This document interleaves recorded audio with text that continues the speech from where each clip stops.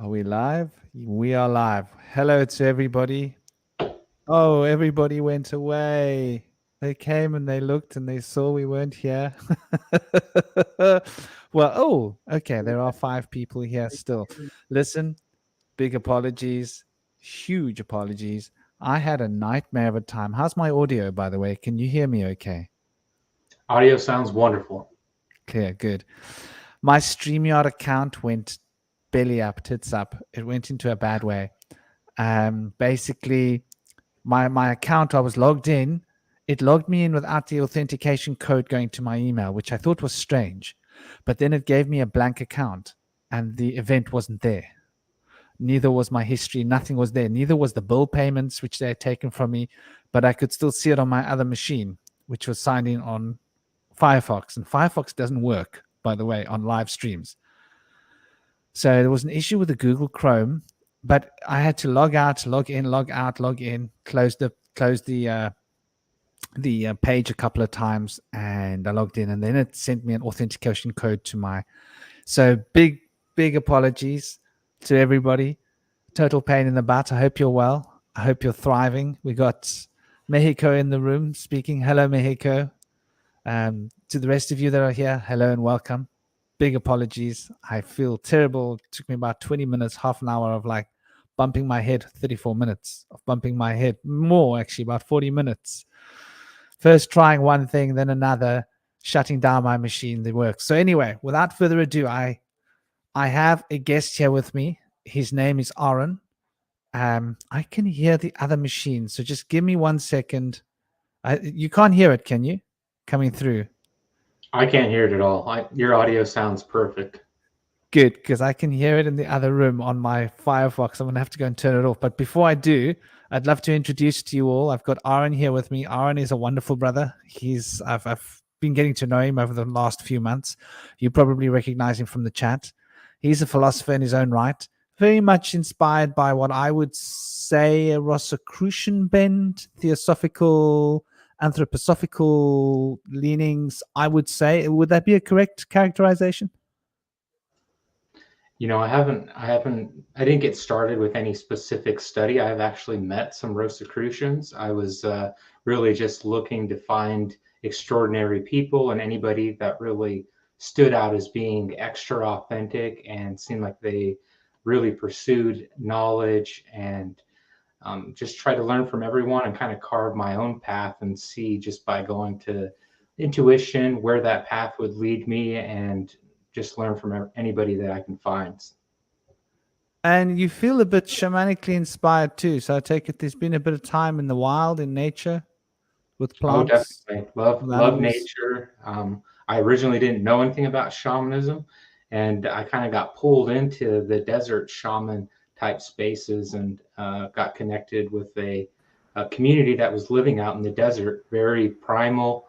No electricity, AC, nothing, just trying to grow some desert plants. And they had a church and ceremony space over there, and just kind of a bunch of different circumstances led me to find this remote desert tribe and learned a lot from them and the shamans that were practicing there, many of them from Peru. And so they'd go back and forth between this remote desert area and then back to Peru for extended periods of time. Well, that's beautiful, brother. Well, it's an honor to have you. Om Shanti, thank you for joining us. Welcome. We've got a lovely discussion online today. And before I introduce the discussion, we've got one more member that has joined us recently. This is the Cosmic Prankster. I'm sure you guys recognize him. He's been on a few shows already. He's got his own system that he's been channeling through the Fae. Obviously, I think the three of us are going to bounce beautifully off each other because that system that he channels from the Fae seems to be in alignment with all the other systems that I've come across. I was originally bent along the Rosicrucian kind of direction through people that were Masonically connected when I was young. And from there, through different traditions, which were stemming from theosophy, you could say. And from there, I went to India and got embedded into the Asian version of the same occult therapeutics, at which point I found myself with a shaman that gave me some very powerful medicine not physical medicine, etheric medicine, and that took me into a journey into the wilderness that just had to happen. So, without further ado, Cosmic is a beautiful brother. He's inspired as well by many different philosophies as well. Welcome, Cosmic. Do please introduce yourself. What a lovely brother. Thank Thanks you for having joining me. us. An honor. So yeah, it's basically just as you said. I've been channeling this system through the Fae. Specifically, most of it is taught by a being named Slazithia. She's been teaching me most of this stuff. Pretty much, some of the other Fae teach me some of this stuff too. But she says it's kind of like her profession and her world is to sort of teach whatever this system is. Like, it kind of feels like, you know, I'm almost like enrolled in a class. So that's been very exciting. Learning more about parallel universes and alternate realities. It's been kind of like spending a long time figuring this stuff out. It's kind of like solving puzzles in a way. And sometimes the puzzles are really tricky to figure out. So that's been a lot of fun. And so yeah, that's kind of basically my background and what I do. So let's go into the discussion. Well, lovely, lovely. And welcome to the rest of you. I see we've got people that have been arriving. Hello to all of you that haven't spoken in the chat. And Mexico, it's lovely to see you active as always. Sending you love, sending all of you love. Big blessings to the load of you. And I hope you're all having an amazing weekend. Apologies to those of you that didn't hear. My StreamYard basically went tits up. It let me sign in without authenticating me, and then it gave me a blank page as an account. And I was really getting like wound up because they took $50 from me, just $49 from me, just on the 20th. So like, they took my money and then they play these little games on me. So anyway, in the end, I was able to open up, shut down, play around with it, and I finally got in. So what's the discussion for today? It's very close to my heart. Shamanism, its roots, its role in society, core principles, and its practice. I'm going to add to that as well the way in which it relates to other traditions. From my perspective, the way in which other traditions have grown from the seeds of shamanism into a more eloquently presented and definable schools of thinking, because shamanism is a very undefined and undefinable school of thinking. It's a very personal path which evolves through one's interactions with nature. So in a sense, from my perspective, Cosmic is discovering some kind of a form of shamanism, because shamanism always comes as an evocative experience. It's not something you can specifically learn. There are these people selling courses of shamanism. You can't sell shamanism. You can't teach shamanism. You can teach your occult. You can teach systems that have evolved from shamanism. You can teach, theosophical teachings. You can teach practices and exercises and invocational techniques. You can even teach people evocational techniques. You can teach people the techniques necessary to reach a shamanic experience with drumming and with music and with dance. But at the end of the day, shamanism is essentially, it's about an experience that one has personally. And when one has that personal experience, one gets connected to one's guides in much the way that Cosmic is connected to his guides, and his guides work through him. There's an ancestral connection. There's an ancient connection with the guides that we draw towards ourselves, which are effectively representatives of the chain of life, as I'm often expressing it. And I'll get into that later. But so shamanism is, as I've experienced it, a very unique path. It's not a definable path. There's no real specific teachings, although there are specific baselines, the baselines being, which are the same in all traditions, which is giving us an insight into the nature of all traditions, because they all seem to have grown from shamanism. Shamanism is like the bare bones of a spiritual tradition, and there are no buttons, there are no things to attach to. It's bare bones. You go out into the nature with the bare bones and you listen to nature, you tune into nature, you observe nature, and nature starts to talk to you. And when nature talks to you, she teaches you her secrets, and those become the basis of the shamanic law. And if one has been taught in other traditions. I was lucky enough to have been taught in other traditions. One is able to backward engineer what has what the essential basic baseline is, because they are very similar. If one's been trained in Kabbalistic law or Hermetic law or Vedic law, then one will notice that those three elements really come back to the same point. They teach the same fundamental teachings, which are universal. For the spiritual laws are universal. So yeah, there's my little introduction into shamanism, to give you an idea of just how broad a sphere it is. It really is just letting go and swimming out into the ocean of consciousness and allowing the currents to take you where they will take you. Sort of like closing your eyes in the night and floating off out to sea and just letting it take you.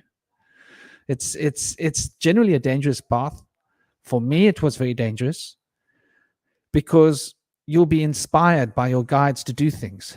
And you'll be like, I've got to do that. Are you kidding me? Like, seriously? Like that? Like, I'm not going to live. So you do it. And, it might involve doing a lot of adrenaline junkie stuff, which sounds very strange. But in my experience, shamanism relates to adrenaline junkie. Maybe it's because the guides that I attracted, my ancestral lineage, that's what I needed to unlock my shamanic law, was to do things that were often death-defying. Yeah, like swimming out to sea. Just going until you can't see the land anymore because you want to swim with the killer whale. You want to connect with the spirit of the killer whale. It's a big deal. So I yeah, can definitely relate to the adrenaline junkie part of it, because I was very much that way, and I really enjoy just adrenaline sports, anything like riding motorcycles, racing cars, dirt bikes. I had a very interactive mind where I was always kind of problem solving things. It was racing, and the adrenaline junkie type activities was my first initiation, I think, into like an active meditation state, where finally I could kind of start getting into the flow state. And I think that was early on my beginning of moving into discovering the trance state. And I would just continue to be drawn towards, whether it was even like working on cars and just zoning out for 12 hours in a meditative state to solve a problem. And then eventually I started to discover heightened meditation, and then playing with trance states through drumming or dancing, or just really leaning into like embodying the physical human experience and seeing what states start to arrive, what starts coming into my mind, what emotions I start experiencing. And I like that Cosmic said that he was working through things kind of like puzzle solving, and that's what it's kind of been for me. I go and explore one area, and then I move to another, and then I try to compare and contrast things and distill it down. What's the core essence? What is it that might be like timeless? And I was drawn towards shamanism because when I distilled a bunch of things down, shamanism seemed to pass kind of the test of timelessness. There was a root that was consistent no matter where I went, what community, what area I studied. The core principles of shamanism just kind of kept coming to the face.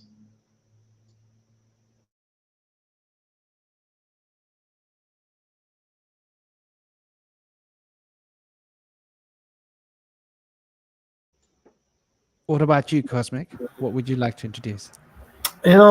I guess maybe like I don't really know kind of like where to go, but I guess I could kind of introduce like something, just like a little thing that happened to me recently. Not really like not really a particularly interesting story, but I think one that was kind of an illuminating sort of thing, and I think it's relevant to the topic at hand. So I don't know. I think the other day I just kind of felt like I was stressed out about life and the direction I was going, the way things were.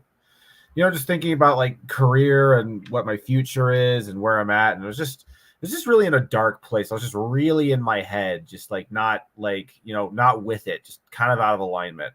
And I don't know, there was just this calling inside me. I went on a bike ride because, the weather was nice out.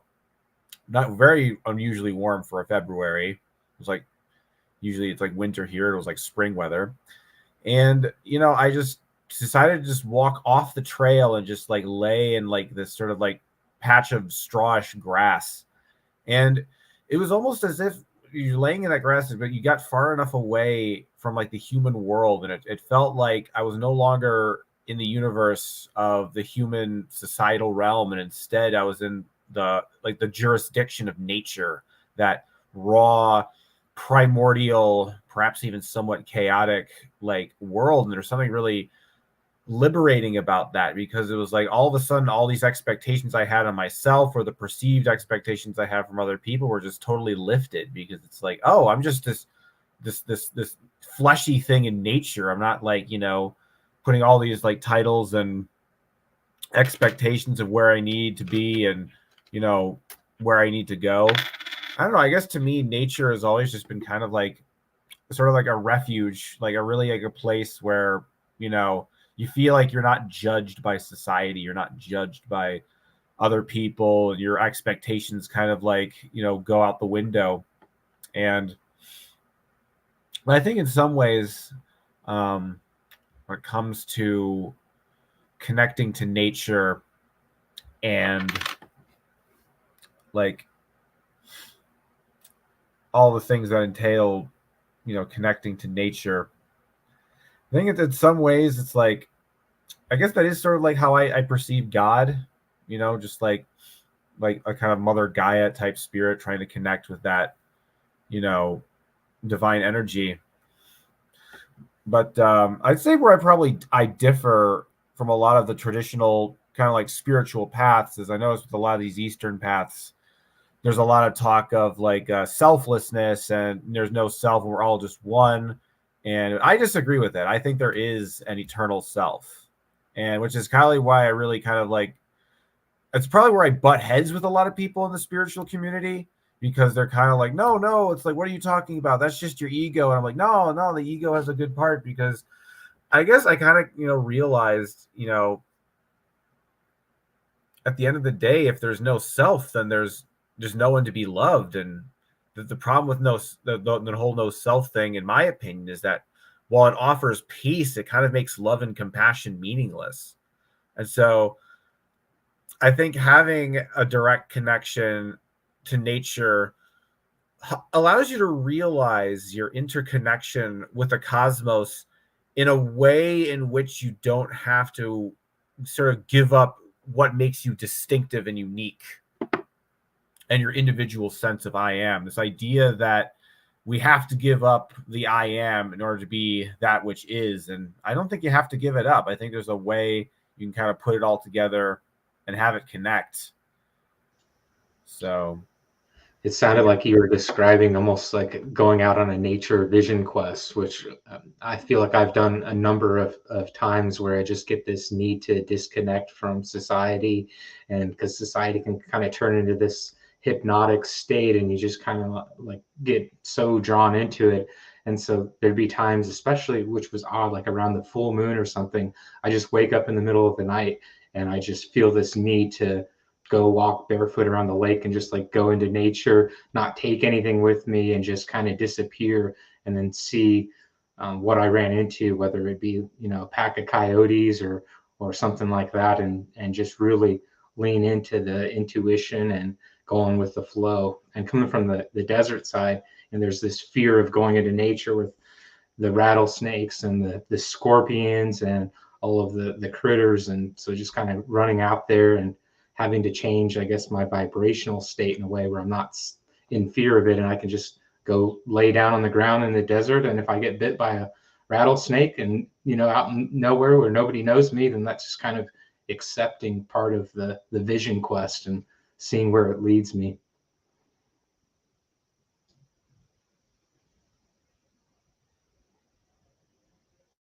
I like that you mentioned vision quests, because it's going to take us into the bare bones of the spiritual traditions. When we look at this, there are essentially two forms of meditative expression, active and passive. So we're going to look at this very carefully. We've got one more member very close to my heart, and also shamanism is all about moving into the shadow.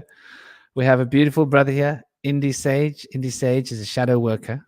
He's also been through a lot in life, so he helps other people combine meet with their shadows and absorb and integrate their shadows. It's the work that he does. So he's very much focused on the shadow reintegration, which from a shamanic perspective does relate to soul retrieval as well. Soul retrieval is very close to the shadow work because it's got to do with reintegrating the parts of ourselves that we've repressed and left behind because of injury, emotional or mental, which is what the shadow is essentially born from. And what a beautiful brother is our dear Indy. I hope you're having an absolutely gorgeous day. Thank you for joining us. It's an honor to have all three of you guys here. We've got a lovely little foursome on the go. And do please introduce yourself, dear brother. Wonderful. Thank you so much, Franklin. So glad to be here today and excited to be here with this topic. I've explored shamanism since I was 13 back in 1995. I began a long, passionate ordeal and endeavor with shamanism, and it really has been the foundation of my shadow work. After getting involved with integrating with nature and interspecies communication, getting wisdom from shamanic guides and the ancestors, I began to reach out a little further, and I ended up going into my undergrad for psychology after getting out of high school, and dove right into Carl Jung, because very different than his companion Freud, as the forefathers of psychology. He actually went more into the human condition cross culture, whereas Freud mostly focused on European culture, interpreting things as a sexual interpretation, which does have some merit. But I wanted to go a little deeper, and Carl Jung really explored shamanism at its roots in different cultures, in different tribal ceremonies and rituals.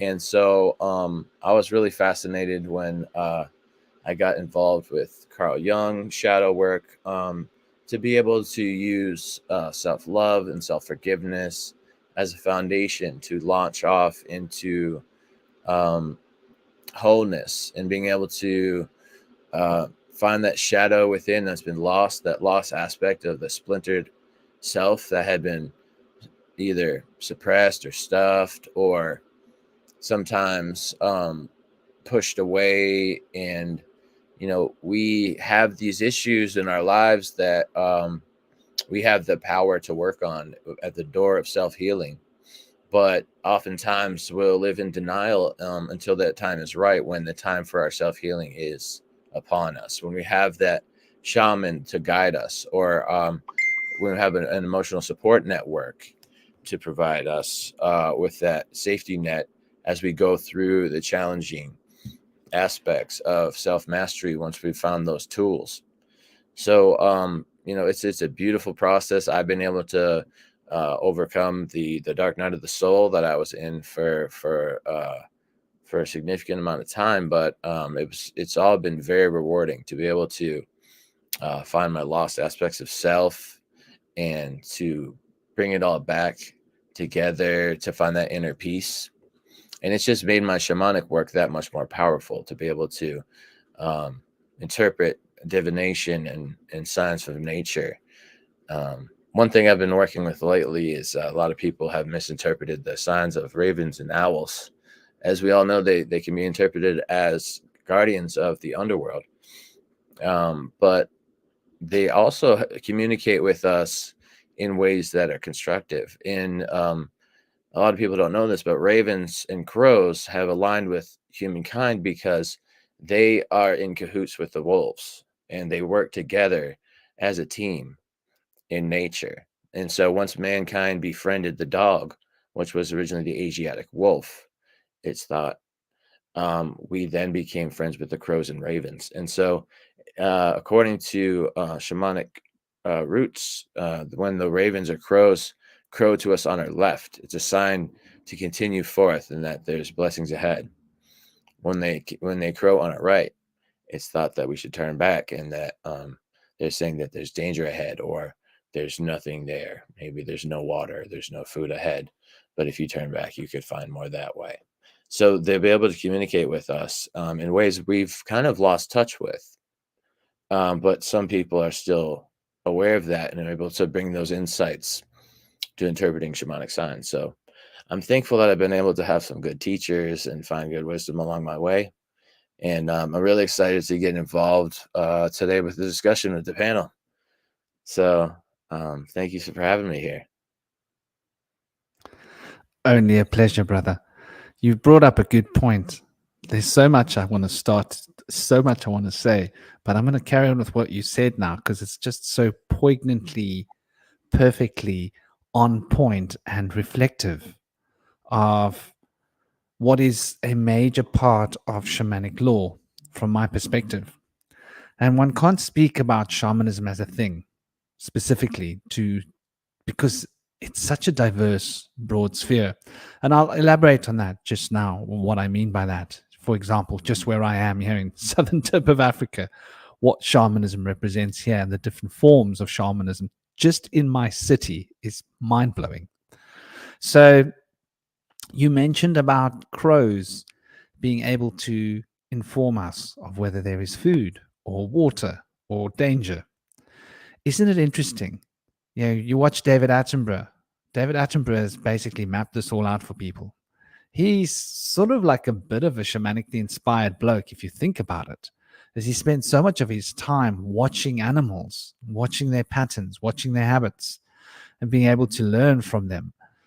That the animals speak to each other and they help each other. The jungle, the wilderness, is a place of cooperation. It's all this survival of the fittest, it's the best out there to win nonsense, is something that they've drilled into our brains. Mind wash, mind control.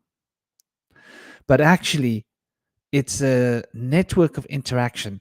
So it's not just the fittest that survives, it's the one that's also most interactive, the one that's most embedded within the group.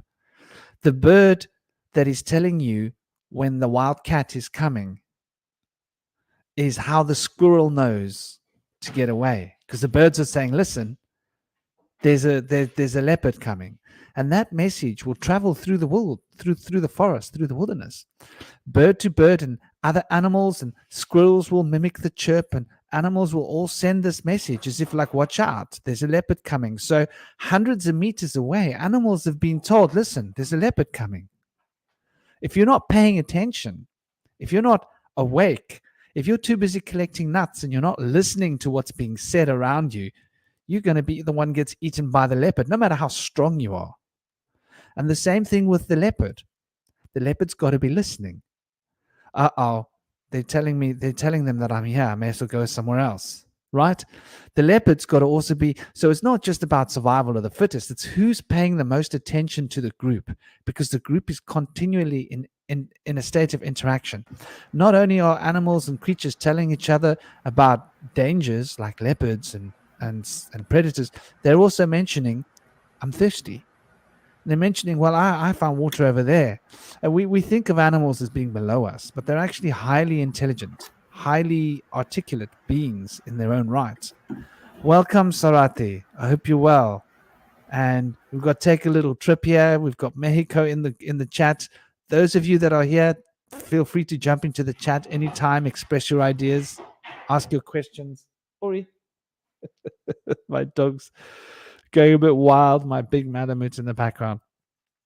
So yeah, I think that's really important for us to recognize and realize that a big part of the shamanic path has got to do with learning to listen to animals, learning to listen to the wind, learning to listen to nature, learning to see the nuances of animals, because they communicate in different ways. They communicate with the way that they move their bodies, with their little dance. That's how the male gets to procreate. It's not just the fittest bird that gets to procreate, the strongest bird. It's the bird that's funky, man. You got to be able to funk up that lady. If you can't dance your funk off, the girls aren't going to look at you. That's how it is for the birds, many birds. So, and then of course, can you build a nest? You got to come and show her, like, you can build a nest, you can dance. You got a lot of things that you can add to her value, because when she's got those little eggs and she's putting those eggs in the nest, she's got to have someone who's got her back. So in the same way, you know, there's a lot going on in nature. There's a lot of communication happening. And the whole idea of the bird's little dance is telling through the dance, this is who I am. because how we dance, move our bodies says a lot about who we are. As we will go into deeper aspects of shamanism, this will become essential, because shamanism is rooted to the principle of rhythm. And we'll look at these 7 principles for a moment just now, because this is the basis of hermetics. Shamanism is so deeply rooted, you could say that it is the way of the lords of time. And the way of the lords of time have been dictated through the essence of rhythm. And the essence of rhythm becomes the path that the shaman walks upon. And there are 7 different paths that can take you to the top of the mountain. So the principle of rhythm, in my mind, speaks to me about the green man. And we've all seen the green man coming out of the wild. Is a tree. Is the green man a tree or a man? This very ancient form of what we can only call Saturn, the abundance of nature. Before Saturn was what Saturn is today, that scythe was for reaping corn, was for reaping the green abundance of the earth. So the green man represents the life that is flowing through the earth, which is the rhythm. The rhythm is what conducts the orchestra of life. So we speak about the solar fire as being the root through which our astral emanations move into the etheric field, is through our solar power, which is why the fight or flight instinct, as I'm sure Mexico will reiterate to us, because this is what she practices, is governed by the triple burner. And the triple burner has, well, it's got a lot of functions. It's not just fight or flight. You know, this is essentially got to do with the essence of expression, self-expression. Because if we learn to express ourselves, then we can transcend fight or flight. Then if we can communicate and articulate our feelings and our ideas, we don't need to react on the animalistic level. So this triple burner is the division between animalistic reaction and intelligent coordination, intelligent thought. So that is really fundamental to the instincts, and shamanism governs the whole system of development based upon flowing with the instincts. And so the instincts is what moves the dance. Yes, brother. Is the triple burner also known as the pericardium? I believe I've heard it referred to. I think so. I mean, I'm not specifically versed with that term, but I believe so. That word just popped in my head. I believe it is. I'm just going to double check and I'll get back to you. It does sound right, because it's just beneath the heart. Mm-hmm. And it gives the expression of passion, of feeling from the heart into the etheric sphere. We've got one more brother who's also shamanically inspired come to join us, Brother Jeremy. I think you guys have gotten used to Brother Jeremy. He's been here on a few shows already. He's a beautiful brother. He tells stories. Storytelling is another feature of the shamanic path, which we will get into when we discuss the role of the shaman. And Jeremy is a beautiful storyteller. He tells these wonderful stories. That's what I fell in love with when I was listening to him telling his stories about his paths into the wild, his child, his life. His storytelling, I think, is a skill that we've sort of lost because of Hollywood. But without me getting too caught up on that, I'd love to welcome and thank you for joining us. Om Shanti. It's an honor to have you all here. This is Brother Jeremy. Do you please introduce yourself? How's it going, everybody? Good to be here again. Everybody can hear me all right? Yeah. Perfect. Yeah, I absolutely agree with Franklin about the importance of storytelling, especially of oral storytelling, using your voice to talk to people. It is much more influential than books. Obviously, more influential than text and whatnot. So through being part of this group and knowing Franklin, I've been practicing my ability to describe my environment and my experiences and vocally, and it's definitely been helping me with my ability to communicate. So thank you all very much for that. I appreciate it, and it's good to be here. Beautiful to have you here. Awesome. There we go. Mexico, heart, triple warmer, small intestine, and circ 6. All in the fire element. Yep. It's got to do with the translation of the passion, the passing of those ions. And it's what regulates our passions as well. So if you want to gain control over that fire, you got to learn to control that element. The triple burner is where we're going to find that expression. So it's interesting that you come in and the storytelling comes into mind, because in the old times, in the mystical traditions, and I honestly believe that all mystical occult traditions stem from shamanism. This is my take on reality. It's there is no bona fide fact of it anywhere, so I can't claim it to be a fact. But that's my my idea of it. And it seems to me that the further we go back, it was normal not to write down anything of the occult. In fact, the whole basis of the Kabbalah, it means from word to ear. Was one of the translations. So from the mouth to the ear, the word. And that everything was passed through allegories with stories. And these parables, which is the way that, Emmanuel taught, right? If we're going to talk about Emmanuel, I don't like to call him Jesus. I kept explaining to my son that there was never, ever anyone called Jesus. There was a bloke called Emmanuel, but there was never a guy called Jesus. That was invented like many hundreds of years after he'd left this world. Do you know what I mean? So that was a Greek intonation. It's the same as Christos was a Greek intonation when they canonized the Bible. So or canonized it, and it gave it some teeth, gave the Bible a bit of teeth. That's how I like to think of what they did, the Greeks in those days. But so all the teachings came through allegories and stories, and through these stories were expressed metaphors, and the metaphors were touching the emotional intelligence so that they could ignite the passions, as we were talking about the triple burner, being that passionate center that connects us with the higher passions of the astral plane. The astral plane, I will get into that as well. I've mentioned it before.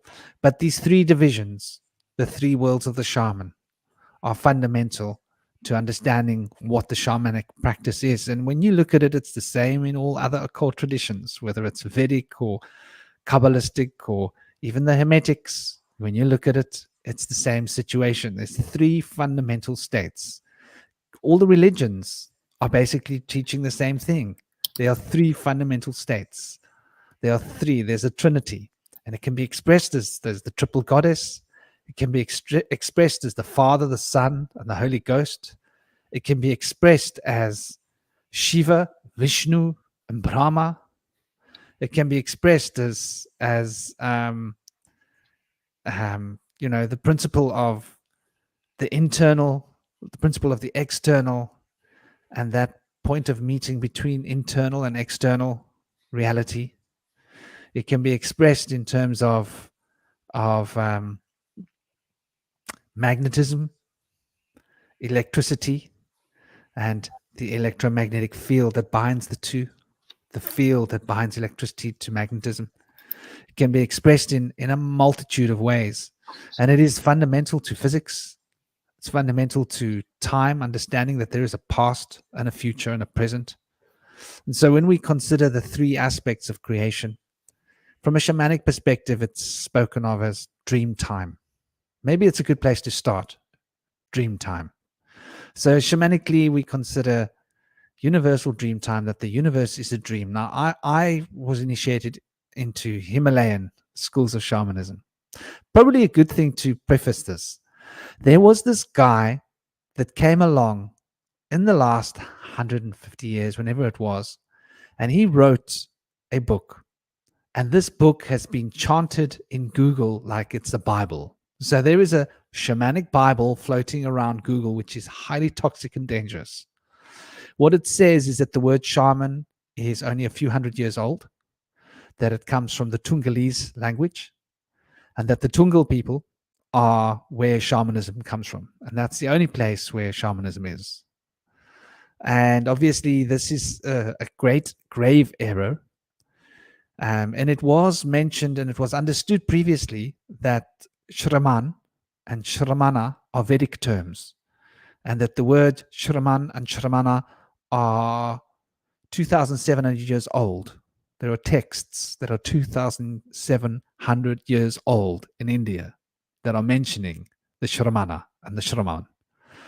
And this guy had said, no, it's just a coincidence that the linguistic sound sounds like the word shaman, but it's got nothing to do with shamanism. That's not shaman.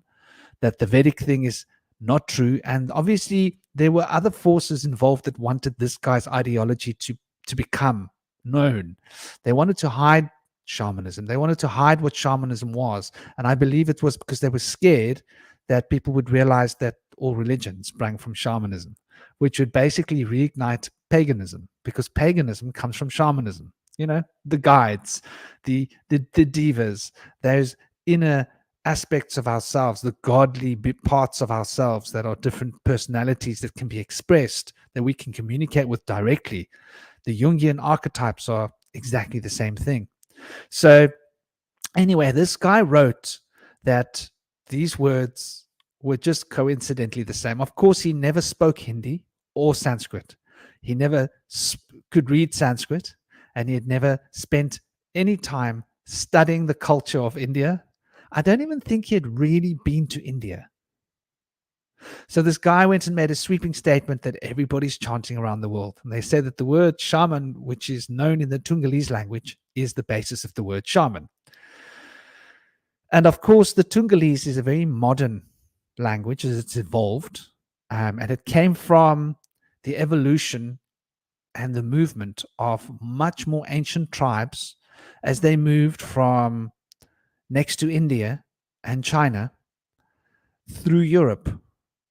And that migration through Europe was a very slow migration. We could be talking 1,000 years of a migration through Europe before it reached to what is these days called part of Russia. And, you know, Genghis Khan and the lot, we're talking about genetic inheritance that comes from those lineages, which are very much connected to China. The word shaman is also present in ancient Chinese culture, by the way. And so these migrations moved through Europe, and all the languages in Europe are Indo-European languages, which are basically up to 80%, most of them, Sanskrit. That's German, Dutch, Latin, ancient Greek. They're all born of Sanskrit. And when you go back far enough, they've hidden the etymology from us. Google has done a lot of work to make sure that no etymology goes back further than 300 or 400 years. Go and test it. I've been studying etymology since I was a little boy. And those days it was hard to study etymology. But at least when you studied it, you got to go back thousands of years, and you started noticing, hold on, they all come from Sanskrit. It was one of the reasons I had to go to India. I realized everything comes from India. So anyway, this is why we call the Indo-European people from Europe, because our languages are Indo-European. And the European languages were based on migrations that came through Europe. And the Indian language, the Vedic languages, basically they all migrated from the east. So there were these long, slow migrations. And these migrations happened not, many generations. You would settle here, and then climate would change, and you'd move along and settle there, and the climate would change, and you'd move along and settle there, and the climate would change. So we're not talking about a journey where everybody's migrating. We're talking about thousands of years of migration. And during that time, language is becoming mixed. And so these migrating people from Greater Asia had a lot of impact on their language from Sanskrit in Europe. And then they slowly moved through Europe, through Eastern Europe, into Russia and settled. And then the language evolved, and it evolved some more, and it evolved some more, and it changed some more. And what came out was a Tungalese language much later. That's like the last 500 years. And then there was this word shaman that came up. Now, obviously, those shaman were relying on psychedelics. Now, I'm going to speak about this a little bit. Psychedelics is a useful thing and can be useful for initiating experience, don't get me wrong, but it's not necessary. You use it to initiate your experience, and once you've learned how to access that experience, you go and you learn to activate it without necessarily relying upon the crutch of the medicine that it took to show you the way into the experience, because there is much greater clarity that comes from actually hard work. Sort of like you can take steroids and get really physically strong, but there's a consequence, there's a drawback. You want to get really fit and strong, you train your butt off. That's how you get anywhere in life. And it's the same with these metaphysical experiences of psychedelic expressions of consciousness. One needs to prepare oneself, and in order to prepare oneself, there needs to be a basis for the information to be able to be digested. So these tribes were split off from their original tribes, which were based in India, which is why Himalayan shamanism is still alive and thriving in the Himalaya, and why shamanism is such a big thing. You see Shiva's got the drum that's the figure of 8. That's the original Dambaru, it's called. And Shiva was the original archetype of the original shaman. And he would sit in meditation with his Dambaru, and that would be the heartbeat of the universe. And you twist it, you spin it, and that would put you into a trance. Tick, tick, tick, tick, tick, tick, tick, tick, tick, tick, tick, tick, tick, tick, tick. And with that, enter into the trance of timing. For timing is how the brain and the neural system interacts. And if you can change the timing, you can change the beating of your heart, and you can change the timing of your neural impulses. And that will change the frequency of consciousness so that one can exit the physical form. And this is basis of shamanism, is about gaining the ability to transcend the physical form and experience extra dimensionality on the higher planes of consciousness. So what happened in the Tungalese was these tribes were cut off, and the tribes and the population got smaller and smaller, and they lost their lore. But they did know that there was medicine that could be used to maintain the experience, and they had less people to pick from to find shaman. So, like, you're not the perfect choice for a shaman, but you'll do. If we amp you up with psychedelics, you'll be able to get the job done. Not the first choice. In the Himalaya, there's the first choice available because the culture preserved the knowledge, the culture preserved the history, the culture preserved the form. And the Shramana, as it was known, is a sage that lives in the wilderness, contemplating nature, and sings the Shraman, which are the sacred songs, while beating the Dambaru, the sacred drum of Shiva. And with this is able to enter into a chakra. Chakra means becoming dizzy as well, but it means going into transcending the physical form, and then be able to have experiences with the devas and the devis, who are the chain of life, the guides. They would come to guide one and help one. They would then use the knowledge to help the tribe, or the guides, the devas and the devi, would work directly through them in order to achieve change, healing, or whatever was necessary. So that's what a Shramana was. And the Shraman means those sacred chants that the Shramana would chant while they were playing their Dambaru drum in order to enter into a trance. They always lived in nature, and they were devoted to nature, which is why when you look at the devas and the devi, they are always with an animal. Did you notice that? They're always animals. Ganesha, you look at them, they're either riding animals or they are animals. And there's always a very powerful animalistic element to the devas and the devis. Even to this day in India, they haven't forgotten the shamanic roots. Even though the religion has developed, it's become more intricate. The systems of yoga and tantra have developed to become more intricate, but they stem from the original basis of the Shramana, which is where Ayurveda comes from, by the way. The Shramana would sit in the wilderness, and their guides would come and show them which plants can be used. So a member of the village would come to them. They'd have an illness. The Shramana would go into a trance. They'd go and pick up a leaf, and they say, make these tea out of these leaves.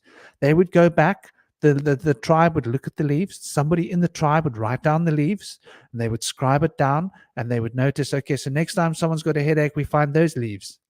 That's where Ayurveda started. It started from the shramana going into a trance with a drum in order to discover what was necessary. And often the guide said, that will work. Give him that leaf.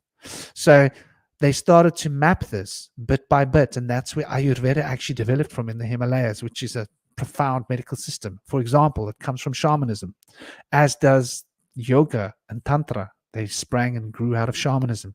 And so this idea that a shaman is this Tungalese guy who needs to take psychedelics, that's what happens when a piece of the tribe leaves the mother tribe, goes off and loses a lot of their law, and the best they can do is to just amp up with psychedelics and get the job done. But when you go back to the Himalaya, the shaman there don't need psychedelics because they've learned how to access those higher levels of consciousness with the song, with the chant, and with the dance, and with the rhythm. And so there's a lot to be considered here when we talk about shamanism. I want to do away with all that nonsense that you're going to find everybody who's writing books on shamanism. They think they know. They're all saying that shaman comes from a Tungalese word. Knock that out of the water. The word shramana is 2,700 years old, and it's in the Rig Vedas. And it means what I said it means. You can look that up. So there is the word and the meaning, which is exactly what a shamanism does. But that guy that said that it wasn't what it is, he was just some clueless guy who was obviously on a payroll to promote some particular ideology related to Christianity. They wanted it to seem like it's just about taking psychedelics, which the shramana would use on certain sacred times in order to gain certain sacred insights, but it wasn't necessarily to be used for the work. And you'll find many of the shamanic cults that have been disconnected from the mother of shamanism. They rely exclusively upon psychedelics, and one can use psychedelics. I can't say I didn't use it, but I do think that there's such a focus on psychedelics and shamanism that people lose sight of what shamanism really is. I'd love to throw that open for all of you guys to because I feel like I'm getting carried away here. Yeah. I want to jump on that point about psychedelics, and I think that you're absolutely right that in terms of cultivating a spiritual insight and stuff like that, you don't need psychedelics. However, I think that there's something in the way in which people are raised in the secular Western culture where people, myself included, like growing up, was brainwashed by atheist materialism, learning this stuff in science, learning that you are nothing more than your brain. All your experiences are just confirmation bias. And they put you in this mental labyrinth so that when you try the practices sober of just breathing, there's this voice like, this is bullshit. What you're just doing is like, oh, well, this is just, or they'll come up with some kind of scientific rational explanation. And psychedelics is like it takes the parasite that's in your brain, it just rips it out. It's visceral. And sometimes you need that visceral sort of, like, that's what it does. Psychedelics, it gives you that visceral punch in the face that sort of dehypnotizes you from that sort of logical labyrinth that materialism sort of mires us in, like a dark and fetid swamp.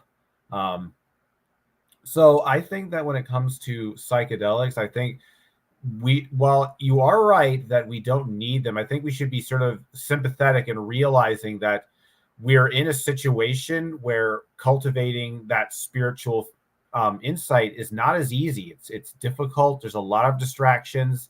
There's a lot of bullshit programming that we've been got into that it's sort of infected the way we think.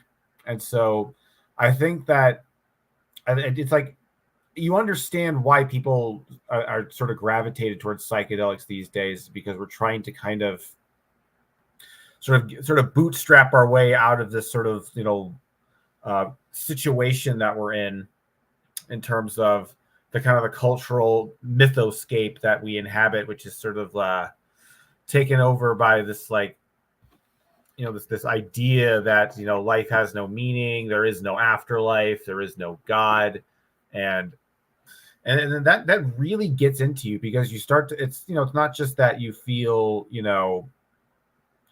kind of question your intelligence, but you sort of feel like, am I doing the right thing? And there's all these thoughts just sort of pop into your head, and it's difficult sometimes to, you know, get into that more just like yoga and chanting. If you know, you're so kind of like caught up in that habit and that paradigm, it's like you need something intense and visceral to break out of that, or something really animalistic. I think that's probably why, you know, some of these more extreme breath exercises, these extreme, you know, physical feats also have a kind of effect that allows you to sort of cross over into that spiritual dimension. So I would say that when it comes to psychedelics and its role in the shamanic experience, I think what it is, it's training wheels for the current Western mind to transition to a new phase of thinking. That's my take on it.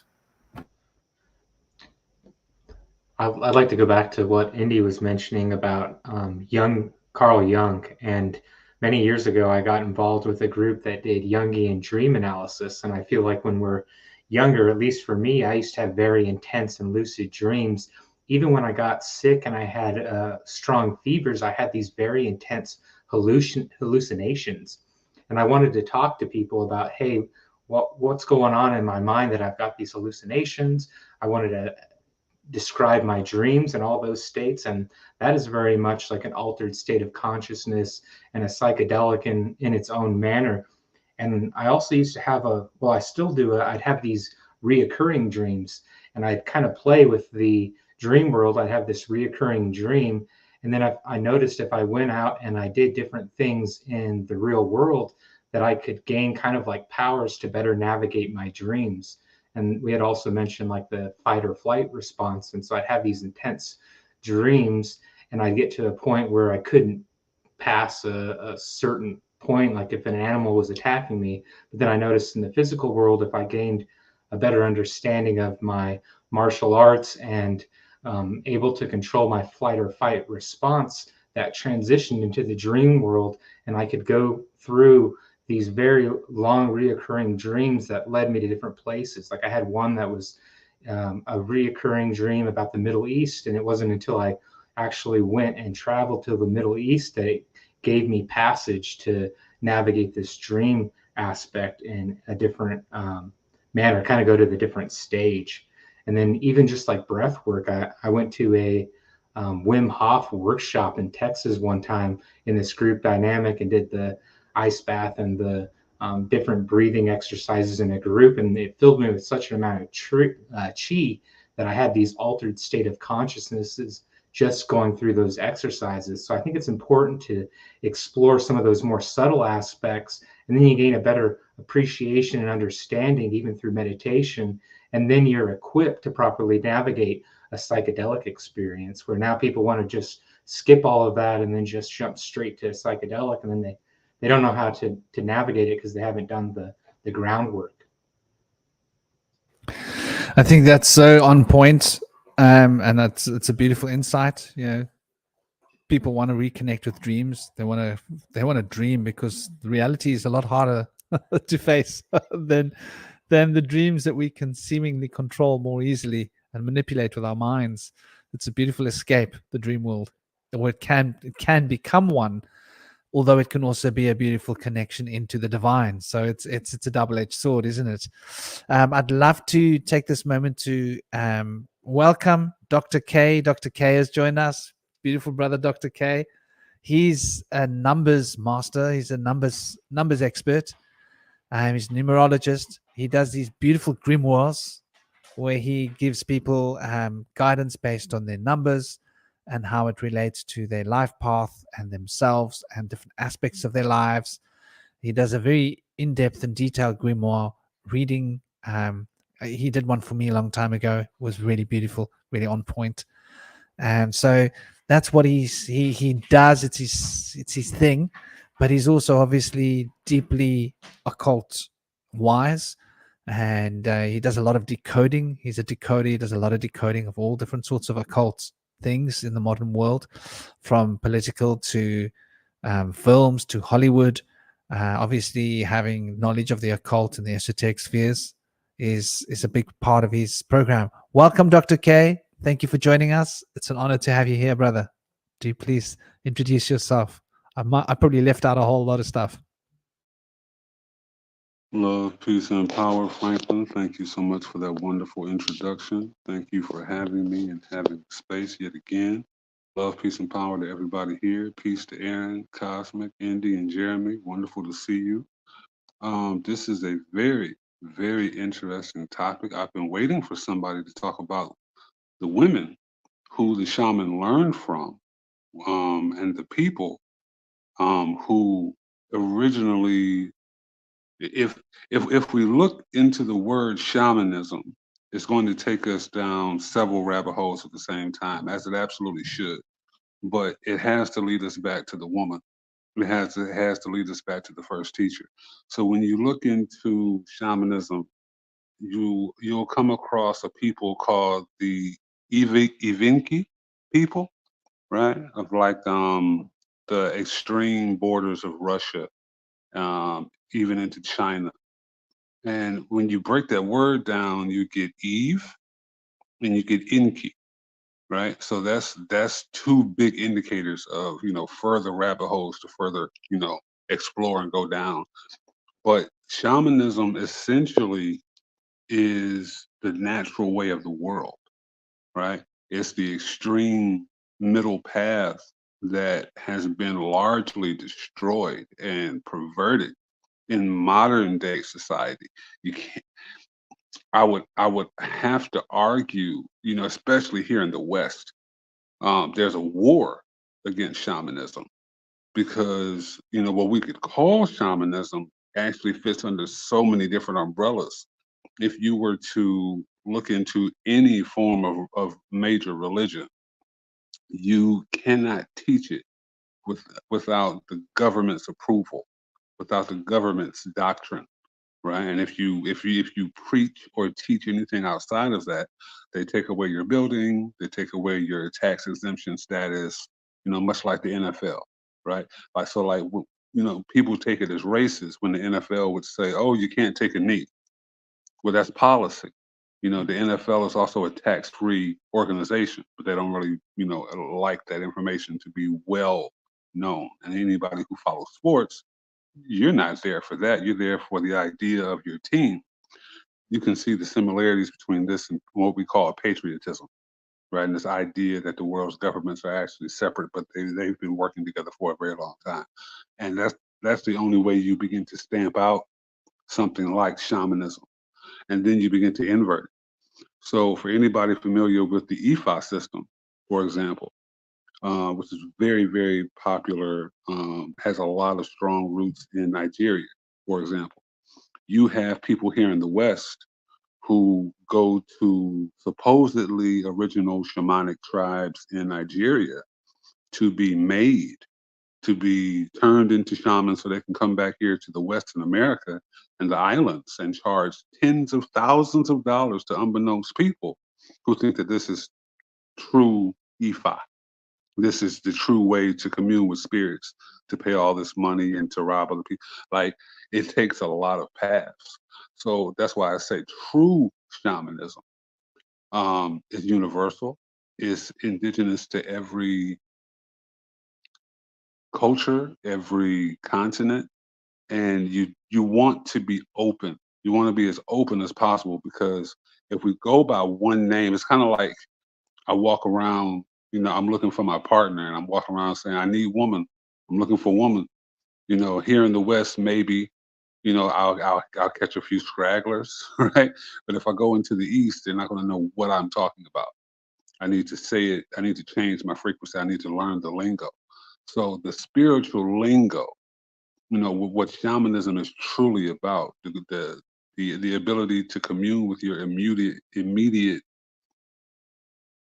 template for nature, your immediate surroundings, regardless of whether it's a concrete jungle or a literal jungle, which are getting harder to find. There's nothing that highlights true study like shamanism.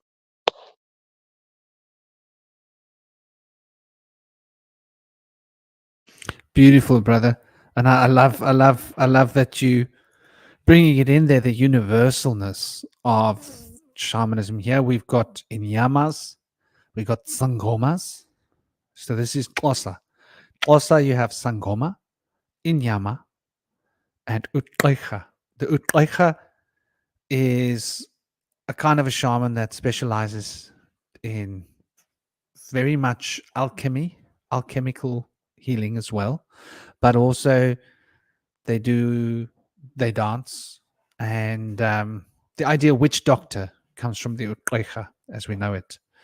The inyama is sort of like, it's a little bit like a sorcerer, but it's a school of shamanism, also going into a trance, speaking to the spirits, having the spirits move through them.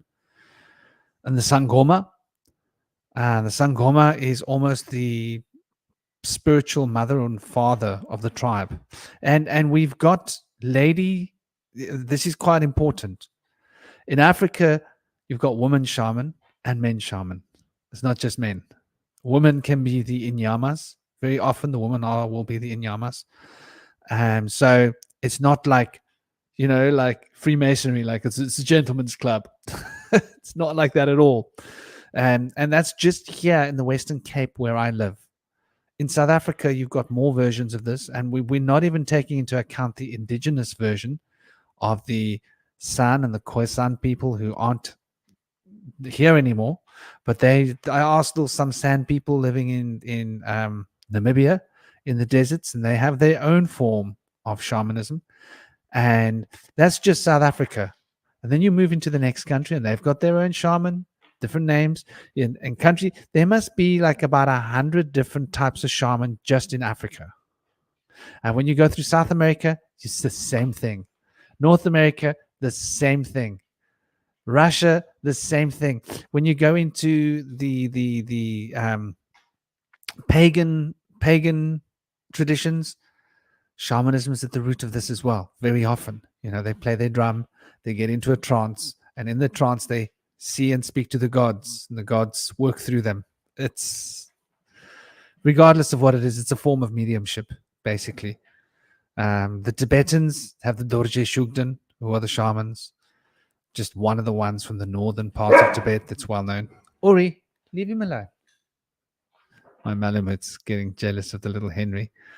Because Henry comes and twiddles by my feet. He's like, don't get too close to him. He's mine. Possessiveness of animals. So yeah, I love what you've brought to the table, brother. I love it. And I agree with you. All the words that we can find about shamanism are going to be like, the oldest one that I find is 2,700 years old, but I reckon shamanism's older than writing. I think it's older than hieroglyphics. I think it goes right back to the time when we were like, when society was being forged and created. I believe there was certain individuals that would go into trance, and the rest of the village would notice, or the community would notice, that one could make things happen and would be able to give good advice to people. Like, don't go there, there's danger. And when people didn't listen, well, sooner or later they noticed that when the crazy one started talking, they should all listen. And then they probably all started looking for the crazy kids and sending them to the crazy person to help the crazy kids become the right kind of crazy. I think craziness is very close to shamanism. I'd love to hear what the rest of you guys have got to say. I actually kind of wanted to, Franklin, touch on a point you brought up a lot further back in the conversation about survival of the fittest and David Attenborough, which, by the way, I can kind of do an impression of. The penguin swims underwater looking for a meal of small fish. And because that's something that's been really on my mind a lot. This idea of nature being this kind of chaotic, callous, brutal, sort of unforgiving thing. And I think that's what that actually is a sort of a highlighting of our disconnection from nature. Because I think what happened is, at the advent of civilization, the nature of our gods essentially changed. We went from worshiping gods of nature to worshiping, gods more that represented the city, certain kind of these like higher sort of these like Platonic, the idea is we used to worship, gods in the ground, then we worship gods in the sky. Anyway, the point I wanted to make in regards to that is that when we sort of took God and saw God as being separate from the natural world, all of the values of being good, loving, disciplined, orderly were then seen sort of separate and outside of nature. Because you know how sometimes when someone says, oh, you know, you're acting like animalistic, it's like we always use it to refer to bad parts of ourselves. It's never like, you know, it's never like, ooh, you're really, you know, animalistic with getting those sales up today, you know? It's never like a positive thing.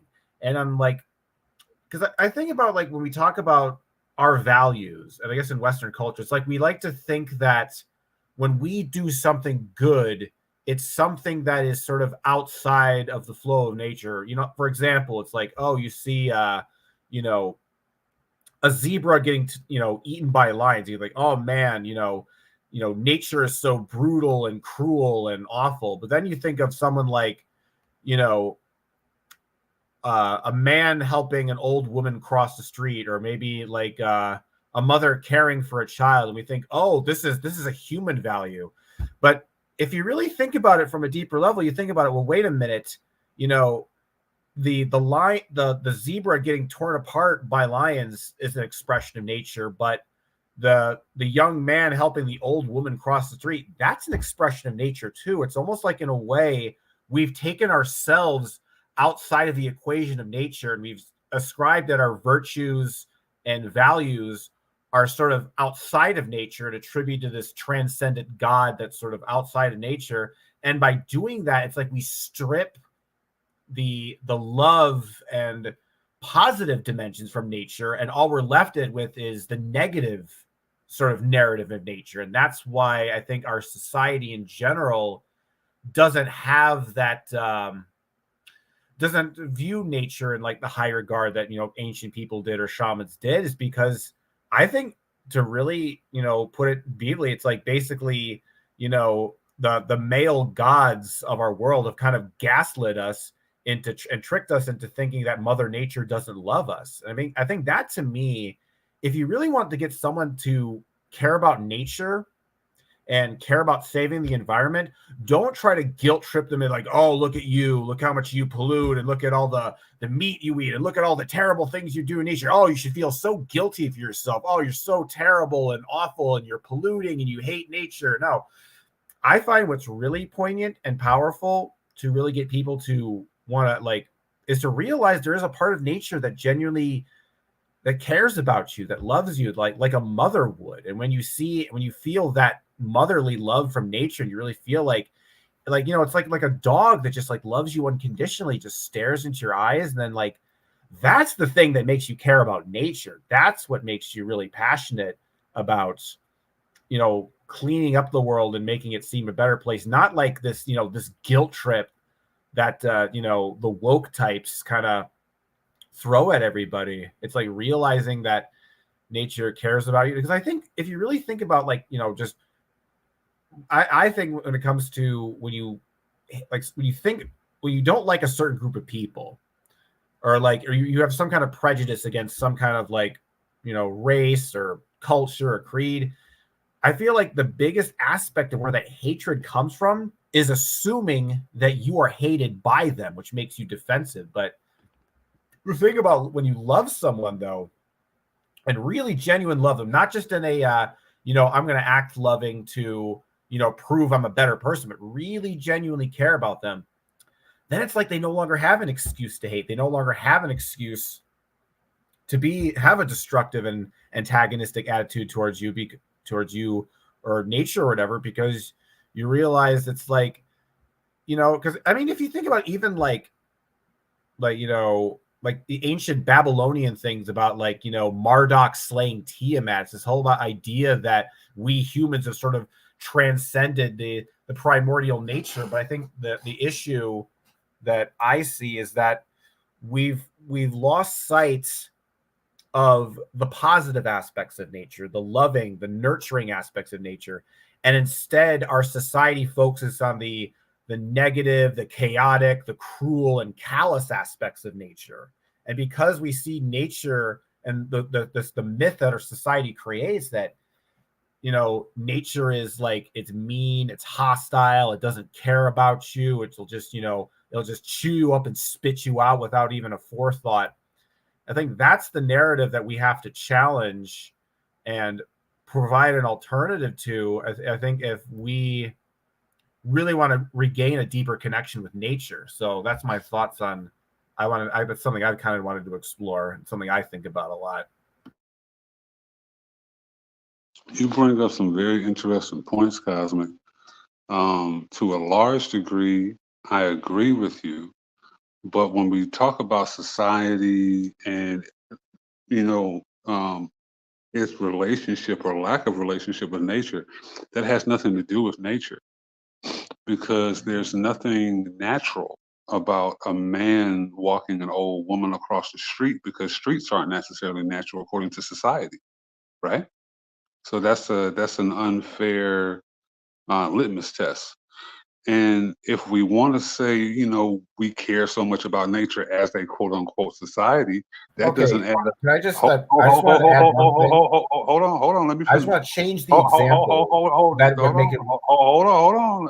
Let me finish my thought. All right. Okay. We can't say we care so much about nature, because when you isolate something, that doesn't mean that you care. It's like taking a picture to hold on to a moment, right? So like, society is okay with zoos. Zoos are completely unnatural. The only time we can interact with dolphins and orcas and whales is like when you go to SeaWorld. That's not nature. That's actually illegal to interact with dolphins, right? Because they assist with pregnancy, right? We've actually talked about that here before. So when you take animals and nature and isolate it and put it into a zoo, which is no different than a prison. See, we don't put people in prison and then care more about humanity or care more about society. It's the same thing. So we have this idea like, oh, look, the tiger's in the cage. Like, no, that's not cool. Even for anybody who may have watched the Super Bowl, right? The Detroit Lions 2 weeks before, did rituals with their lions in the zoo, right? The same way the Tampa Buccaneers did rituals with their animals in the zoos, trying to get certain sacrifices to enrage the fans and bring about a certain energy.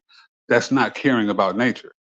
So we can't say that we care about nature when we allow and we fund societies and governments and organizations that constantly, there's a drought in supermarkets that's been going on for years, but there's never a drought in chemtrails in the sky. Your tax dollars pay for that, regardless of where you are. There's never been a boycott for that. People don't even boycott and care about zoos or fund them anymore. So like, we have this false sense of ideology when it comes to our relationship with nature, as far as society goes, because society couldn't care less about nature.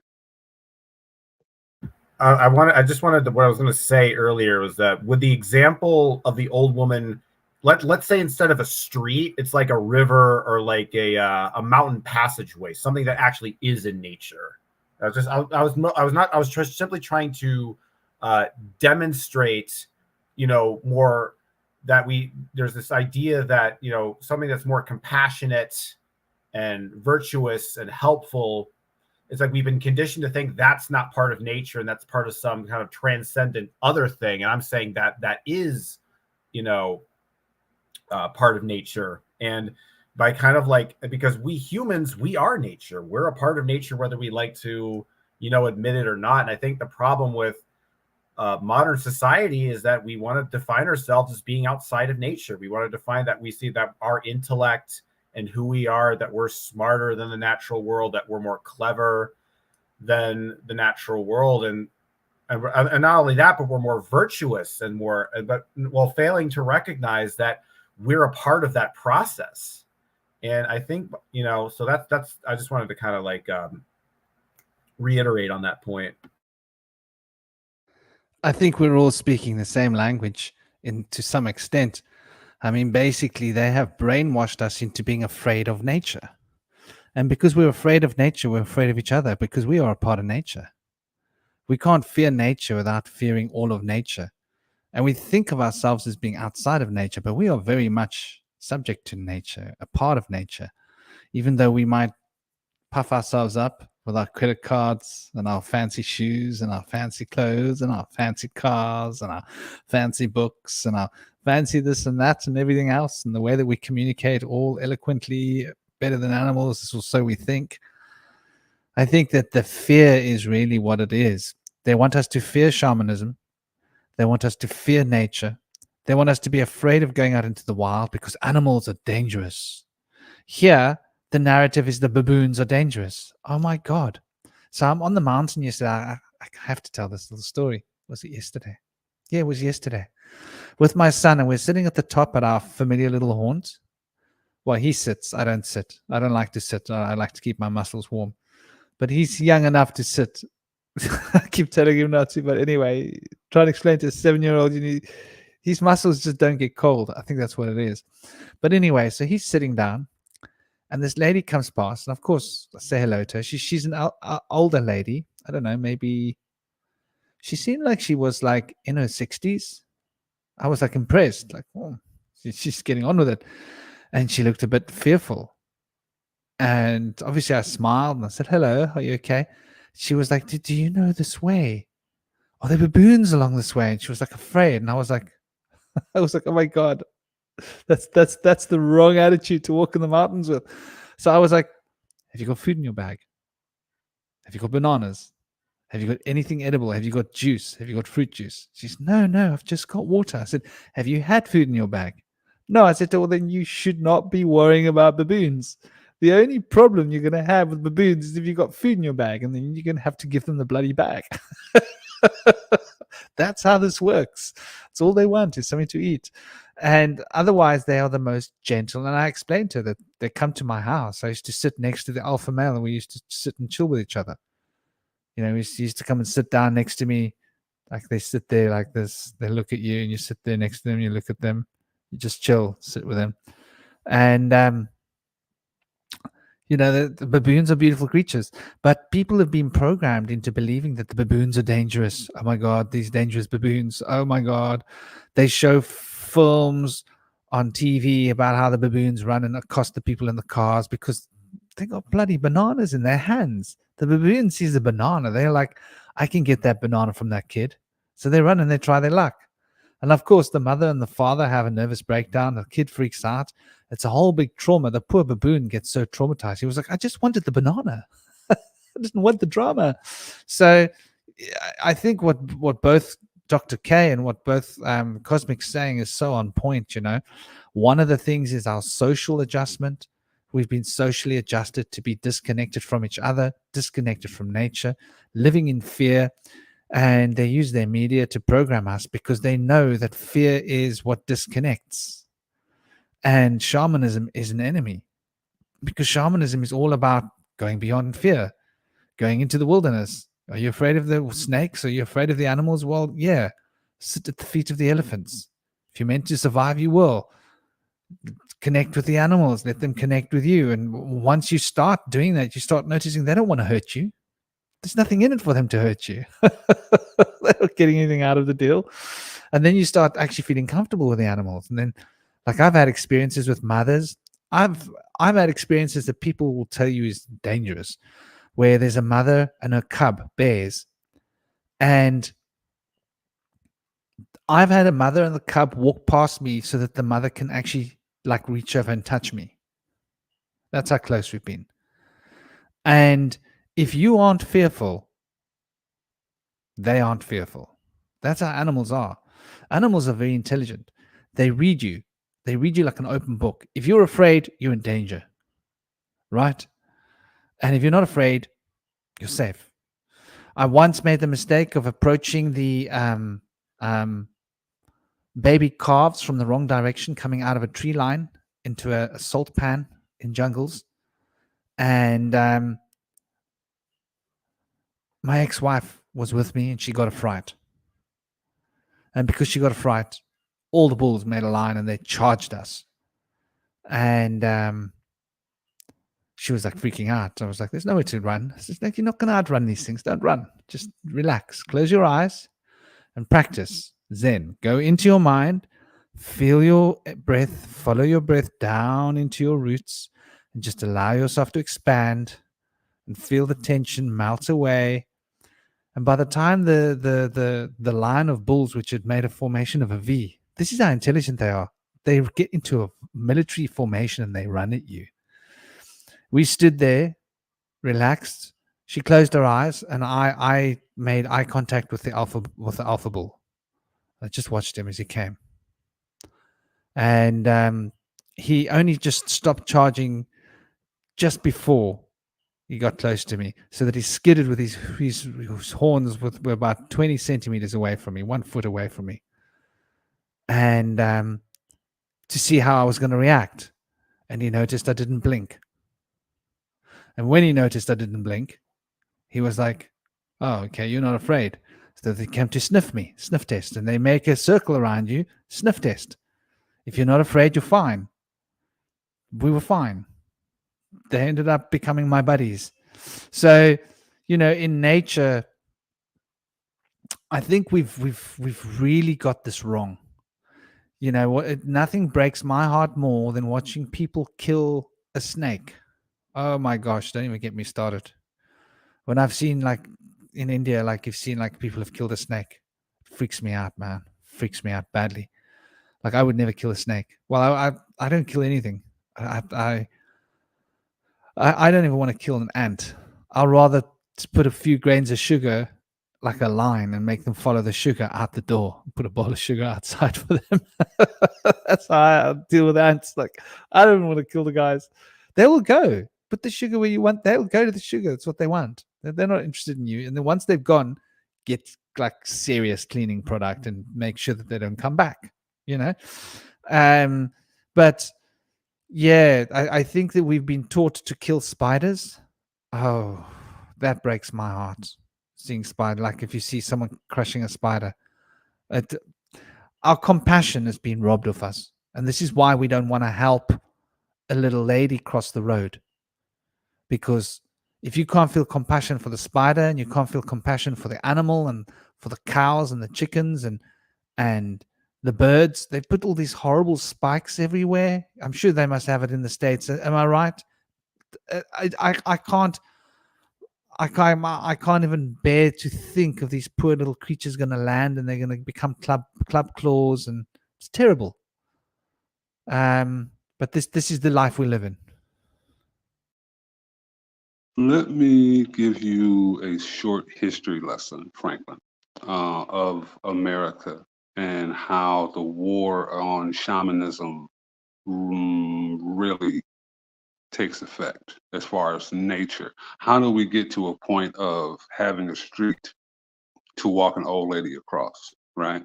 Because the old lady shouldn't really need our help if we really look at nature, right? That's why we're so amazed when we see the elderly who can like really still walk and dance and exercise and things of that nature. And like, I'm from Detroit, so like, I love to see my elders do a dance called the electric slide, right? Because only the old folks really do it. But if we're looking at how nature is truly respected and venerated and treated, if we look at I'm gonna correlate this in two ways. For anybody familiar with Martin Luther King Jr., regardless of your feelings on his legacy or lack of a legacy, or however you want to look at him, he was the first and still remains the only quote unquote African American melanated original person to have a holiday. It was proven in 1999 through the resilience of his family and Dick Gregory that the U.S. government had assassinated him. Not only had they assassinated him, but they gave him a holiday afterwards, right?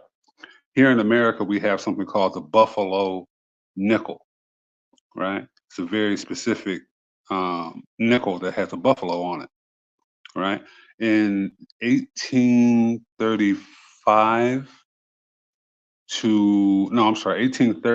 until 1885, a period of 55 years, which reduces to 10, which reduces to 1, which is the number of leadership, correct? 40 million buffalo were killed by U.S. soldiers under the orders of the government in order to wipe out a food source, not just the food source, because anybody who's familiar with the quote unquote indigenous tribes of North American wilds, and there are many, because that's who the government was going to war with for 200 years before the country was founded. The Chickamauga Wars, the Seminole Wars, right? This is one reason why the Seminoles are a nomadic tribe and they appear and pop up in places that they shouldn't. They wiped out their food source, right?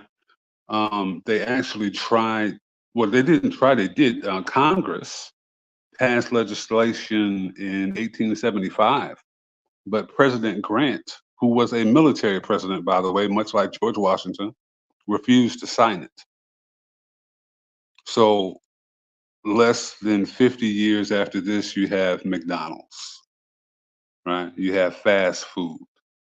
You have a supposed reduction in the native indigenous population by more than an inch that is recorded by the government as a result of said stress.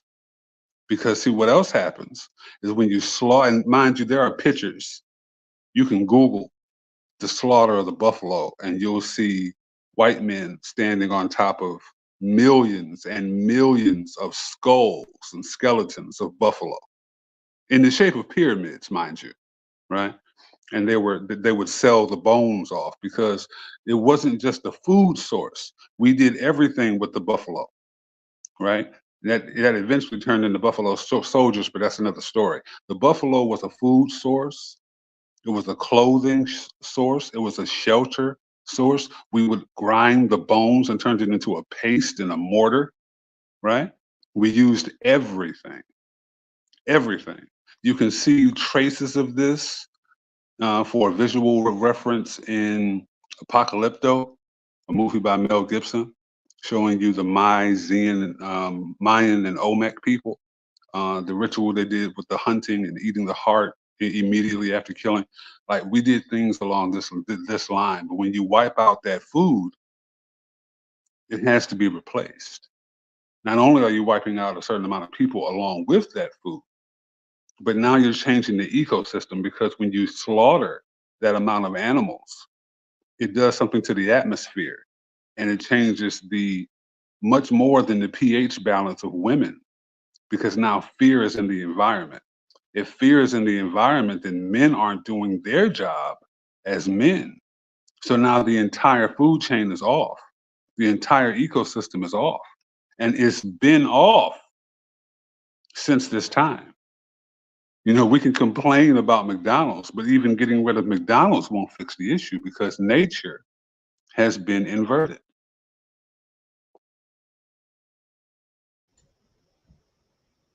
I think with that example that you provided, it really demonstrates that without kind of like a compass, the society and people can get really disoriented. And so they really need a way in order to be able to navigate what direction they're going. Are they progressing or regressing? Are they going forward, backward? And people can get really confused and justify doing the actions that you just described. And so I feel like the role of the shaman is the person that is able to step outside of the programming of that society long enough in order to disconnect from it, and then reorient themselves towards nature, and then come back to the society and be able to provide a level of medicine for the spiritual and psychological ailments that really lead them astray, and to be able to commit kind of the atrocities that you're describing. Well, there's an interesting correlation I see between nature and shamanism, which is essentially is one and the same thing. We're just talking about the quote unquote human practices of that, or condensation, or condensing of that. Nature, just like a shaman, is going to do the absolute best with whatever it has. It's the same tenet of natural selection. You know, what's the best form of this mushroom I can use to make this concoction? What's the best form of this remedy I can, you know? We're going to do the best with what we have. And that's all we can actually do at this point, aside from all out full scale war, which I don't believe is ever going to happen. You know, trying to get people to fight for quote unquote righteous causes, or even their own children or the children of others. It's not going to happen. So to get that kind of regime change in policy for quote unquote nature, we're talking about a parasitic system that feeds. You know, there's a joking meme with I think his name is Orlando Brown, who's talking about, you know, how the system charges us for vegetables and fruit and water. You know what I mean? Like we don't resist that. You know, our electricity bills go higher and natural oil and heat go higher every year, and we just take it essentially. So to see society at large, quote unquote, realizing what's actually going on and trying to turn the table, as nice as a dream as that may be, in a reality, I don't see it happening anytime soon. To just keep the idea of nature and what it actually is alive, I believe shamanism is doing that to a large degree. For that much, I'm thankful. But that is an example of us taking and making the best of what we have. Hey, Khalil. Yes, sir. How old do you think that that parasitic system is? The one of governments, or the one of how we allow what's being done to nature and done to nature happen, or both? I suppose both. Well, if you want to look at it, Let me put it this way. So it seems like there's the current age of destruction of natural systems, or the exploitation, because I think it's more exploitation because of industrialism, right? So part of that Buffalo massacre, I mean, no doubt they're out there, you know, trying to kill off that, you know, the vital element to the Native Americans. But there's also, like, you know, the hide trade, and I suppose, you know, different parts of the buffalo were, you know, used for different things, but it all had to do with, you know, like industrializing it. Like this is a unit of measurement that we're going to take and, you know, distribute its parts for money. But the destruction of natural systems also destroys the human, and forces them to act in, you know, inhuman ways, basically. And I think that whatever those two things are, fall under a greater energetic source of control. And so I'm asking, how old do you think that control is? And, like, where does it come from?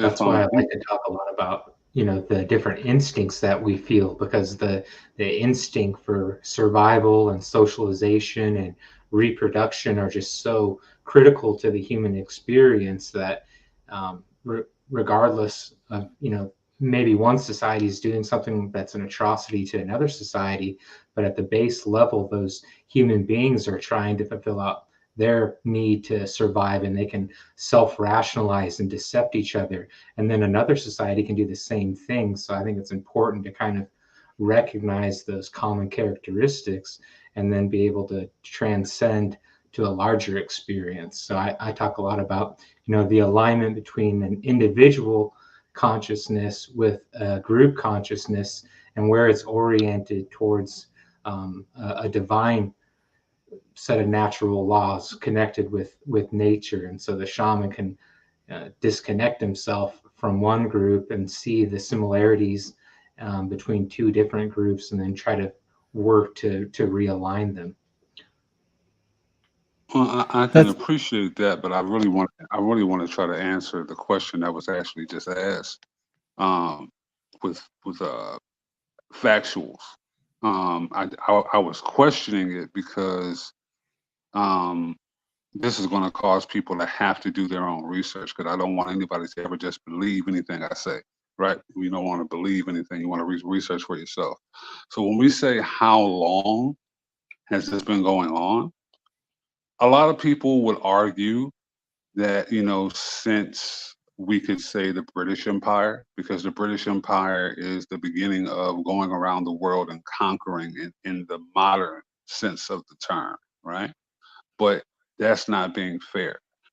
If we look at what quote unquote history propagates, right, what they actually teach, if you look at the so-called migration of animals, what they teach is that, camels and elephants crossed the land bridge 6 million years ago in the opposite way of human migration.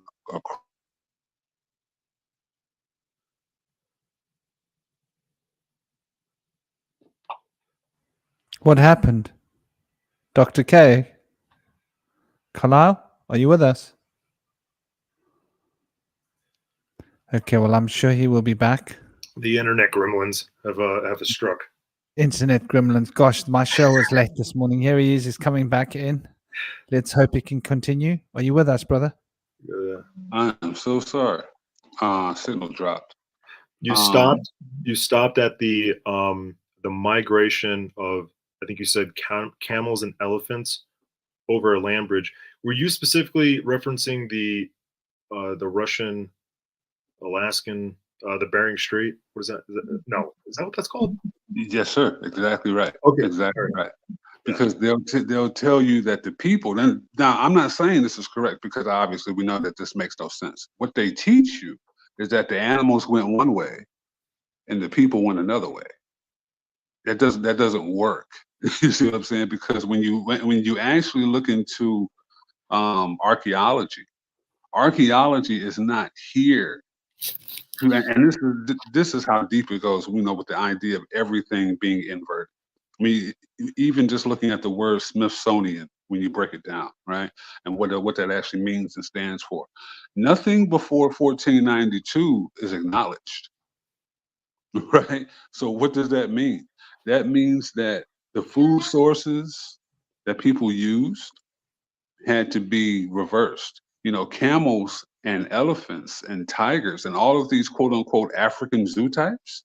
Well, if this was Pangea, you would find that here, much like what they call maize, which is actually corn in the Bible. It doesn't make sense. It shows up where it shouldn't, right? Just like these animals and their corpses. But if we don't acknowledge that through officialized history, mind you, the Smithsonian is in Washington, D.C., the District of Columbia, right? Where we know for a fact, through any amounts of research, and India has had tons of research on this, how archaeology has destroyed giant bones, because that's what it's really for. So when we look at what we call Egyptology, right, what's really going on there? You don't see them disrespecting Turkey like that. You don't see them disrespecting the Caucasus Mountains like this. They're searching everywhere else. Why is this? What are they looking for? What are they actually destroying and covering up, as opposed to finding and saving? Everything from Egypt is all around the world. Paris is laid out exactly like Egypt. So is Washington, D.C. Yeah. Are you familiar, just real quick, are you familiar with the, they call it the mound building cultures in the United States here? Yes. Probably. Yeah. You heard of that? Yeah. My grandfather was of the order of the Michigan Mound Builders. Oh, interesting. We'll have to talk about that. But yeah, Yeah, you're just reminding I've me heard of it. I've heard of it too. yeah, you're reminding me of just well, there's a guy on Twitter that I follow who just specifically posts about these mounds, and there were like thousands and thousands and thousands of them coming from like I guess uh,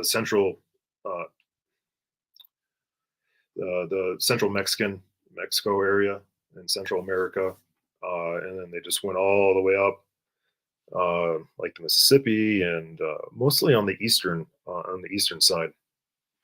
But so many times I'm researching this, and you inevitably hear about the Smithsonian that would come through and collect all the bones, and then take them to be destroyed, basically, right? But a lot of these mounds had human skeletons like 10 feet tall or taller, right? And then there's Uh, older stories in America about smaller peoples fighting and wiping out giants. I'd like to take a moment to actually welcome Mystic Ronan. He's been here a while and no one's even said hello. Hello, brother. Welcome to you. Hope you're having an absolutely awesome day. What a lovely pleasure to have you here and an honor. Mystic Ronan is from the Ronan Experience. They did a show last night. Obviously, there's a lot of similarities in the kind of topics and discussions we have. So you could say some of the conversations start there, end here, start here, end there, goes round and round in the loop, the loop. Brother Ronan is a decoder, also shamanically inspired, very much embedded with nature and love. I'll be with you in a minute, Josh. Give me a second.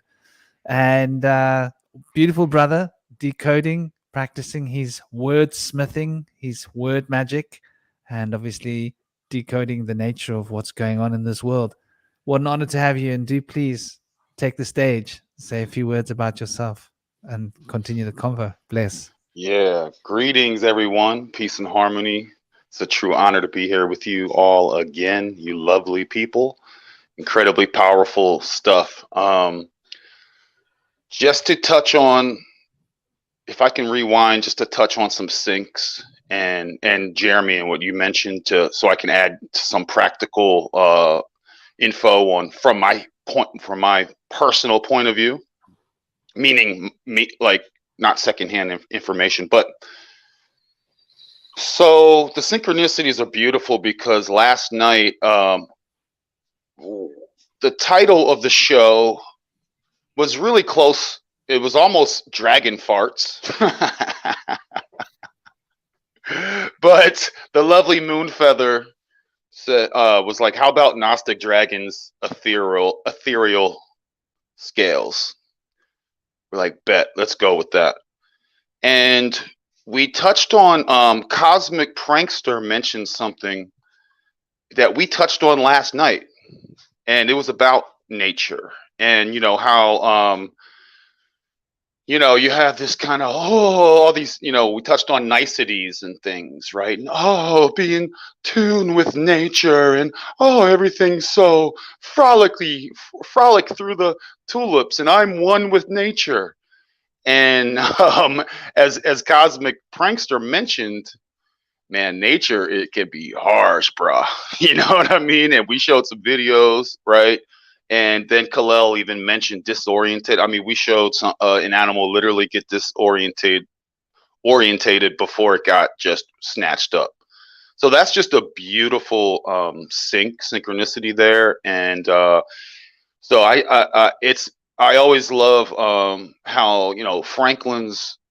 It just goes to show that you're in the vibe. Like we're on the same vibe. We're in that real the real cosmic wave, and trying to force ideas and jam them into this code and equation. So that's a beautiful thing. And then 2 weeks ago we named the show 47. Touched on 47, and then the following week we named it, and in Gematria it turned out to be 74. So just beautiful, just amazing stuff. So, and I'm not saying this because you guys can check it out. It's up to you. This isn't a sales pitch. I'm just saying, like, I'm just pointing out these wonderful confirmations, and it's what I consider, you're in code when you have these confirmations, numerically, the new miracles. And so to just touch on what Jeremy mentioned, so I'm big on the Etowah Mounds here, and I'm also working on some what they call blast furnaces, which greatly resemble honeycomb tombs in other locations. So I'm going around and researching that, and the beauty is I don't have to go far. I mean, there's all within 10 miles, 20 miles of my house. There's close to 20 of these so-called furnaces. Now, the Etowah Mounds last year, they removed all of the artifacts, what was left of them. So even with what they had left up until last year, they're now going to, retell the story, right? And then I heard there was an amazing, I don't know if it was like New York or some other museum, just within the month, removed a whole bunch of artifacts. So even without the giants and things, we're smart and we vibe, and all that stuff still resonates, and they still, the ones that are there, I call them the conquerors. They took over in 1491. They removed the Moors from Spain. They took over all of the royalty of the time and all the lands, and then that opened up, that was the Great Inquisition. Then it opened up the sailways to get to India Superior, which is the Americas. And I'm a true, I think where you're born is you have a great tie to that location, especially when you bring in these concepts of your cosmology and numerology, etc., and being either choosing to be here. And so for me, the Americas is a beautiful word and a beautiful location. The United States of America, not so much, right? And so I just want to share. I'm not going to drone. I just want to touch on some of those points. And Jeremy, the cover up is happening still now. The conquering has taken place, but now the subjugation is still an onward thing. And to be in an open air prison, to be on a plantation, and you have district managers and things to manage the properties.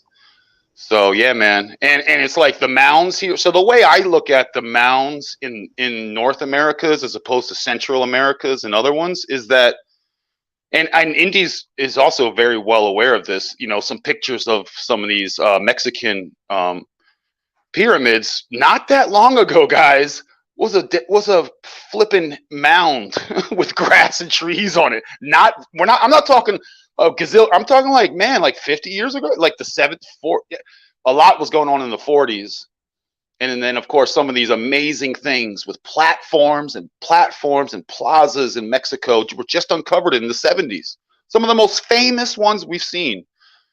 So my point of bringing that up is they have less bureaucracy than the Americas. Their mound masons, cover-uppers were not as organized at the time. So people saw a mound of dirt and they were like, hey, dude, there's some rocks under here. And in Mexico, man, you just get, bro, you just roll up to the Home Depot back in the day and go, guys, grab your shovel. Let's dig this out. But so they started digging and like, this is awesome. In the Americas, it's a little more locked down. So when I look at these mounds, I literally see just the top. Like I literally see what we see is the top of the same ones that you would see in Mexico as the top. Then there's another layer, another plaza, and then that empties into a plaza, a stone plaza. And so that's my long-winded way that I see, in generic way that I see what's going on. So I'll rest my mic there. Sorry if I was rambling. And it's all very plausible, to be fair. I think there's a lot that we're going to discover. And it's very interesting. I want to get back to the question about when did it start. Dr. K was hammering that down, and it's really okay. So we can go back to Enki and Enlil. What were they called in the Irish? Indy, you'll probably dig this out. What were their names? There's Enki and Enlil from the Irish tradition as well. They've got different names. They were brothers, kings. They were at war with each other. One of them wanted to do one thing. One of them wanted to do another thing. One of them were like had dark intentions. So there's always been this polarity from way, way back. I mean, this goes back to the Grigori who arrived and, engineered their children, and that became the giants, or the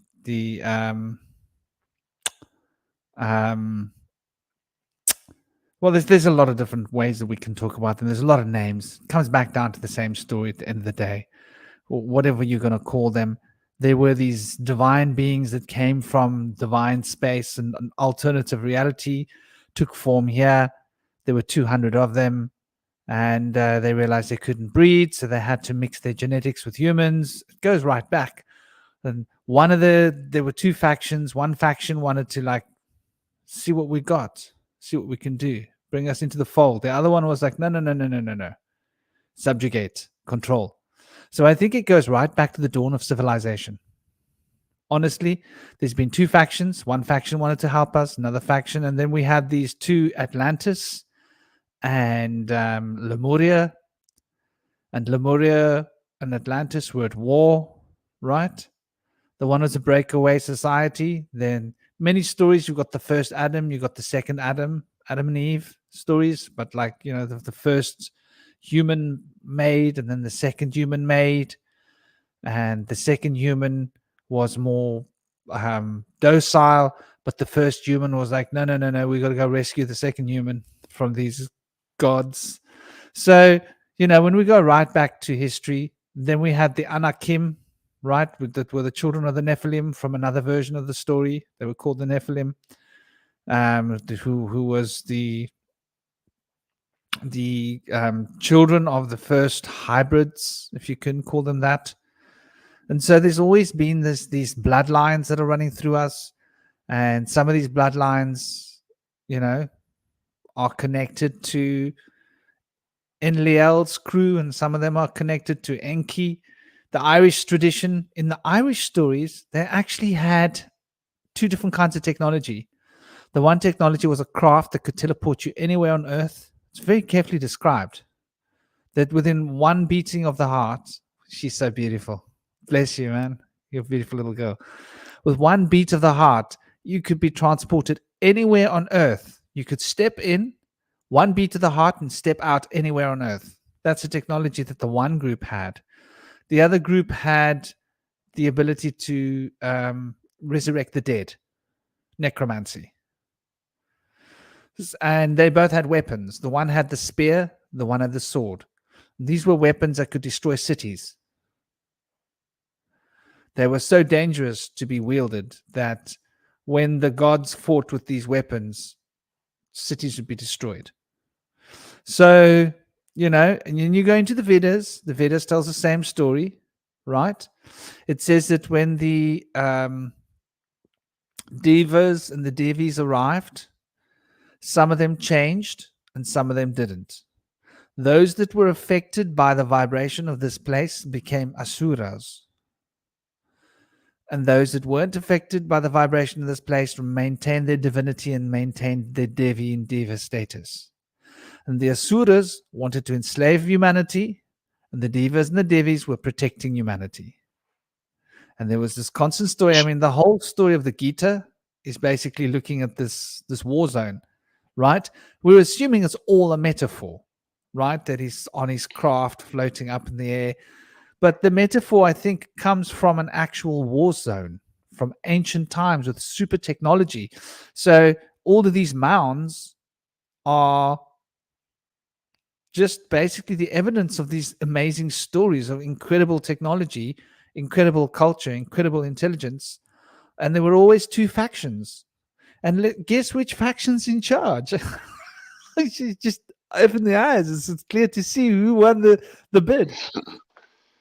Franklin, and let's don't let me take us off of that because I love going into that wonderfully weird. I love this topic, so but I just want to ask you a personal question, Franklin. As a shaman, and you see, say, what one might consider an atrocity or something bad, or you see just the populace in the realm kind of being really lost or low vibe, and you as a shaman who's very connected, does your heart,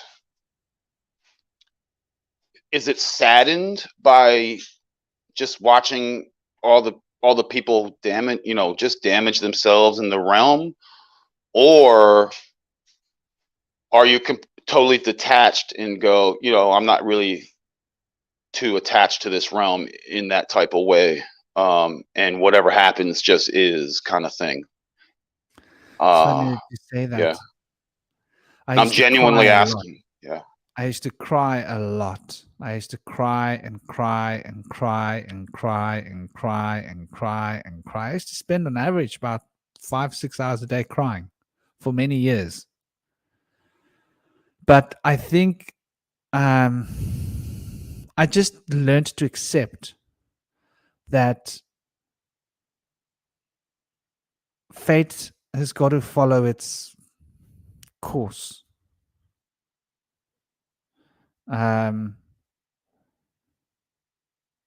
It still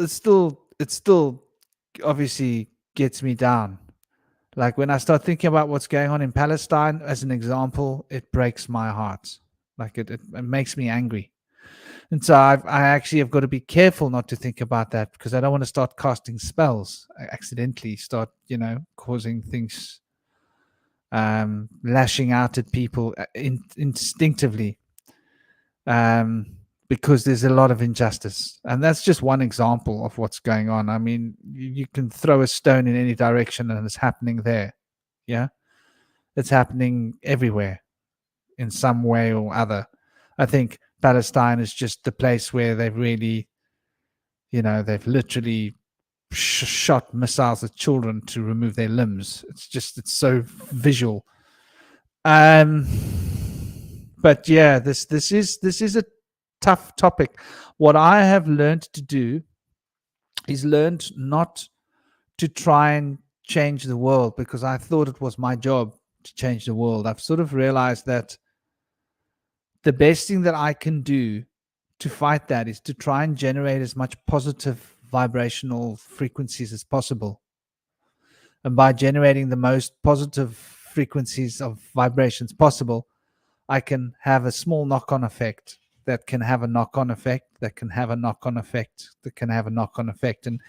And then other people will feel inspired and are feeling inspired and are carrying the torch.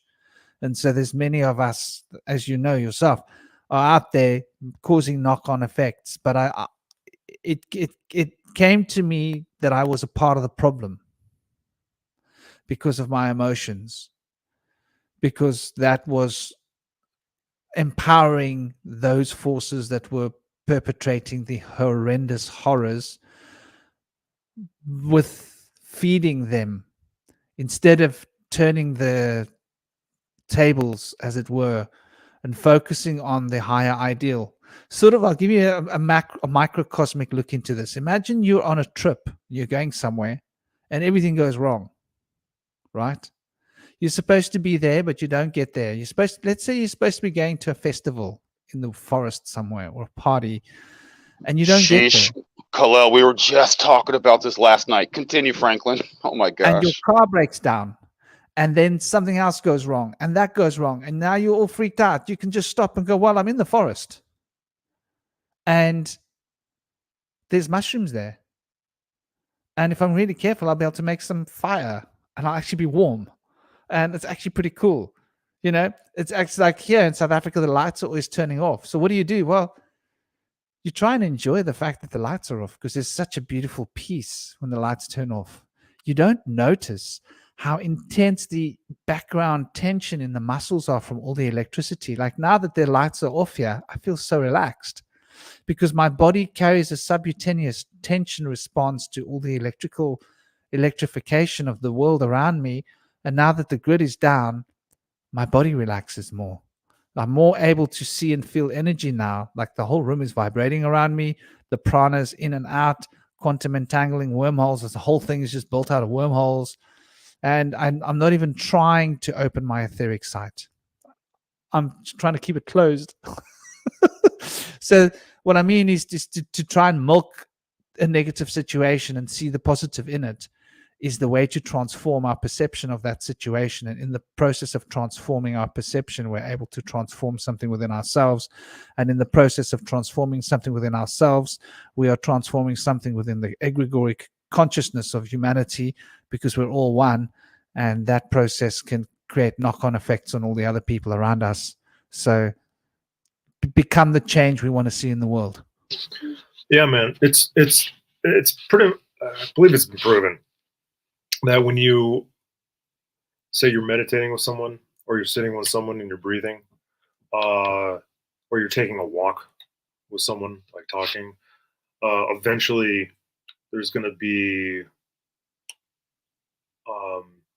like a sync of breathing and heartbeat, or it can potentially, it takes the right people. But that really is a thing. So there's that real world, right? The material world effect, right? So, like you were saying, you do those acts, those kind acts, and you make those ripples. Like the surface of a pond is a bit more real than kind of like what we're looking at. And those things, those things go out and they collide, and they come back and they go out and they collide. And it affects people positively, right? Because of the breathing and the heartbeat. So it's like, how can Bro, your daughter's noises are affecting me and making me feel better, brother. It's beautiful music. She is such a handful, and today is her birthday, so I'm gonna be cutting out here pretty soon. But Hold on. Yeah. You got to bring her up. Oh, okay. Guys, we all got to get our volumes down and our mics on. May I lead? Oh yeah. Happy birthday to you. Happy birthday birthday to to you. you. Happy Happy birthday, birthday, dear Petra. Happy Petra. birthday to To you. you. Hooray! Hooray! Hooray!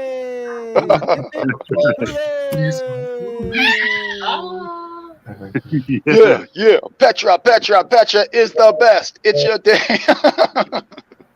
All right, Petra. Happy birthday. Thanks, guys. That was really nice. 2 years old, huh? Is she 2? Yeah, 1 year old. 1 year. She's so big. Yeah, she's enormous. She's so big. When I look at her, I'm thinking like that's got to be 2. No, even though you were telling me like she's just started walking, but she's walking a lot. Yeah, she's standing, walking around. Yeah. It's pretty apropos to what we're talking about, and you have a beautiful, I don't want to say attachment, but it's just a beautiful thing that you love, that you created in this realm, that you want to do all the good things for. Yeah, man. Yeah. Oh, there's attachments. But I just want to get back real quick to the point before I dip out here. By the way, Indy Sage, that's an awesome shirt. That thing rocks. So how to combat? So it seems to me that there's this all-pervasive, system of control and destruction and entropy, right? And there's definitely a way to combat this sort of thing. And we know that we know that we can be healed, right? Through different means, definitely through the shamanic ways. And so there's these, there are these practices that we will always have the freedom to partake in, and we always have the freedom to fight for them. But there are definitely ways of acting in the world where it's for the better of everybody. Like, kind of like, no matter what's happening around you, because there's definitely things you can't control. But anyways, one last thing I want to give you guys before I take off is you know what ectoplasm? Yes. Do you know what ectoplasm is? Have you heard of this? It's a supernatural viscous substance that is supposed to exude from the body of a medium during a spiritualistic trance and form the material for the manifestation of spirits. Ectoplasm. I thought that was cool. Anyways, I might be able to tune in later, and thank you for the birthday wishes. Take care, guys. See you, Jeremy. See you. Jeremy. Big bless, brother. Later, man. You were talking about suffering. Suffering also is kind of like it's like fasting from the ecstatic state.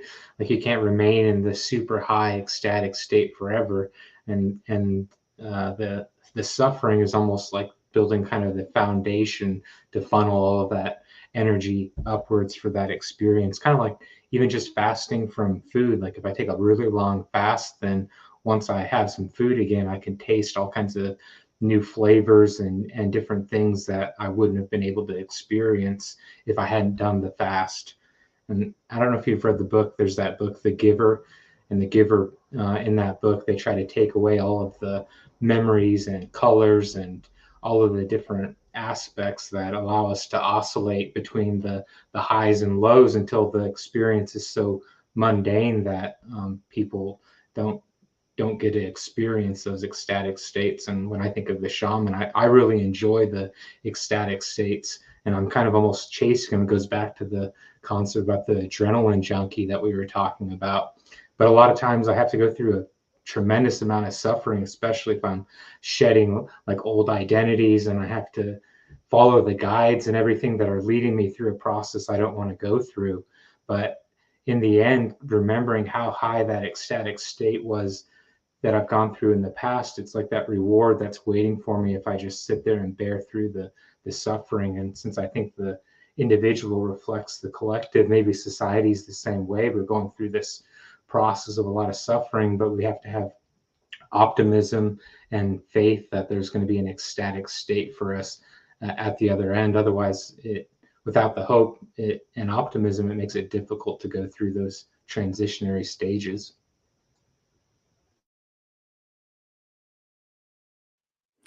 That's beautiful. Yes, the whole and that ties into what I was sort of getting at earlier. Is I think that whether we're talking about shamanism, magic, sorcery, it all comes back to the same thing. We change the world by what we are more than by what we do. It's an interesting concept. And so the state of consciousness that we are bringing vibrationally to this zone is going to have more of an effect than the little acts that we do in the world. Although the acts that we do will be a reflection of the state that we've brought. So they work hand in hand.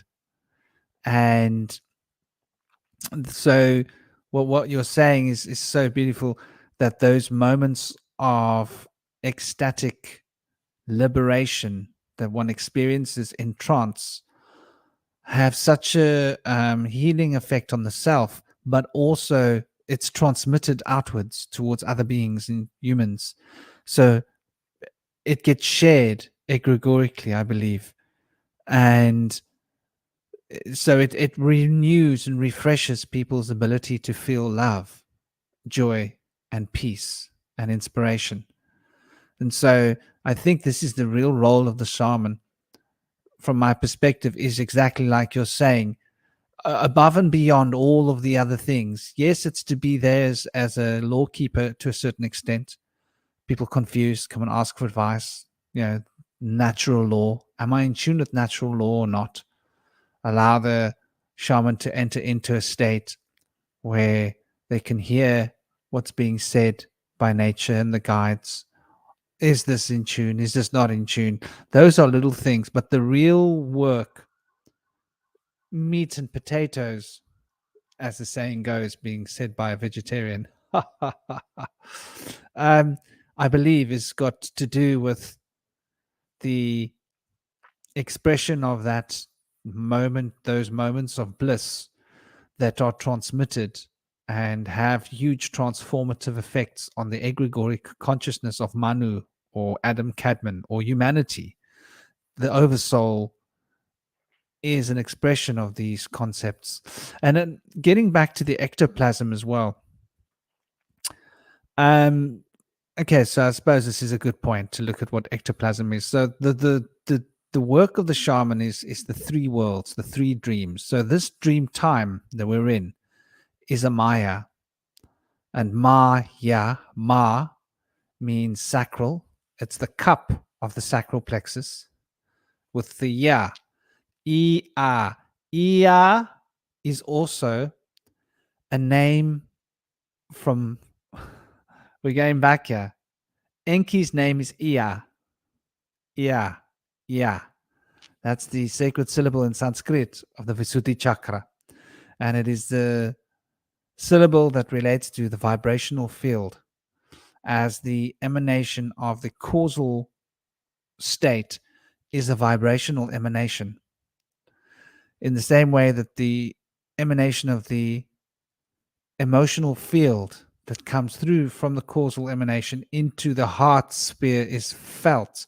We feel this emotional field is expressed through the heart as feeling, expressed through the Visuddhi as vibration.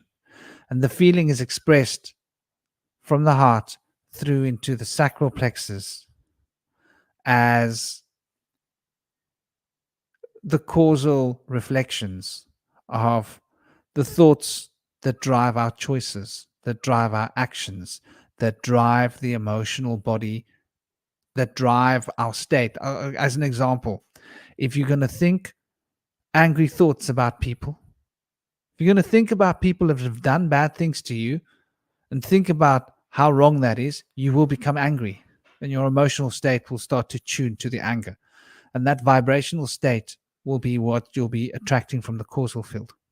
So we drive the astral field with the etheric field to be able to tap into the causal field. So these three fundamental states of the Svadhisthana chakra, the Anahata chakra, and the Visuddhi chakra's reflection of the Ajna chakra are the three heart spaces of the three states, the three dreams.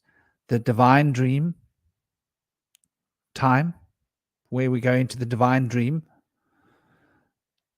the underworld dream, which is that which is a reflection of perfect opposition to the divine, the manifestational etheric field, which is a template upon which this physical reality is sculpted, and it is structured of sacred geometric patterns that are reflections of sound as they are captured by thought. And so the sound crystals are captured by thought to form sacred geometric crystals. And these are thought forms of the etheric plane that structure the nature of this bottle and all the shapes and the colors and the textures and the heats and the hardness and the softness. This is all etherically implied. And we experience this etheric field, this dream of etheric underworld, which is a reflection. It is bound within the astral, which is the world of feeling, for we feel all of it before we experience the contextual etheric reflections of structure and time. And what we feel is a reflection of the vibrational field, true emotion, Venus. And so this true Venus emotion, which is the gateway to the true mysteries, to the spiritual reality, is essentially the gateway to the causal field, which is the vibrational body. So the emotional body, the mental body, and the causal body. Often they like to speak of the causal body as being the higher mental body and lower mental body. You can play with words, but it all amounts to the same thing. Causal is the true mental body. The etheric is the mental acoustic reflection of the causal. For in the causal, you have both the emotion and the thought bound in thought. You have that duality in a resolved state of monad, which is the mental plane, where there is no division of movement, no division of past and future.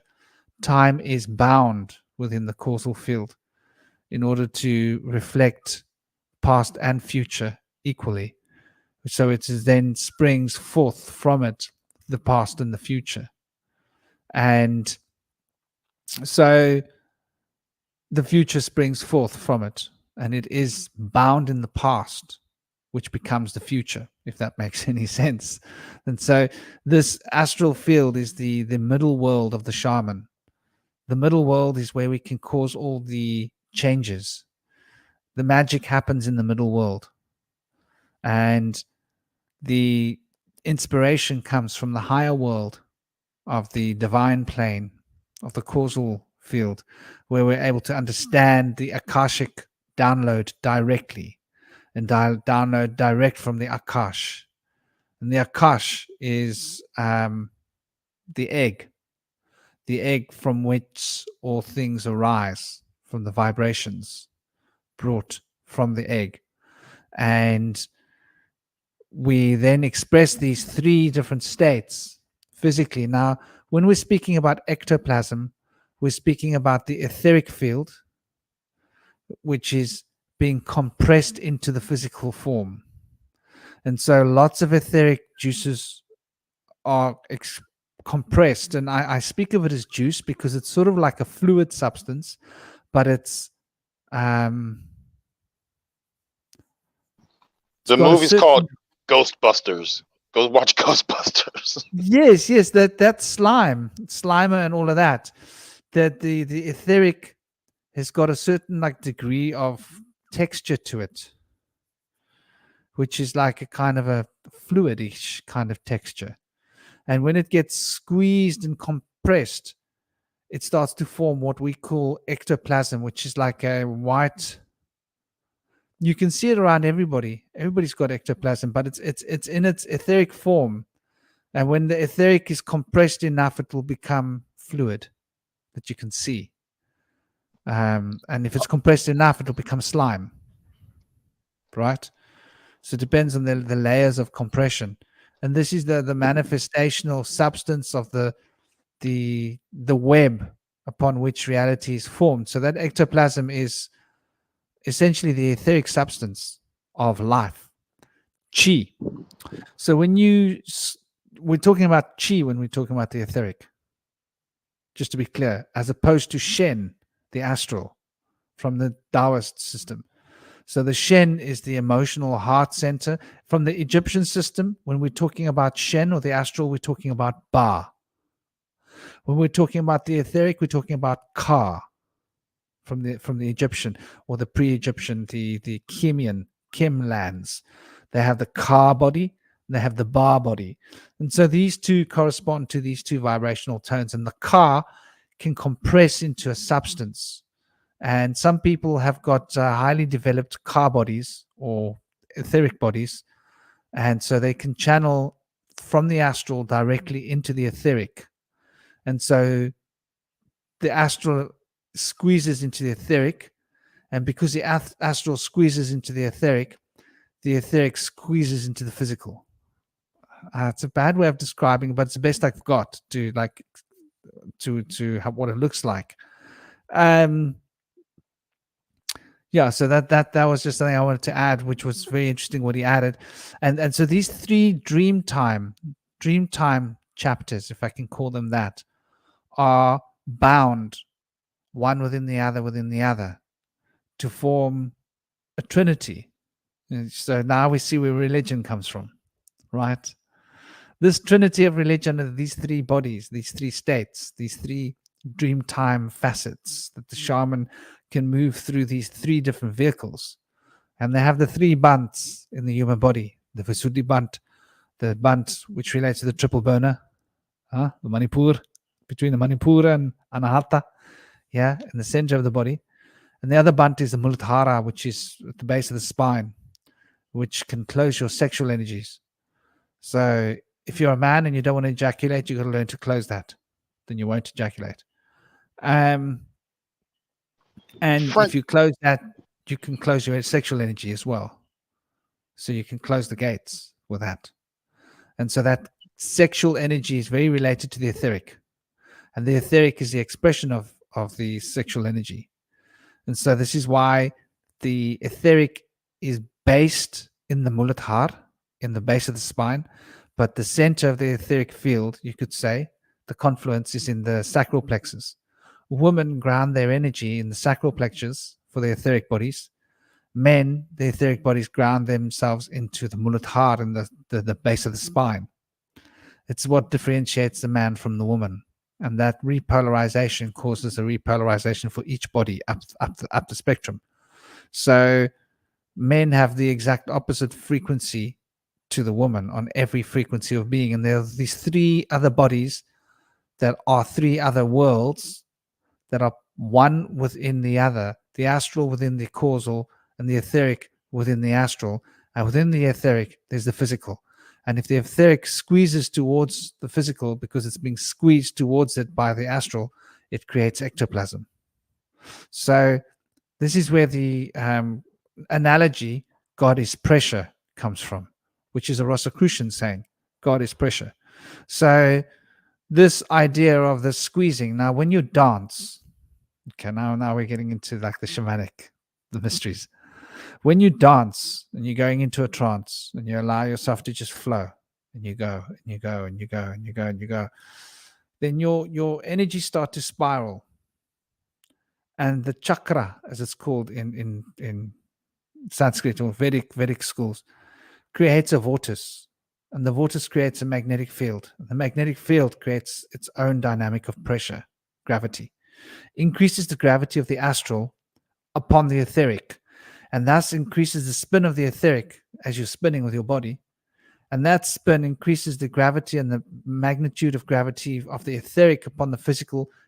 It is designed to produce an intensity and increase of what we call this etheric substance, which can be called ectoplasm. So that's partially what the reason is for the shamanic dance. Why the shamanic dance is supposed to be a circular dance, very important. It's got to follow the stars. It's got to follow the heavens. It's got to be a spiral, circular dance. And there are no steps to the dance. If you see these people trying to learn steps to a shamanic dance, you got to giggle. You got to laugh your butt off. Sorry. I've seen these people try to teach shamanic dance before. I almost fell off my chair. Actually, I probably would fall off my chair now. But yeah, so it's got to come from within. It's got to be totally liberated. One has got to flow with the rhythm and follow the rhythm and allow the rhythm to guide oneself until one gets to the point where one is expressing that rhythm. And then the three bodies start to align. And those three energetic bodies starting to align creates the pressure of the one upon the other, which can also be enough pressure to liberate one from the physical form. That pressure can pop one out of this fixture that one was in the physical form, so that one is able to slide into the etheric or the astral or the divine realms. And striving to disconnect from this mortal coil is a big part of the shamanic experience, because a lot of the experience is not in the physical body. It's on the etheric and emotional astral frequencies of being, where there's a whole nother world waiting. Obviously, the underworld is the etheric. So when one is going into a deep cave and one is experiencing a vision quest to go down into the earth, into a cave, one is entering into the etheric reality. And one might not be experiencing the etheric as it is. One might be experiencing it as a reflection because it could be different. And the astral, one will find oneself starting to soar, climbing up into the tree. And the divine, well, that's when one flies above the clouds in the form of an eagle or whatever bird rocks your rock. I've always had a special thing with eagles. So this is how the shamanic expression of the consciousness moving in and out of the form of the body takes us. And so the practice is all about entering into a trance. And the rhythm is the fundamental principle. So you've got the principle of mentalism, which is the universe is a mental structure, is a mental reflection, and it's perfect, indivisible. Nothing can be removed from it. It cannot be changed. It cannot be altered. Though vibration is the key to the creation of this world. And in order for vibration to happen, the impossible had to happen. Something had to be removed from that which can have nothing removed. So quantum entanglement had to happen. The same one thing that was in there had to exist in two places simultaneously. So the quantum entangling of that had to be possible. And the quantum entangling of the quantum entanglement and the quantum entanglement of the quantum entanglement of the quantum entanglement, and it goes on and on and on until you got atoms and this reality. And so that had to happen in order for vibration to come into being. For vibration is the key signature of the resonant field. Into reality, out of reality, into reality, out of reality, it's movement. And the movement is producing this quantum effect of quantum entanglement, taking something from something that cannot be taken without taking it, replicating it here. So this universe is a replication of the mentalist sphere, but because it's coming in and coming out of being, there's movement and there's vibration. So the movement and the vibration implies that there's energy. The energy implies that there's a polarity. For polarity is what binds energy, movement between two poles. And so the principles of the mentalist's principle that all the universe is a mental structure, and the reflection that the mental structure rises to vibration. First, there was the word of God, and the vibration comes into being because of correspondence. So they are the first three principles of Hermes.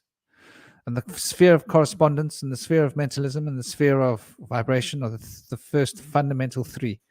They're then repeated where the sphere of vibration becomes the part of the second of the astral, connecting to the sphere of polarity, because we are now in emotion, we're dealing about energy. And when I say emotion, I mean the feeling, specifically the energy of emotion, because emotion is not energetic until it's in the heart. The sound is unstruck until it's in the heart. And so this vibration carried through the heart becomes feeling, polarity. We polarize energy, and this polarity of energy becomes structured by rhythm. And now we've got Saturn's place, the green man, in the solar center of the body, exact center of the body. So this rhythm principle is a principle that governs shamanism.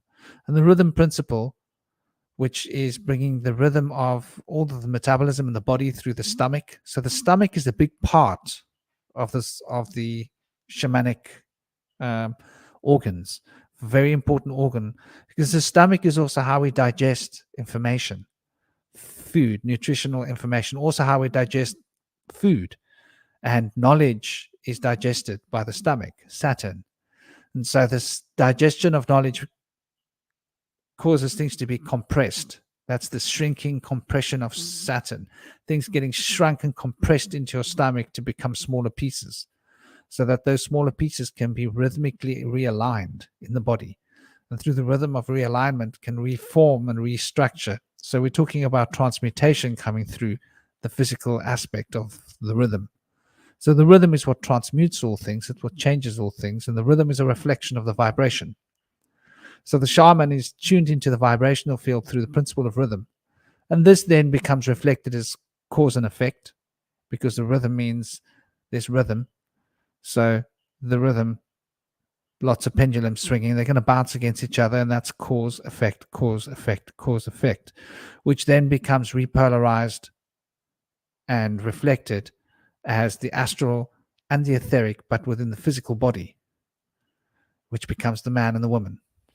So that's the generation. So these 7 principles, the one that sits directly in the middle of the 7 principles is actually the principle of rhythm. And everything is aligned around the principle of rhythm, which is why the shaman bases the whole tradition upon rhythm.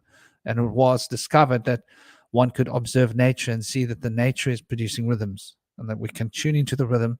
And so following the rhythm of the heart will take you up, because that's the next chakra, is the heart. So the whole point of playing the drum is to change the beating of the heart, and so that one can become in tune with the rhythm of the heart and follow the drum of the heart up into the higher astral and spiritual kingdoms in order to gain wisdom. Anyway, there's a small piece of 2 cents worth. I'd love for somebody else to jump in. Sorry if I've been getting carried away. I wanted to time jump to the future because I got a flash of Petra asking her father what he was doing on her first birthday.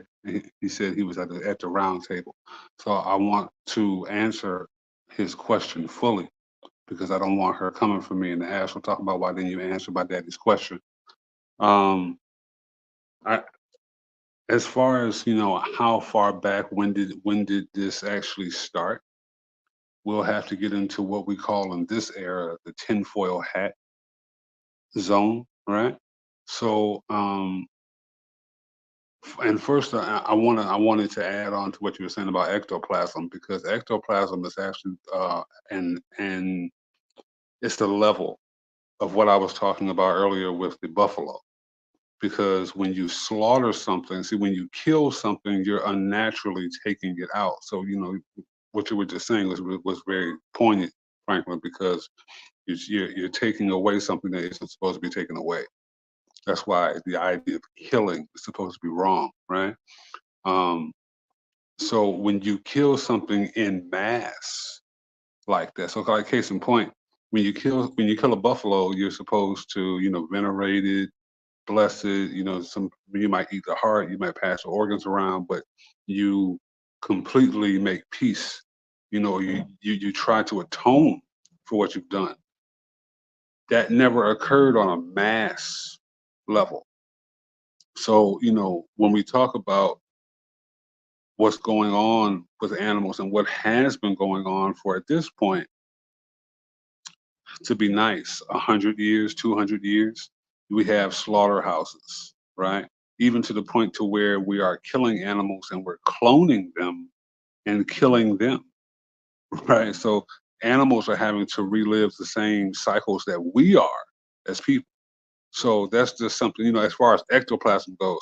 You can also see this in ritual killing, because there's a term called Paracelsus after the alchemist, the researcher in the 1600s, 1500s.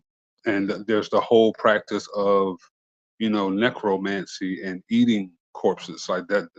People literally broke into, and still do, into pyramids, into graves, into tombs, and sell corpses. The whole idea of snake. I don't want to get into a whole tangent on that. But as far as how back does it really go, I would have to go back to the Book of Enoch and the commission of the tallest trees in the world being chopped down, the 200 locales, the 200 angels that were sent out to chop down these trees. And that's constantly venerated in the Paramount logo. For anybody who researches Mount Hermon, and CERN and what supposedly used to happen there, and why it's located there, all of those things. that would be a actual point in quote unquote history as far as how far back you want to go. But I would argue even further than that, because the show we had last night on the Ronin Experience was Gnostic dragons, right? The idea of Gnosticism, the problem isn't the earth and the problem isn't quote unquote nature. The problem is incarnation itself. So the fact that we incarnate would actually be the issue, but that's going to be a very linear line of perspective that not everybody's willing to jump into, and understandably so.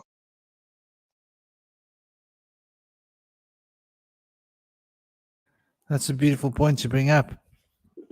Black magic and sacrifice and stealing. Is that the right word? Stealing the ectoplasm from other beings in order to achieve our dark ideals. Because that's what I was hearing you saying, was that there was a huge, massive ritual done by a dark brotherhood in order to usher in the new age. And it's brings us back to the work of the shaman, doesn't it? Not all shaman are good. It's another concept to bear in mind, especially here in South Africa. Wow. I use the word good loosely, but there are a lot of shaman that will take money to hurt people. Yeah. So that's what is going on here in South Africa. And it is what it is. So that's been done on a big scale. And so those buffaloes being sacrificed, I think, is a big part of all of this. What do you guys think? Oh, hold a moment. Before I throw this at the table, welcome, dear Soraya Nadia. Soraya's come to join us. She is a lovely poetess, a mom, and she is a devoted mother and a wife. And so thank you. And I'm honored that you've come to join us. Thank you for bringing your beautiful energy here. And she has a infinite words of love. Did I get that right? Infinite words of love on Telegram. Yeah. So she shares a lot of inspiring, beautiful poetry and philosophies and from various different spiritual paths. She's got a very eclectic form of spirituality. And I'd love to not say too much. I'd love to give you a chance to introduce yourself. Welcome, dear Soraya Nadia. Hello, thank you. So I'll throw that at the table. What do you guys think? About this whole black magic shamanism being used for the dark side. Well, it's not just shamanism; it's magic in general. It's every aspect. When you have women walking around who don't understand how powerful they are, which is where all of this magic comes from in the first place, you're going to have a problem. We don't have enough women teaching anything, and that's actually reflected heavily here in the West because there are more female teachers in the quote unquote school system, which is a representation of hell itself, than any other place. And they are, of course, underpaid for even that level of indoctrination. But magic, the only real fight here is ignorance. So, if we're looking at it from a societal level, there's always going to be work to do. There's always going to be a problem, no matter what the regime. Because the entirety of the world, as far as what we call quote unquote civilized, runs off a two-party system, which we know to be false and fraud, and a corruption of how polarities actually work. And this is largely due to patriarchy, and appropriation and thievery and stealing, but all of that can only happen with an ignorant populace. So it's very interesting and telling the activity of the world in certain areas, as we come again into this wood dragon cycle of transformative energy, because what I see going on is a resurgence of positivity. But what you get when the negativity is met is explosive. It's not nicety. So what's actually being questioned, eroded, and built back up is integrity. And again, this stamping out of ignorance, because ignorance only exists because people don't know. Most people don't know anything because they don't want to know. We can call it laziness, we can call it, dogma, we can call it archons and, evil forces that we can't see influence, but ultimately it's a choice. And that choice will change based on the accountability put forth in said environments.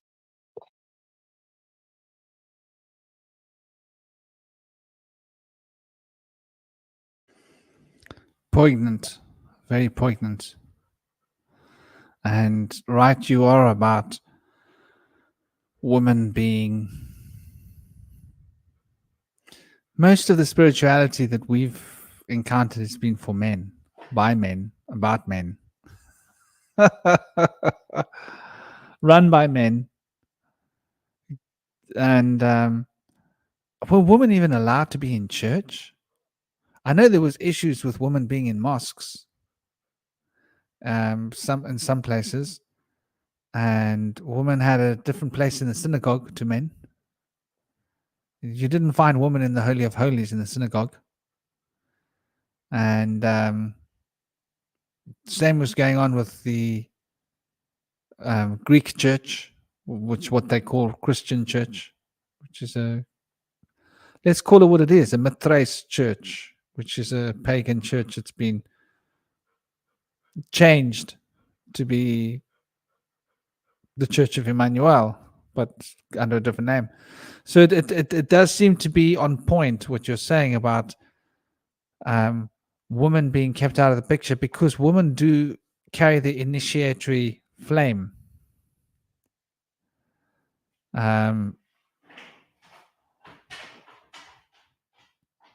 Well, if we just look at, let's take the Egyptian pantheon, for example, right?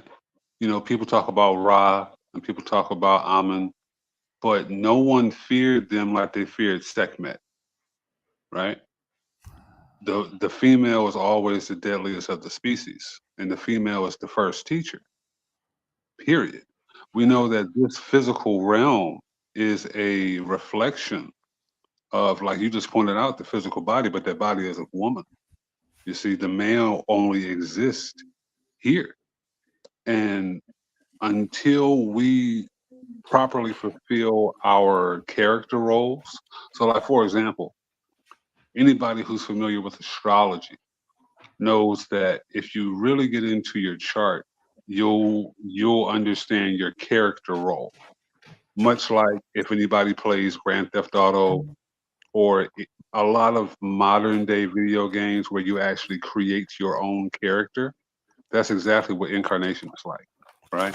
So now that brings into question, well, what is truly a mistake then, right? That's just on an individual level, because we have to look at the idea of perception. But there's a great deal of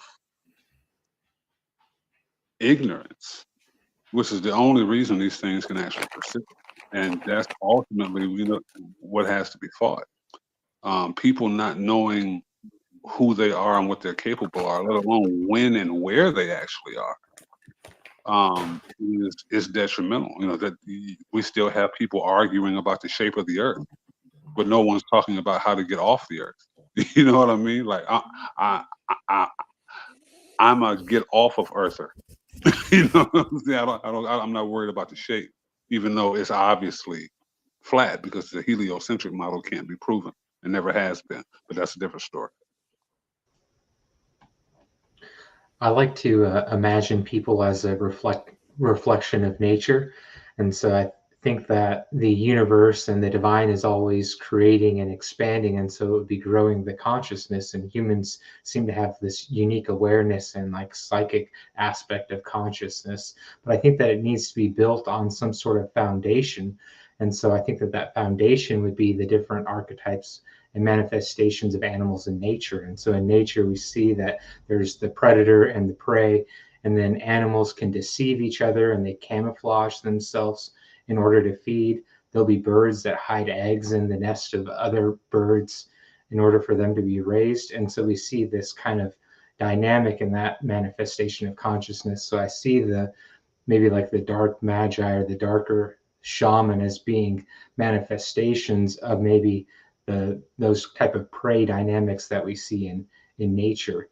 And then I can keep going a little bit. I was thinking also like how there's like a concentration of awareness into different creational type spaces.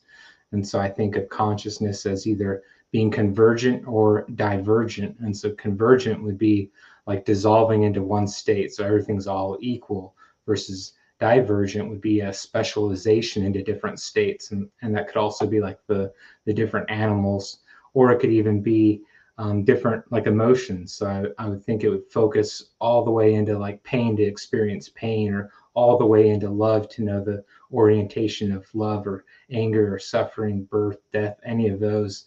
And you were mentioning kind of like the pressurization. So it's almost like a act of creation.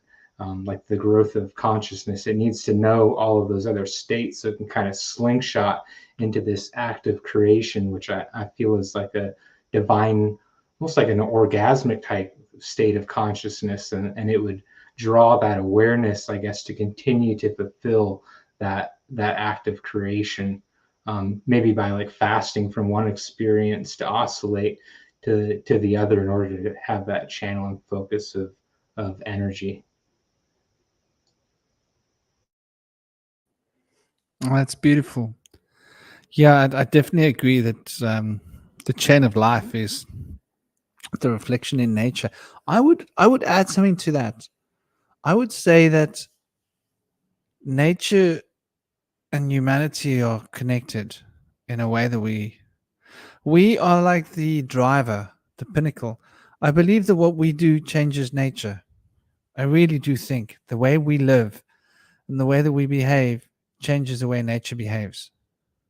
Like, if we change our frequencies and consciousness to be in balance and in harmony, then nature will be more in balance and in harmony.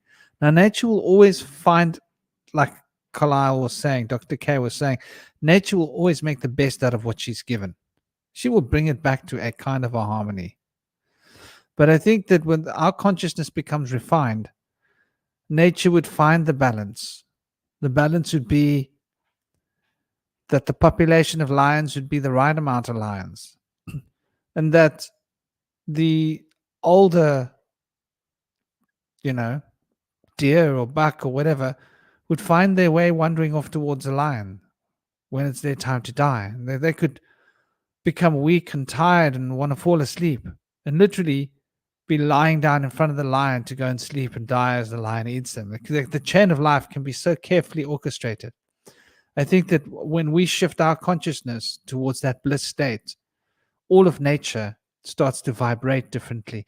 And I think that because we're at the top of the food chain, what we do resonant frequency wise shifts our frequency resonant wise towards all creatures, and they all are changed somehow by it. I think the reason why you have these dark forces in nature is because the dark forces are within us.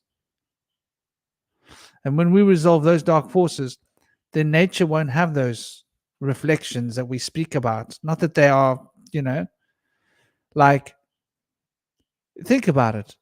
If a gazelle is there, at some point that gazelle's got to die. Something has got to eat that body.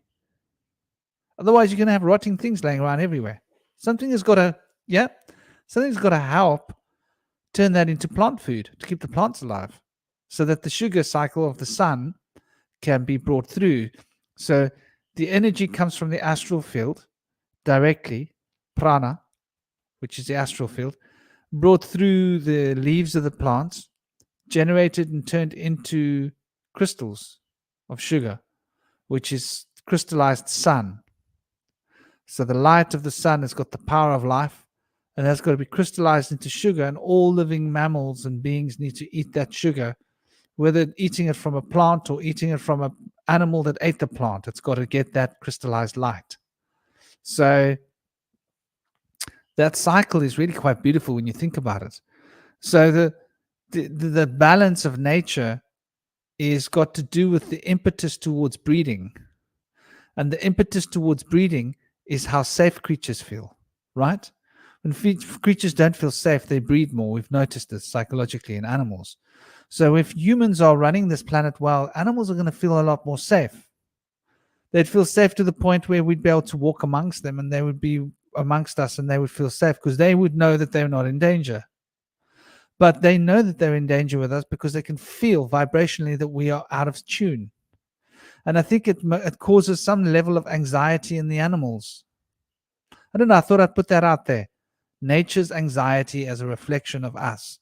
And it's sort of the role of the shaman is to bring about the medication of that anxiety in some way, to balance that out in order for the rest of nature to be brought to its best version of itself. What do you guys think? You know what? I'm thinking about what you're saying right now, Franklin. It's almost like we humans are sort of like the nervous system of the planet. We're sort of the mind and the brain, and in the same way, like when your mind has bad or negative thoughts, it affects the body. So in that same kind of as above, so below sense, we're with our kind of mental capacity, our nervous system, the brain of the planet sort of experience through us is causing stress within the body of the planet, which is the plants, the animals, rocks, oceans, so forth. So yeah, I think you're onto something there. I think that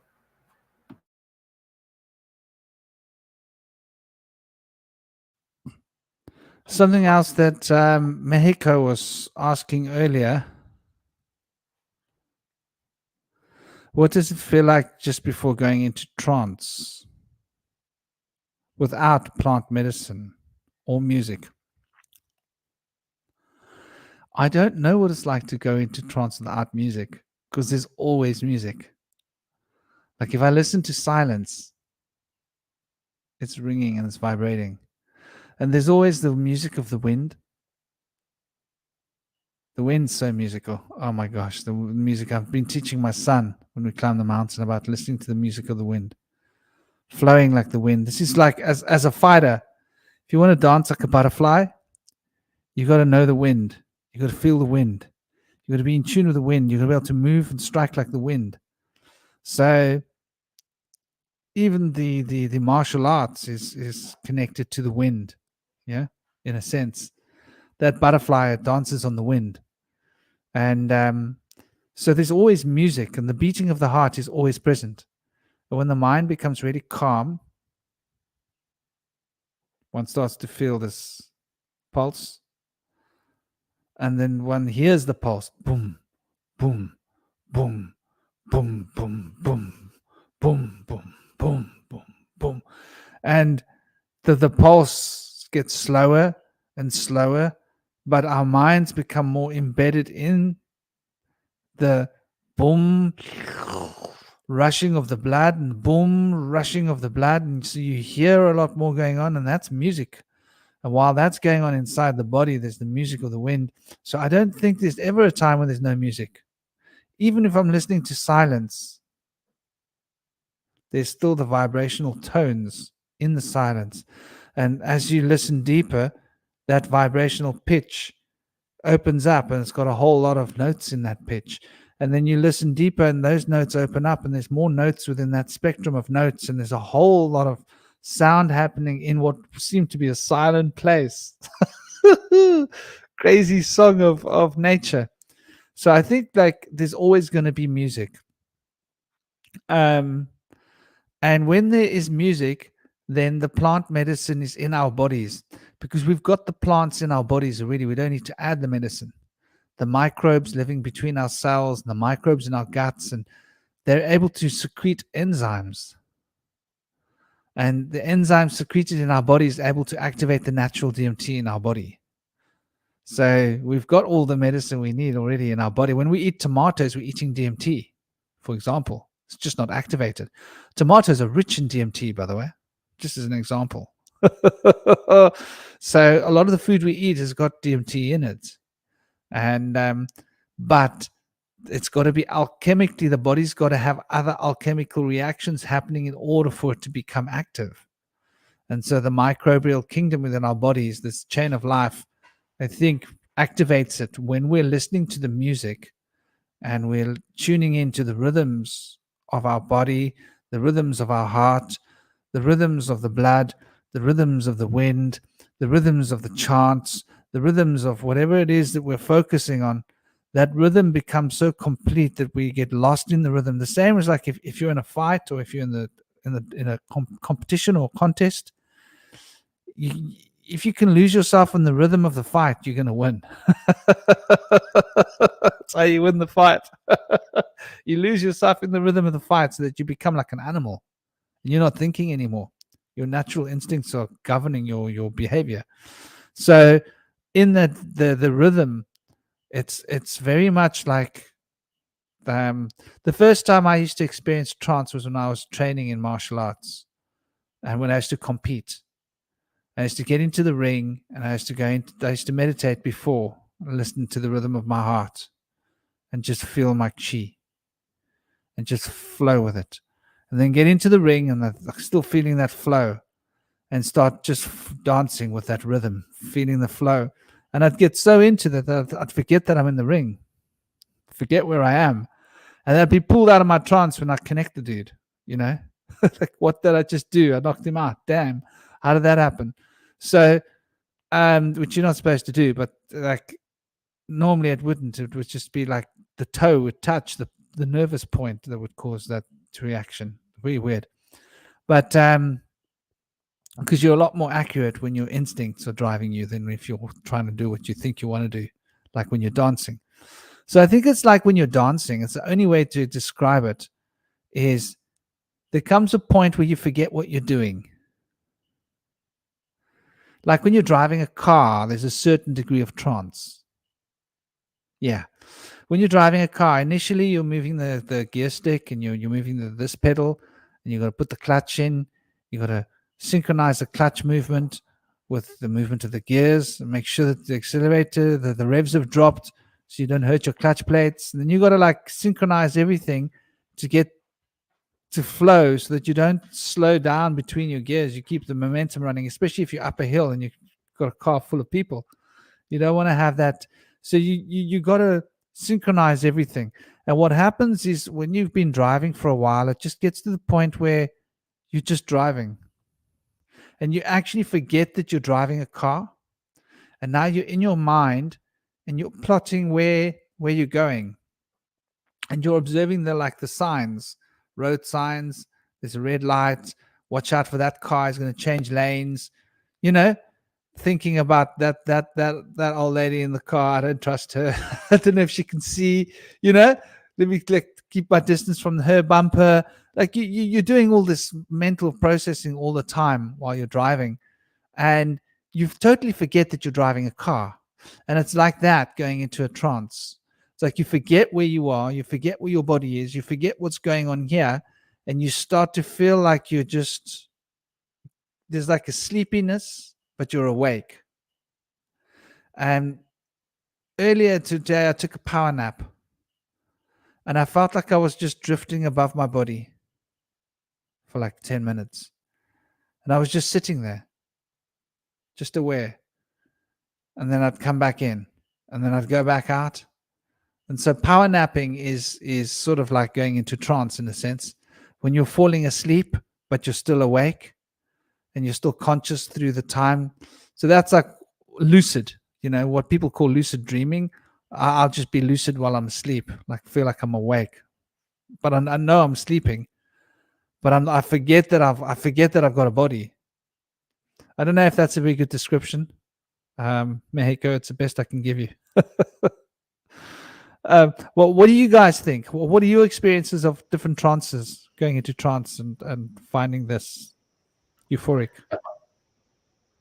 I like the driving example. I noticed that definitely with riding motorcycles. So I used to have a street bike that I rode quite a bit, and you can definitely get in a place where I can start to sense before it even happens if a car is going to move into a certain lane or if they might pull out in front of me. Almost like tuning into the feeling that that person is displaying. There's like the most subtle aspects of behavior. It might even be like a slight shift to the left, or maybe like the way they move their head, or just the energetic feeling.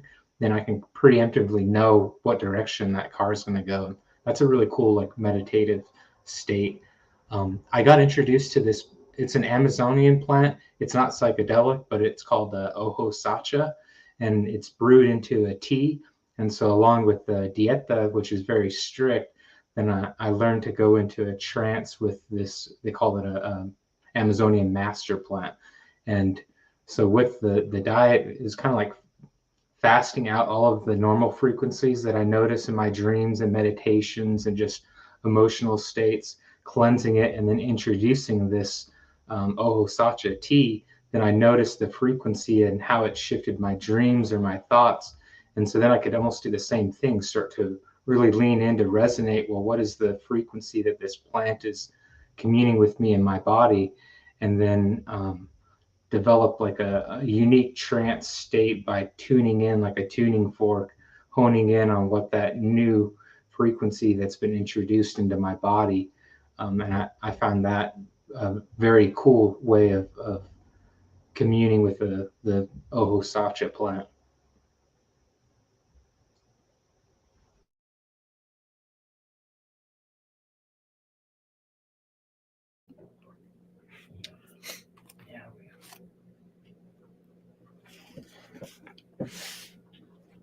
Yeah, in Taoism, communing with plants is one of the preferred ways of meditation. The individual will go out and not necessarily ingest plants, although that may be part of the ritual, but to touch a plant, allow a plant to touch an individual, and just be naked in nature, in peace, listening to birds, fully present and aware. And they'll sometimes usually put a sheet over themselves, just to be in protected space. And the act in meditation of Taoism, which is sometimes a walking meditation, but in this instance, the individual will be sitting in nature. Instead of going within, the individual kind of goes into a trance by being fully immersed in the environment around the individual, and then begins to allow communication from the plant or the tree with which they're sitting with. That's a powerful example of shamanic work with plants and the communion of plants and the shaman master out in the wilderness and in that peaceful, tranquil state.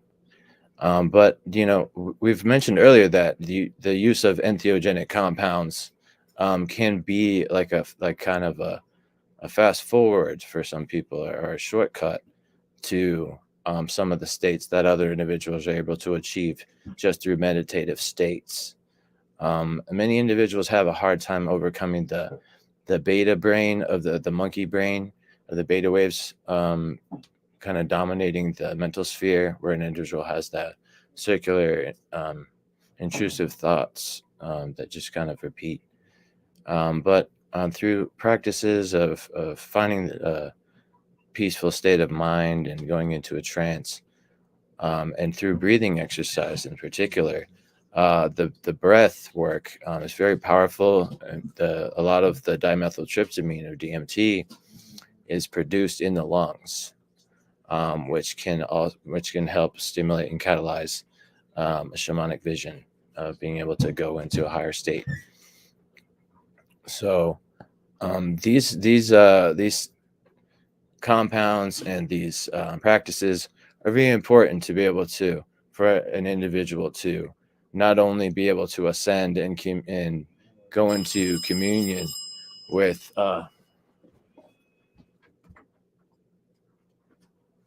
sorry about that, communion with the higher states and the natural environment. We also can achieve great feats in ascending great higher peaks in our health, mental, emotional, spiritual, etheric, and physical health of our body can also be greatly enhanced by the use of a lot of great plants and mushrooms that have been used throughout the ages. But it was said in the old times that people would live around 900 years on average lifespan by living off of seeds and nuts and using roots and leaves for medicine. So people have lost their way through some of the Diluvian travesties that have happened in our history. We lost our diet of being able to live in communion with nature and be able to have that great health. But we've kind of lost our instincts in a state that we're in right now, where we're in flux. We don't really live in harmony with the natural environment. We kind of live in a way where we're trying to escape from the natural environment or build something greater in our minds.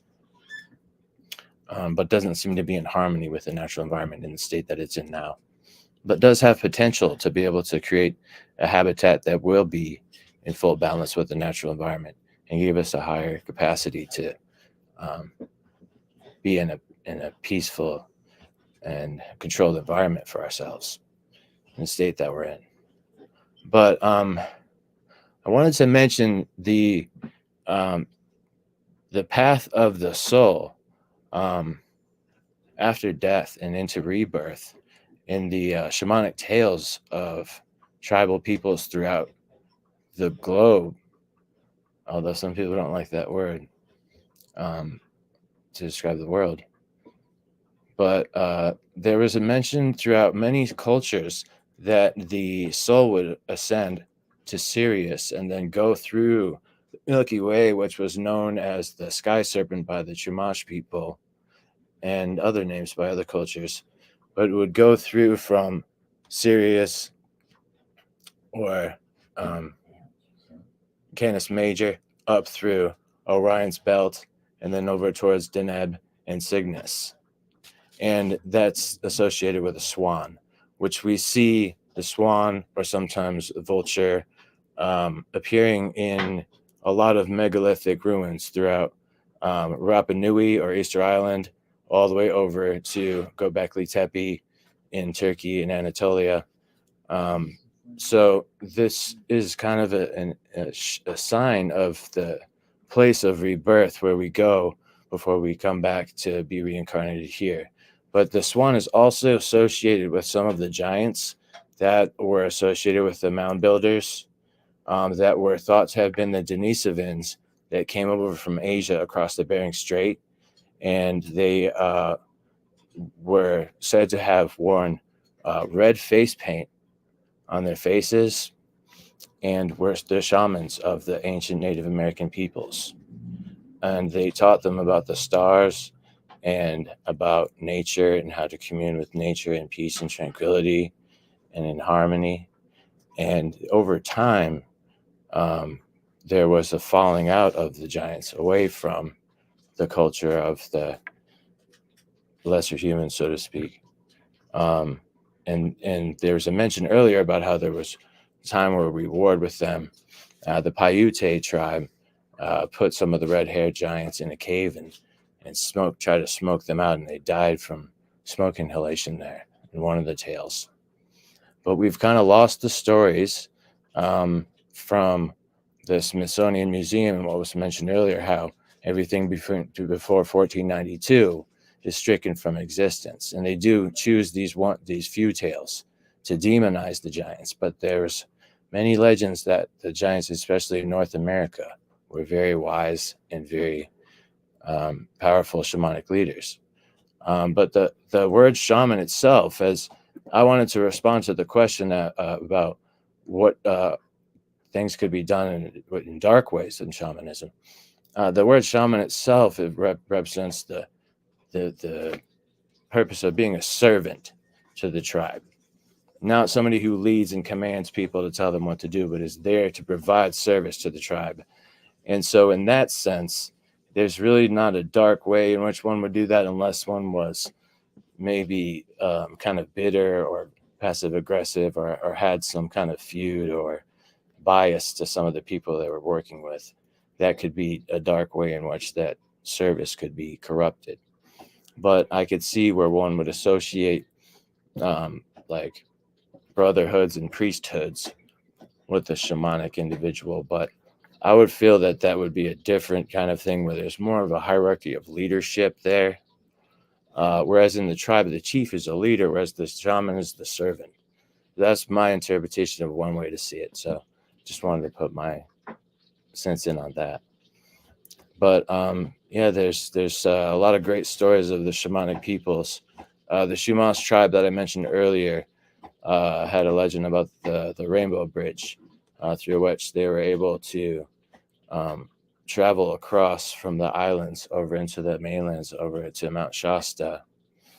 And some of them had fallen off the bridge, would turn into dolphins and come back to communicate with the people and tell them of their journey. And I think some of those dolphins became people again and came back to land over time in their story. But there's a lot of really interesting stories and integration of parts of nature, whether it be the stars or the plants around us. It's really powerful work. And I know there's like a lot of big focus right now on the Peruvian shamans, working with the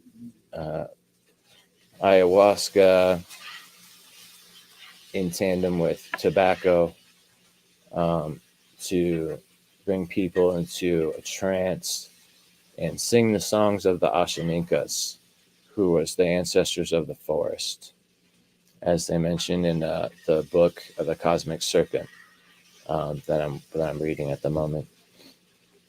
But it's an authentic Peruvian shamanic experience. We usually have the singing or flute work of the shaman being channeled from the Ashaninkas. So it's not something that they've learned or know, but they're actually channeling it directly in an authentic Peruvian shamanic entheogenic ceremony, grandmother ceremony of ayahuasca. Sometimes in these ceremonies, they've been doing also in tandem with a grandfather ceremony, which is a San Pedro, which is similar to peyote. And they'll also use jape, which is a tobacco snuff ceremony, and cambo, which is a South American frog resin from the frog that is used when you create a burn mark on your skin on a dot, and you put the resin onto that burn. That resin will go throughout your body and gather up all the toxins and bring them to your stomach. It's incredibly powerful. And then the color of what is purged will indicate what kind of emotional blockage and storage was there, becoming toxic, or an emotional wound that you had had, or whatever it may be. Emotional suppression, things of the sort can just lead to this burdensome state in which we have this blockage in our body and can store up. We need to allow these emotions that we have to, when we feel them, to be able to think how we feel and act how we think and feel, in union with ourselves, instead of trying to fit in and act how we think we're supposed to, which is maybe divergent from the way that's authentic and natural for us.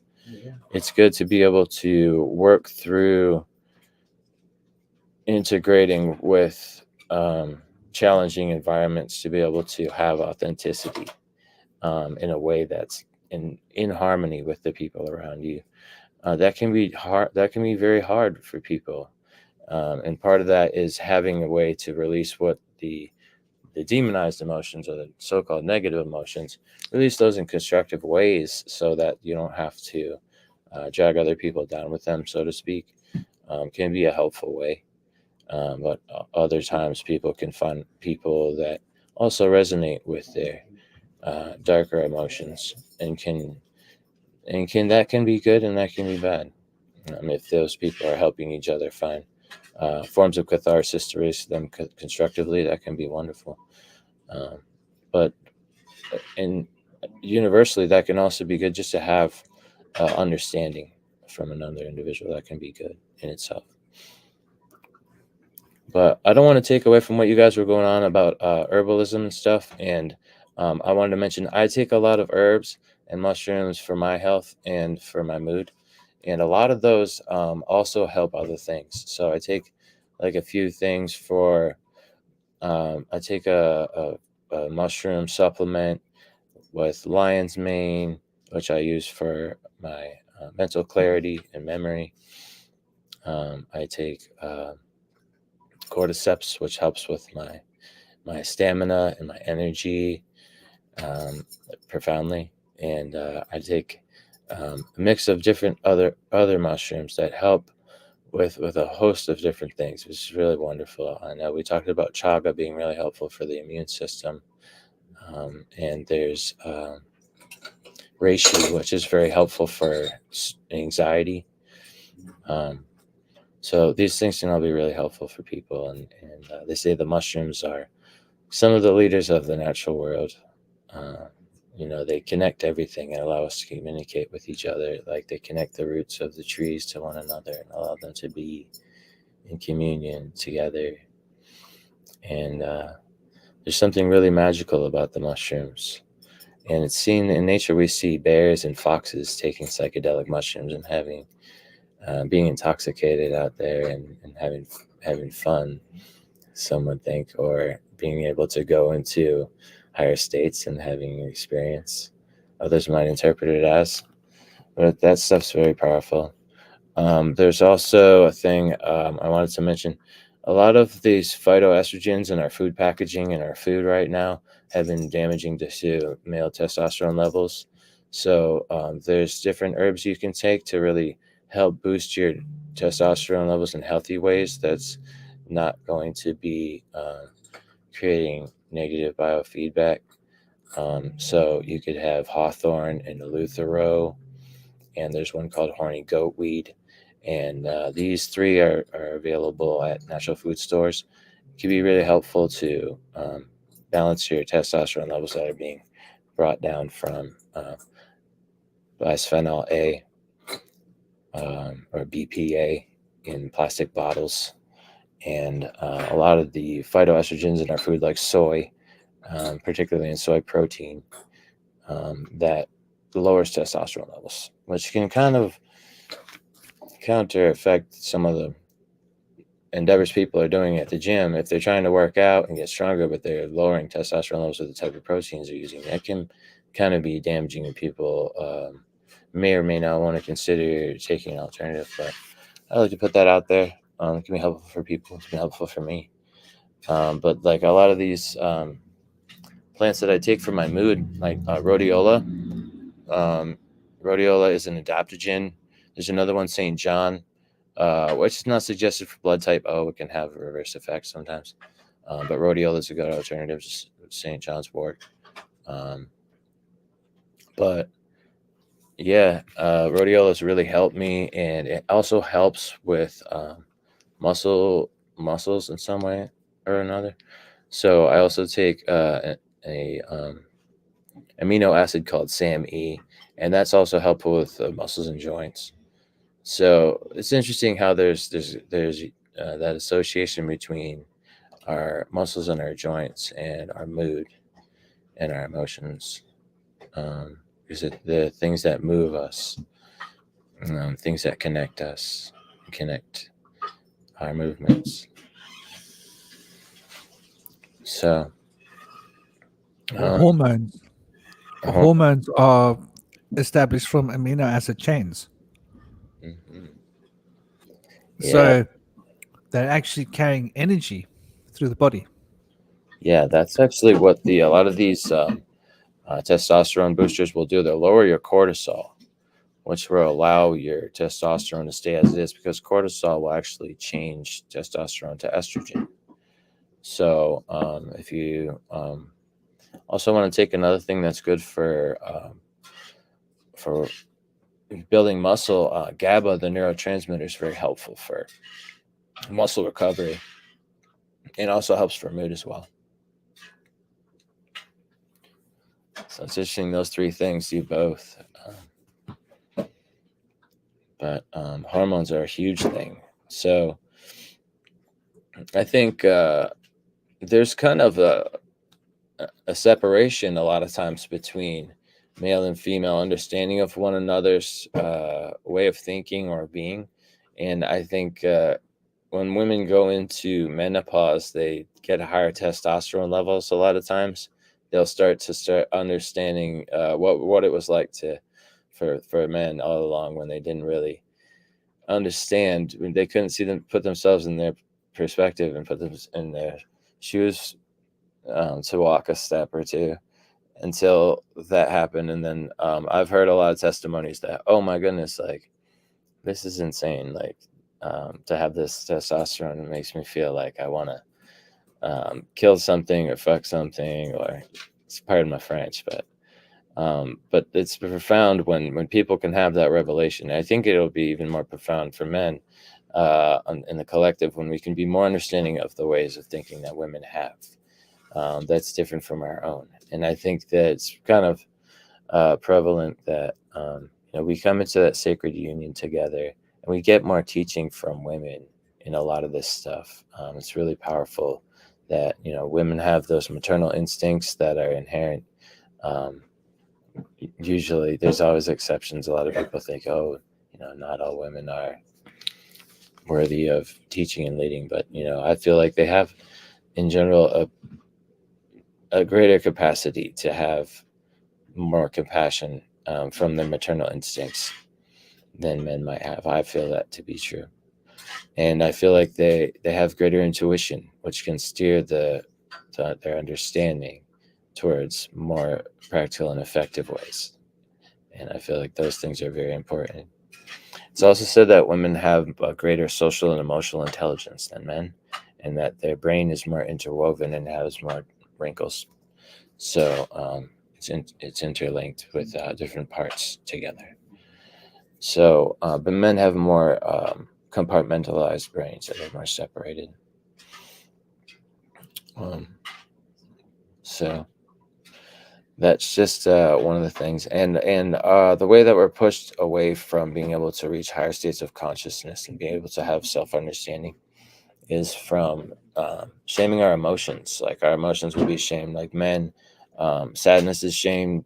Like, will be it's stigmatized for men to cry, and for women it's stigmatized for them to show their anger, and so that shuts down their left brain, and not being able to cry will shut down the right brain, and not being able to use the right brain, which is the creative, intuitive side, makes it hard to understand and pick through misinformation and disinformation and find the truth, or something that's based in actuality. So there's a lot of misinterpretations out there to go through. But all this stuff is valid. Everything is, if it's real in someone's mind, it's real in the world in some way. We can access greater understanding from piecing all of those different understandings together and integrating them, or seeing each one for itself as well. What do you guys think? Is there real individuals in the world of the soul that's like one soul, an individual, or is it all the oneness? Or is there some kind of integration? I like to put that question out there. I think it's a mixture of both. That's what I've been kind of playing with. So I've been playing because there's this idea of like, you know, you can think of the infinite as a sort of a singularity, or you can think of it as a kind of what's the opposite of a singularity? A multiplicity, just a kind of infinitely separated parts. I've been playing around with this idea of what if God is not only transcends like space and time, but transcends quantification itself. The idea that you can limit God to a quantitative sort of variable, like a one or a multiplicity, and that which, you know, lies beyond quantification, this like deep, incomprehensible infinite. I think if there, you know, when it comes to God, it's more aligned with that nature. And I kind of wanted to touch on something else you said about the idea of like oneness. And I think the way I see it is that this multiplicity and this oneness have a kind of a dialectical symbiotic relationship, and that my personal point of view is that the oneness cannot exist without individual sort of perceptions to kind of collectively sort of like create an omega point and make the singularity. But likewise, without that interconnective oneness, you can't really have individual perspectives either, because then it's just like, you know, there's no life. It's just kind of a void. And so it kind of goes back also to that, you know, I guess you can also think of it too, like when you think of the idea of there's a universe being a one thing or it being multiple things, it's kind of that masculine feminine dynamic, and it's the combination of those. And like it's trying to view those 2 points of view simultaneously as if they both exist at once, which is like, but that's how I look at that. The idea that it's not really something you can quantify as being a one or a many. It's kind of both at the same time.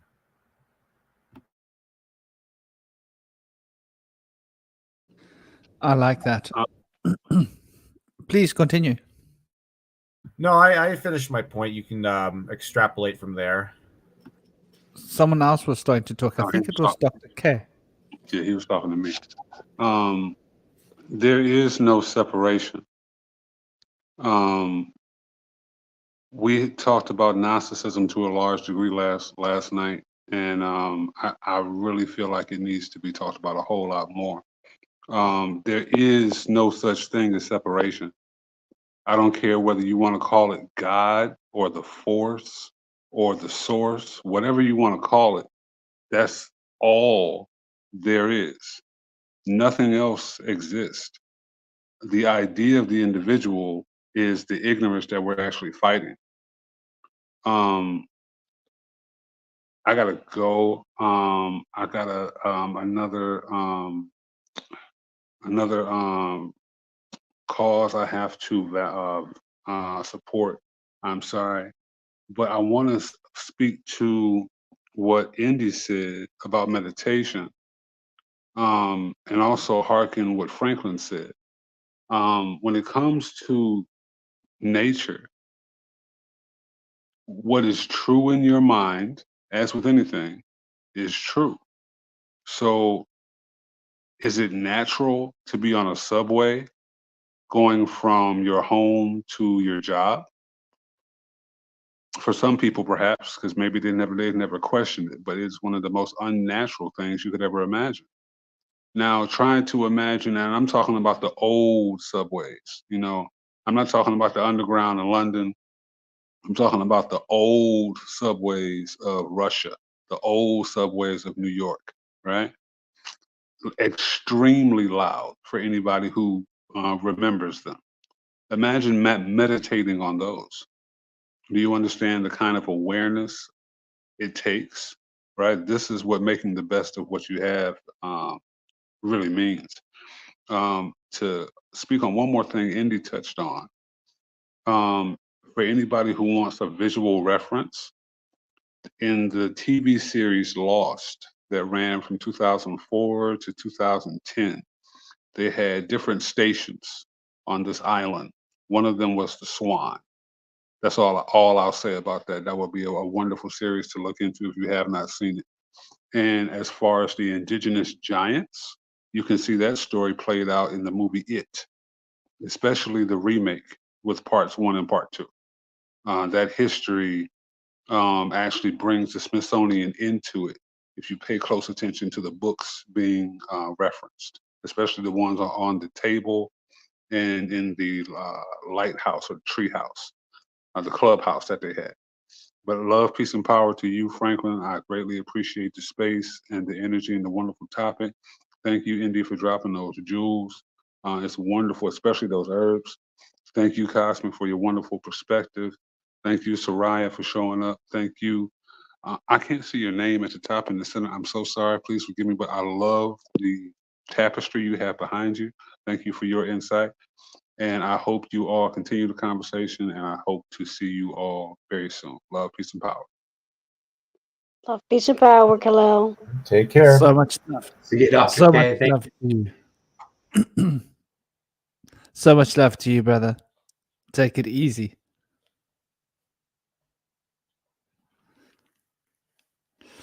Yeah.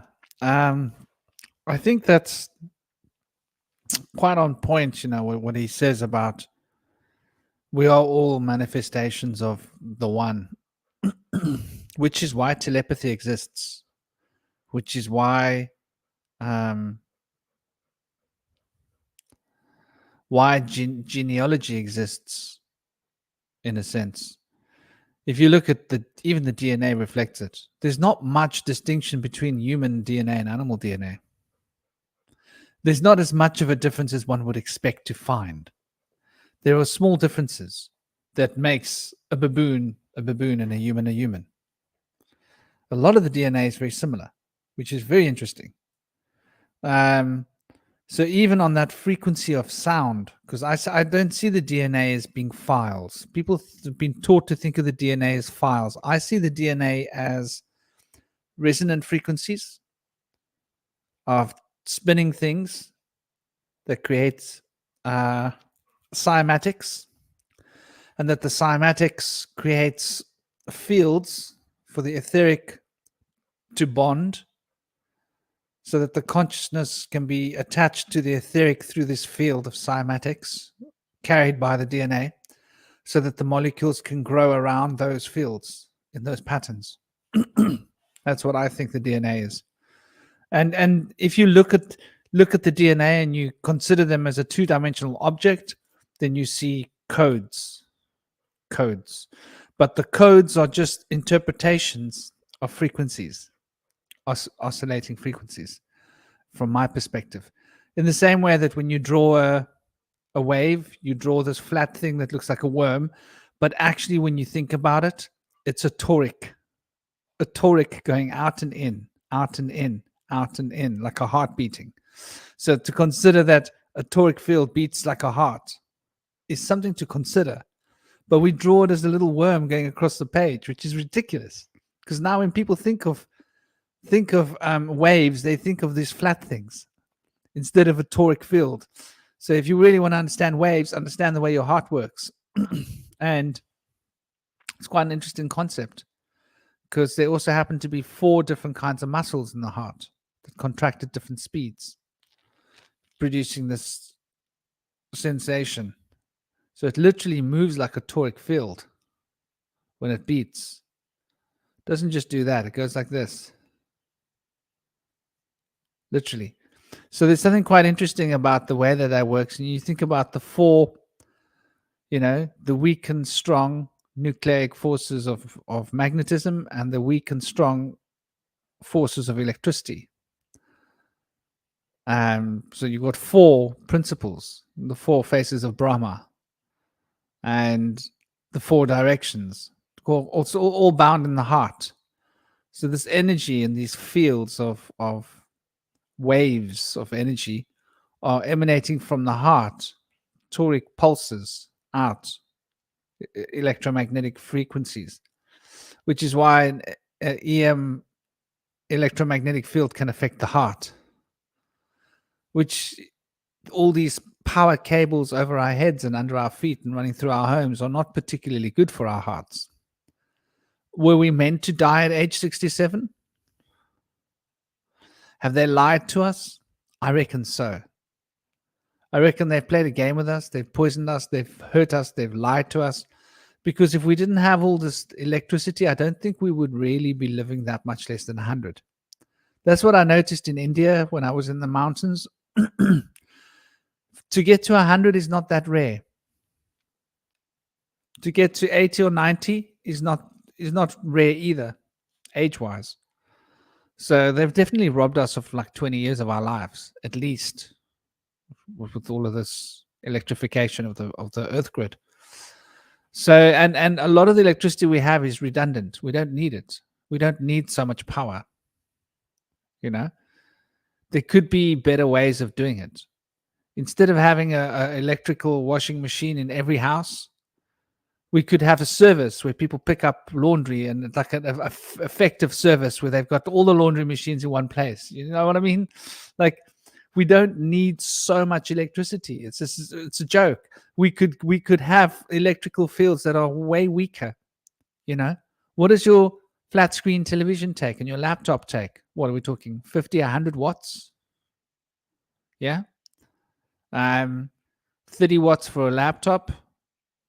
Lights, these days, lights are taking 5 watts. Yeah. So when you start thinking about it, that we're running so much power through our houses, it's really overkill. You know. Yeah. In South Africa, we cook with electricity. It's just how it's done.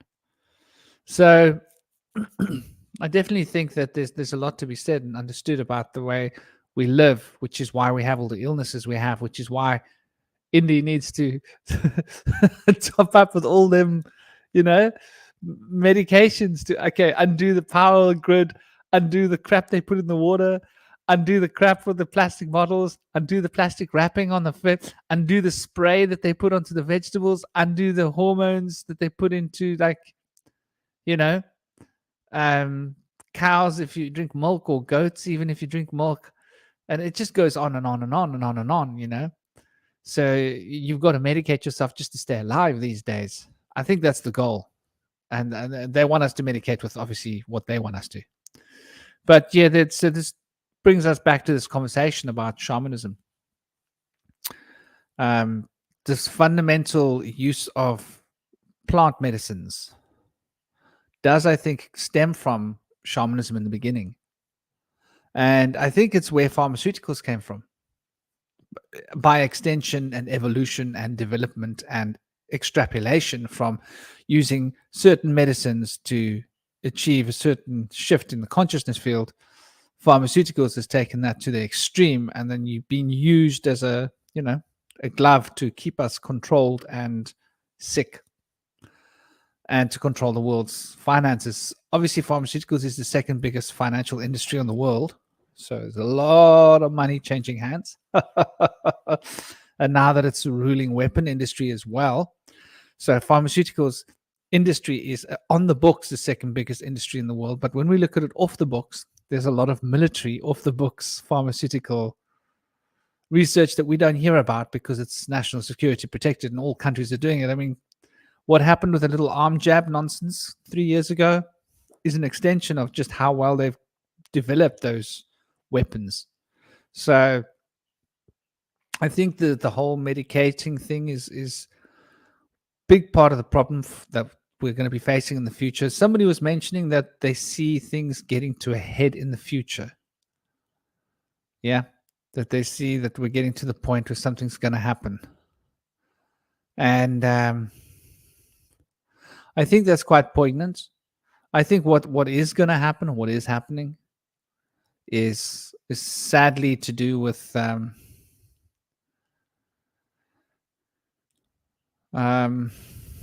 transhumanism. That's the big thing.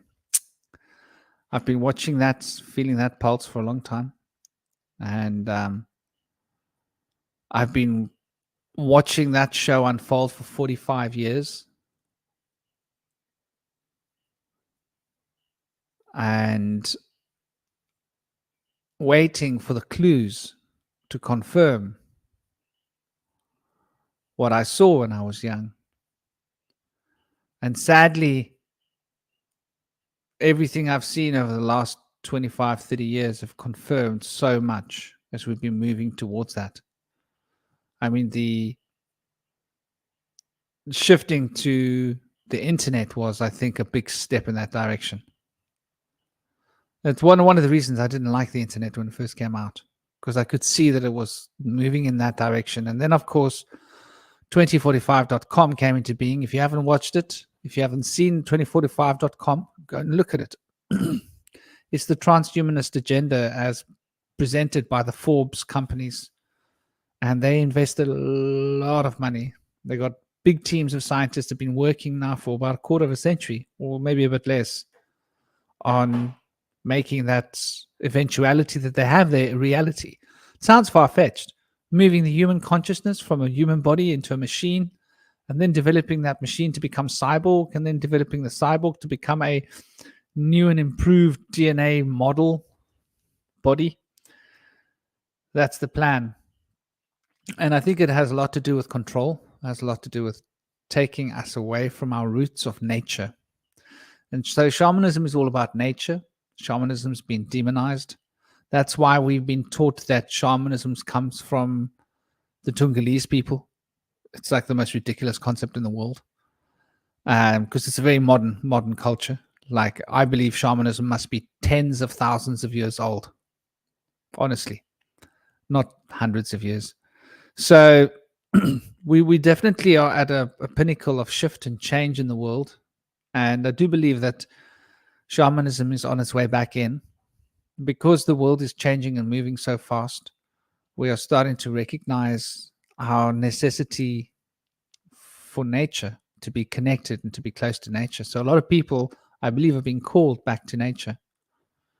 And somebody mentioned the name of shaman, and I thought I'd touch upon that.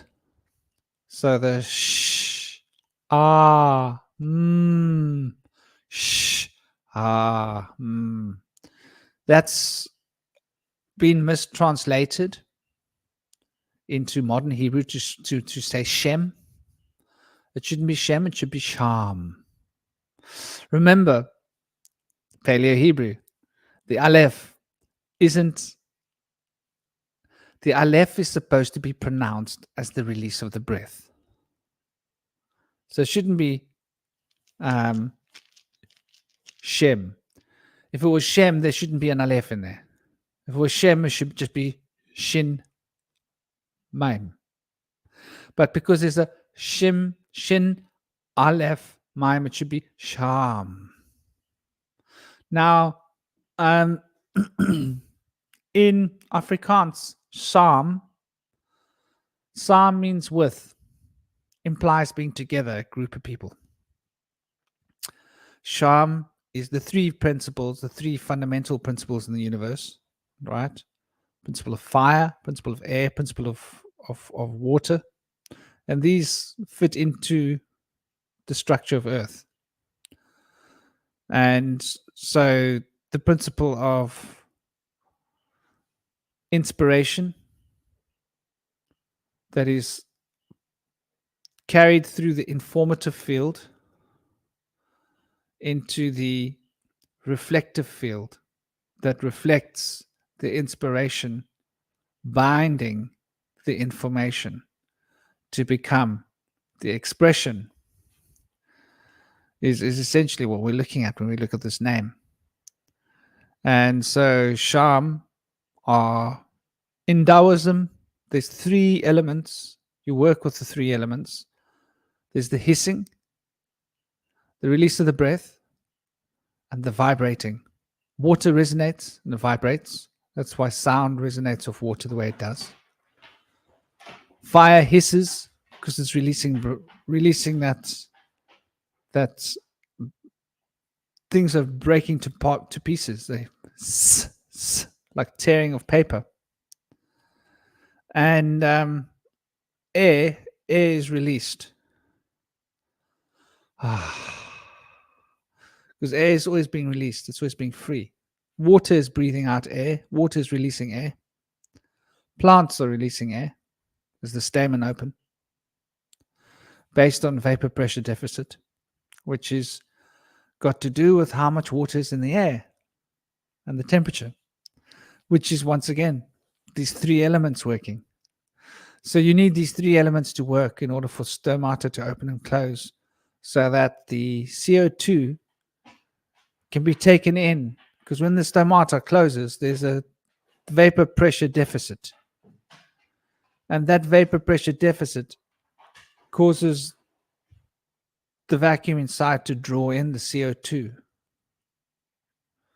And with the vapor, and it then closes once the pressure has been reestablished to balance.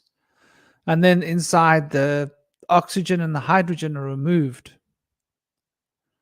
The carbon is used as a base to build onto. And so the amino chains and the sugars can be built onto the carbon base. And the oxygen is released out. And the hydrogen, well, that's the energy. Hydrogen is the energy source. So you've got this constant flow of these three principles that are fundamental to all life, fundamental to structure of consciousness, universe. And the sham is also the name, as it is called, the name. So when we speak about names, we're speaking about the concept of these three principles. And this goes back to the word of God created the universe. The universe came from the word. First it was a word, the name. These three principles are the name. And it's the way that the resonant field is able to regulate. So the word sham from shaman is quite profound when you think about it. And when you add the nun onto that, right, you're adding the fish to the end of that. It takes those three principles and it brings it into living context, because it's now transformative. The transmutation, which is present in the nun, which is the principle of transmutation, life and death, is embodying those three principles. So the shaman is actually that which brings life. If you really want to go into what the word actually means, it means that which brings life. If you break it down into its hieroglyphs. So those that study the arts of life-bringing principle would go into nature, because nature is where you're going to find the life principle. So the name of sham from shaman is quite an interesting name to break down and to really look at it and to see those three principles. And it's rooted into Scorpio, for those of you that are interested in the astrotheology of it. It's rooted into Scorpio, and the final Scorpio is obviously the death card of the tarot, which is quite interesting, which is from the hieroglyph of the fish. And so it takes us to think about Emmanuel and the resurrection and the fish, how that's relevant. Why the sign of the fish is the sign of the religion, and why the Pope wears that fish hat. Yeah. So there's a lot being suggested here by the powers that be and those that are organizing the religious front, which is basically institutionalized shamanism from my perspective, or an attempted reorganized and revamped the old stories have been retold and embellished, as the metaphor goes, turning the occult sciences into what they are, coming from the roots of shamanism, in order to develop a more embellished form of religion that can be used to control people. So shamanism is, at the roots, from my perspective, is how people were controlled, which is why we see, I think, so much of this occult lately in our Hollywood. I don't know. I'd put it out to you guys. What do you guys think about what's being presented here?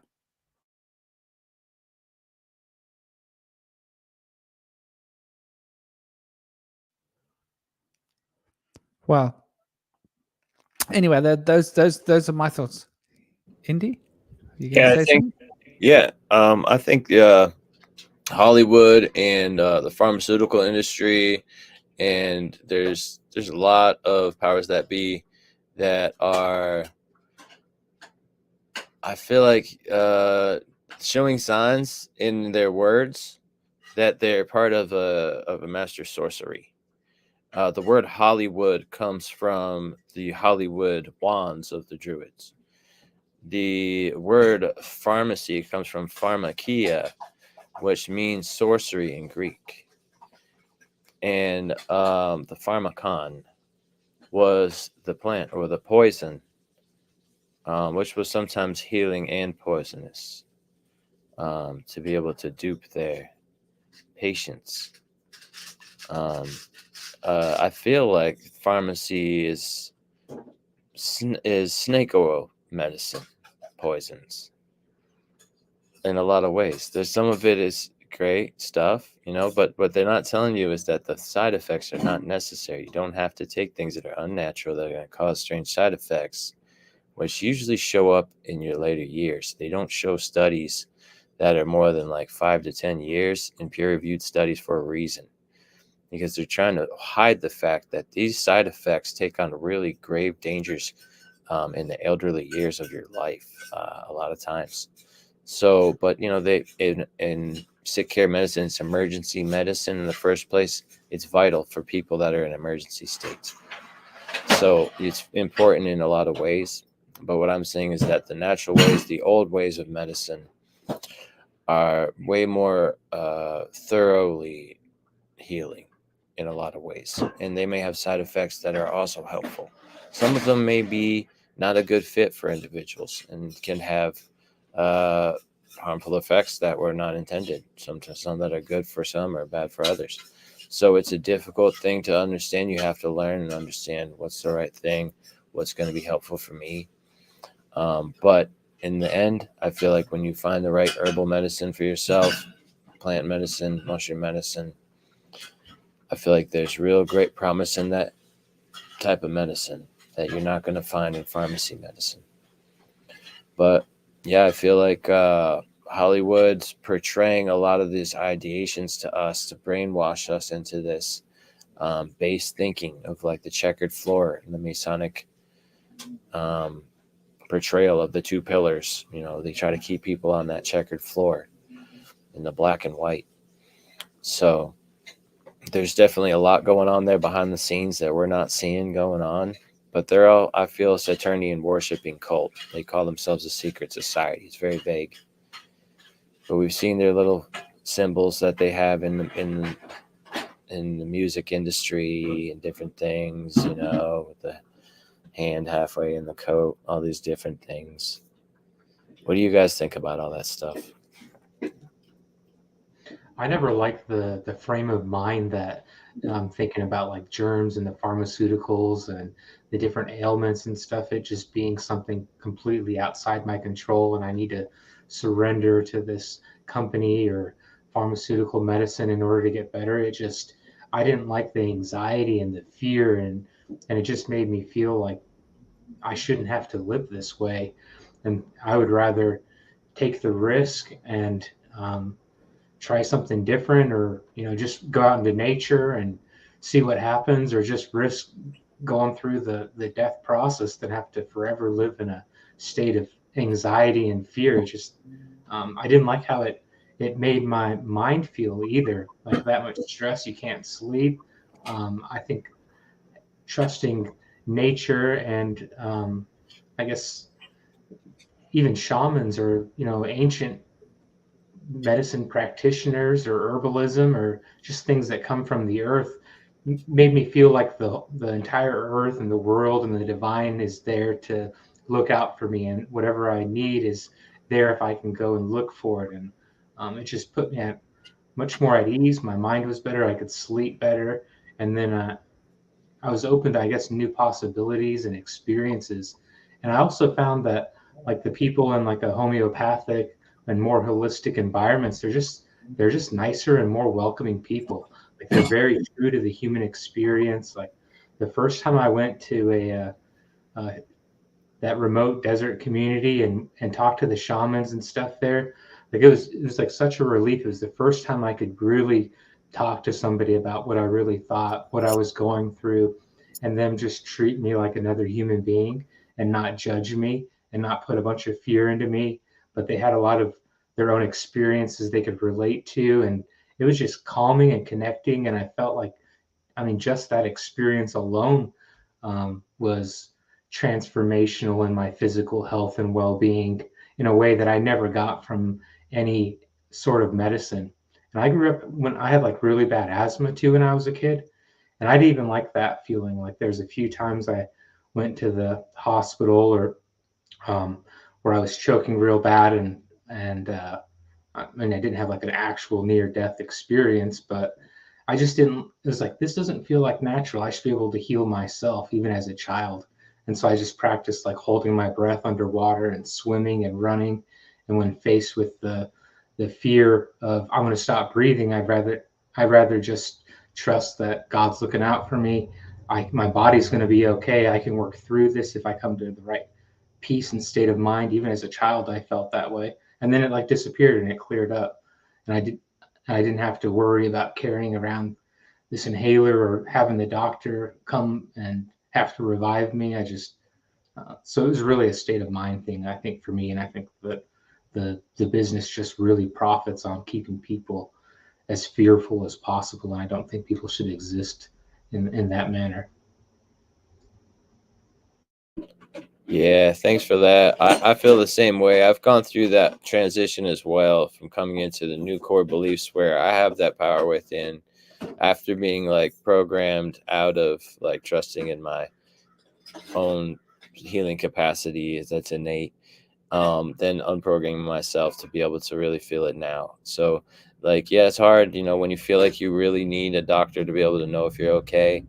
They say that sometimes when, a lot of people are in that state, they'll show up and they're okay when they arrive because they feel like that's what they need to do to know innately and within that will make them okay. And that the placebo effect is really what's working there. And once one can realize they don't need to go there, a lot of times it needs to be companioned with the fact that someone did research and knows now what they can work with to heal themselves. You can't just kind of step away from Western medicine into the dark and be like, I can do this and I'm just going to try something.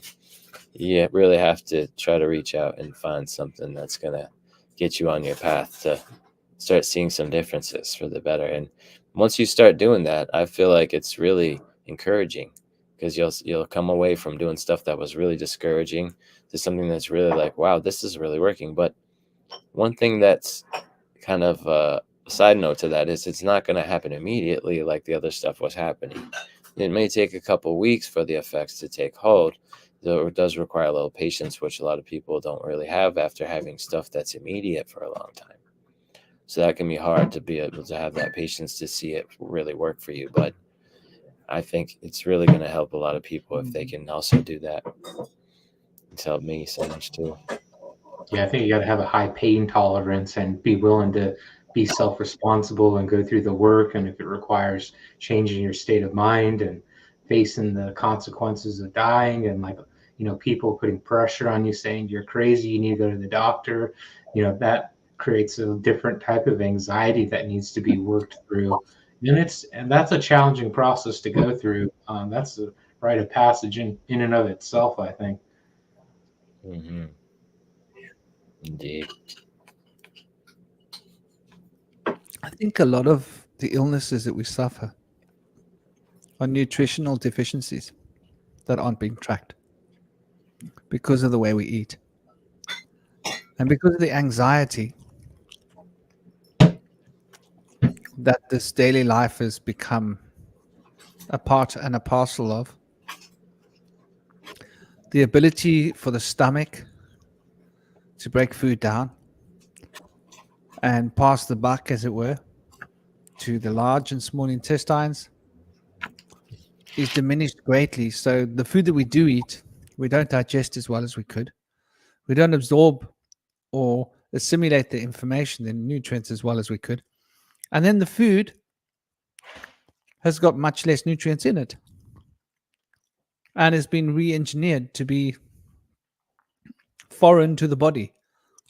And when you add all of these things up, and then there are blockers that are put into the food as well to prevent us from tasting and being able to fully assimilate the food. I reckon most people are getting malnutrition. And it might just be one small mineral, one small salt that you're not getting that will cause a chain reaction in the body to produce an illness. So I really think that food is the most fundamental medicine that we need. And it's the one that we're not taught about. It's like my boy. He's never been sick. Touch wood. He's had like a little tummy ache or something, but it doesn't last a day, you know? It's like half a day. He's never been to the doctor. And children shouldn't be sick. Children shouldn't actually go to doctors. If children are going to doctors, there's something wrong because we're feeding them wrong. Yeah? And because he's never been sick or been to the doctor, he's so much stronger than other children his age. Like much stronger. And I saw him playing with a little boy on the beach the other day that's similar age to him. I get worried. I can't just leave him to play with the boy because he'll break the child. Literally break the child. I'm like, you can't break the child. Come on. Like, you can't push him because you don't know your own strength. You push him, he goes flying. He's over there. He's falling down. Like, you know, his body's not as tough as your body that he can, you know, take the impact of falling down so much. So it just is what it is, you know. Unfortunately, we've been taught to live in a really, really toxic way and eat toxic food. And still to this day, people give their children Coca-Cola. What are they thinking? Because that's going to destroy your child's stomach, right? And the intestines. So your child will never really be able to digest food properly once you're drinking Coca-Cola. So there's definitely a conspiracy. Anybody who says there isn't a conspiracy isn't paying attention. So how does this tie into shamanism? I think we've been taken so far out of nature that we can't recognize nature anymore. And that's why the shaman aren't around anymore. Yeah. Not in the way they used to be. I think shaman is a rare thing. People that have been called to nature feel that inspiration to embrace that path. But most people, they aren't. Yeah. They don't recognize and realize how important nature is. And Indigo, come on. No. That's my golden retriever. Yeah, so I do think that there's a lot to be gained from studying nutrition. I think because of the world we're living in, most people should study nutrition because it's going to bring us back to our shamanic legacy of being in tune with nature, of being able to discover that principle within us, which is the living principle, which is the principle that the shaman's supposed to be able to bring forth.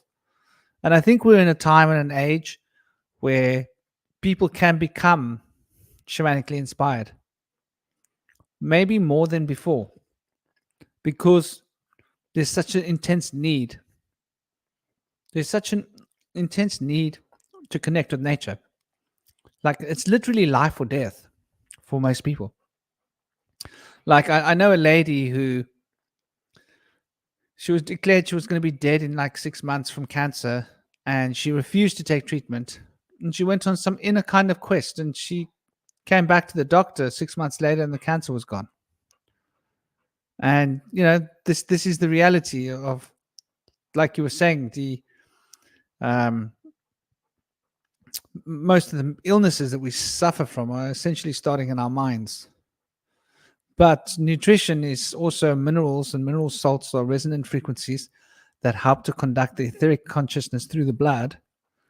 And so the consciousness will be limited by the minerals that are in the blood and in the bones that can produce the resonant frequencies required for particular thoughts to be able to resonate through the system in order to activate the correct DNA, so that the astral and etheric vibrational fields can be in tune and synchronized to the thinking principles that are moving through the physical flesh in order to form the flesh to what it is. It's a bit of a mouthful. There's the animals, like I think it's the mountain goats and everything. They'll travel great distances and climb up insane mountains or an actual dam just to get some licks of salt. So animals know too that you've got to make sure to get the right salts or electrolytes or minerals in order to have the proper function. So I definitely think there's a balance between the nutrition for sure. Definitely not something to dismiss. A couple of years ago, I did it's called a rucking event, but basically it was like a 12-hour overnight weighted backpack event. And I did not have the appropriate electrolytes for that event. And I suffered the consequences because my muscles spazzed and locked up to the point that I was immobilized. And luckily, one of the other guys was like, hey, here's the salt packet with some electrolytes. I had that, my muscle released, and then I was able to keep going. But sometimes I have gotten to that point where I'm like, it's all my state of mind. I can just push through it. And then my body is, like that instance is like, nope, there's some things that you need to provide for me in order to function properly. And if you don't do it, then you're going to suffer the consequences and learn your lesson. So don't be that arrogant. That reminds me of a story from when I was much younger. Gosh, how old was I? We're talking about 1993. 1992? 92, 93. And yeah, 93, something like this. And I was in a club and I was dancing. In that time, I think, what was that club playing? I can't remember. Might have been a kind of like intense progressive house, but like deep progressive. And I used to go wild, obviously, like my whole life. I've always loved dancing. I've always loved the flow with to flow. And I fell down on the floor and my whole body was spasming. And everybody was thinking this guy's like having an OD on drugs. I was like, I'm not on it's not drugs, dude. Like, and nobody could hear me because it was loud in the club. And people were like trying to like help me. And I was like, oh, you guys are wasting my time. And I had to sort of crawl to the bar and pull myself up to the bar. And I couldn't even stand. And I was like, salt. And like, they looked at me like I was crazy. I said, I need salt. And they gave me salt. And like, I took a whole pile of salt in my hand. I just licked the whole pile. Licked the whole pile of salt and got water and just washed it down. It was disgusting. And 10 minutes later, I was back on the dance floor. And people were like, what? Like, because everybody thought I was having a drug OD, right? And so this just goes to show how powerful that salt stuff is, having the salts in your body. When you run out of salts, when you've sweated out all your salts, your muscles just seize up. It's like a car without oil. Yeah. It's just a mess. But yeah, definitely, like you say, the electrolytes, the different minerals, so important. And I do think that being in nature has sort of given me insights, because I used to live in nature. I used to be in nature all the time. And living barefoot on nature, having to ground my energy in the earth when you walk and feel the resonance of the earth beneath you. You can feel where the animals are. Yeah. Like, you start to pick up these frequencies, and so that you don't step on something like a snake. Yeah, like you're walking, and for some reason you have to stop walking. You go, I can't step. Oh, there's a snake. Do you know what I mean? Where if you'd been wearing shoes, you would have just carried on walking and stepped on the snake. You would have been dead. I got into barefoot hiking this past year, which has been a really fun experience. I had known some guys that were into grounding, and I think that whole movement's kind of gained a lot of steam recently, and people are getting more into it. And me, I'm like, well, I'll go try barefoot hiking, take it to the extreme. And it took a while before my feet kind of grew the calluses required in order to desensitize it enough. But I had some really like very ecstatic experiences because it channeled and required all of my focus to use my feet and the various sensations to navigate the ground.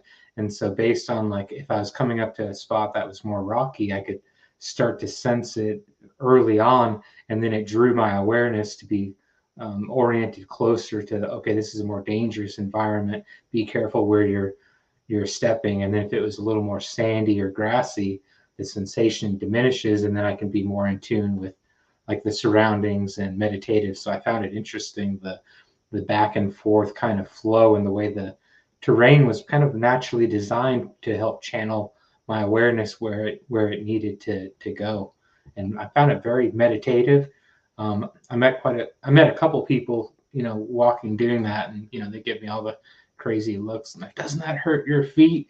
It's like, look at this crazy guy out here barefoot hiking. But then I found there's actually quite a few people that actually do that too, and they go on runs barefoot and they hike barefoot and or live in the jungles barefoot. I was watching a documentary, and in the jungle they prefer it because if you've got shoes, then you're going to get like the trench foot.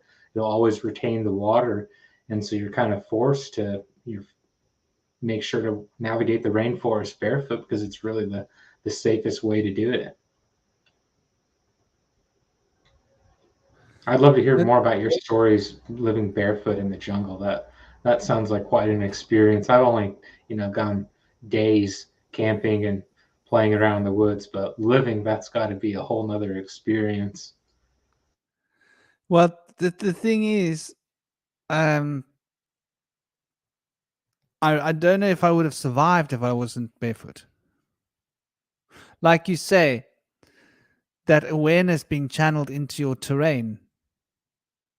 When you're in the wild and you're like far away and there's nobody, and there's not going to ever be anybody, then you know that getting bitten by a snake is death.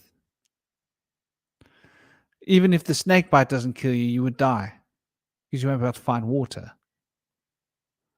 And, so, and if you're disoriented, you could have another kind of an accident.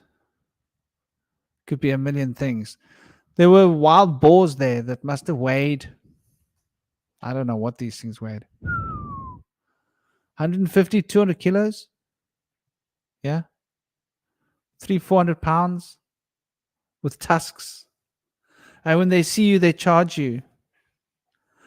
But they don't actually hurt you. They just charge you. They're testing you.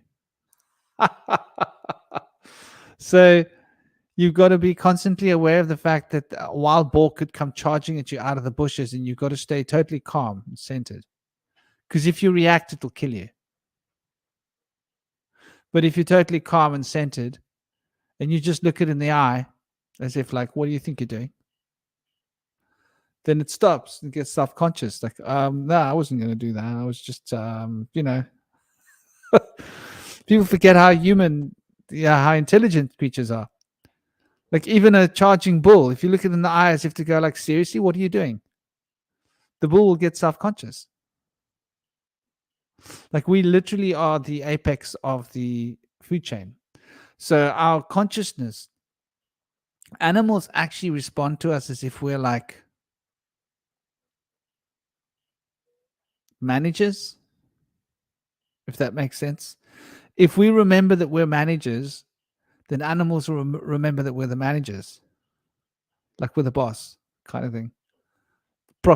proxy for the boss, if that makes sense, as a metaphor.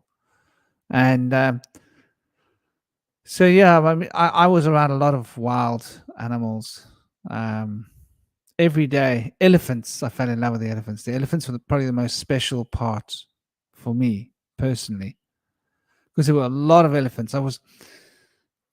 The jungle where I lived for a long time, which was probably the most beautiful place.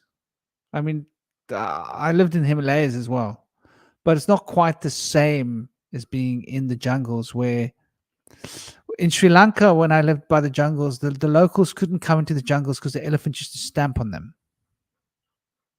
They used to get killed. A lot of local people who lived there got killed trying to come into the jungles. Trying to come a little, there was like a line where they're not allowed to cross, and the elephants would maintain that line. So obviously there was a lot of superstition around. People would see me going into the jungles. They'd be like shouting for me to stop. Like, no, you can't go there. The elephants are going to kill you. And I'd smile and just carry on. I'd go in, and they'd be like, a month, 2 months later, they'd see me come back out barefoot with a backpack to come and get like lentils and rice. Because it's like I lived about 17 kilometers inside the jungle from the tiniest little village on the outskirts of the jungle, if that makes sense. So I could just in one day come back and forth to get rice and lentils. Basically what I would get, different kinds of lentils and rice and flour, different kinds of flour, which I could make porridge with. There was stuff to eat in the jungle too, but I used to, there wasn't sufficient, if that makes sense. And I didn't have enough clue of everything that I could eat, but there was quite a lot of stuff that could be eaten, like wild vegetables, wild fruits, berries. There were probably more edible things than what I'd realized in those particular jungles. But so yeah, every like 1 or 2 months, maybe 2 months, I'd come out, and then I'd get like 40 kilos, 45 kilos of stuff put on my back and walk back into the jungles barefoot. And so there was this like, I don't know, I think I became a bit of a urban legend to the local villagers. Like there's this white guy who lives in those jungles. And it wasn't funny though, because a lot of people got killed by the elephants. But the elephants were like my friends. They're my buddies. And so I'd walk in the night. Yeah. Start walking at like 4 in the morning, 3:30, 4 in the morning to get out. No. Maybe I start walking about 5 in the morning. And then stay in the village until it's about 3 or 4. Because the sun would get pretty intense. And then walk back. So it would probably get me back there at about 8 or 9 at night. Yeah. So I'd be walking in the dark. And no torch. No light. So spend a lot of time in the dark. Never used a torch. Never used a light. The only light that I used would have been a fire for cooking. My toilets were, I used to go and find the anthills. And the anthills are on rows. They make their ants on rows, yeah? Because they follow the electromagnetic currents of the earth. So where there's low frequencies where the toric field is going into itself, that's where the ants will put their colonies, because they have to be able to grow mold, because they eat mold, right? They're farmers. So the ant colonies that go and find the old ant colonies, those were my toilets. Just get a good log and chop off the top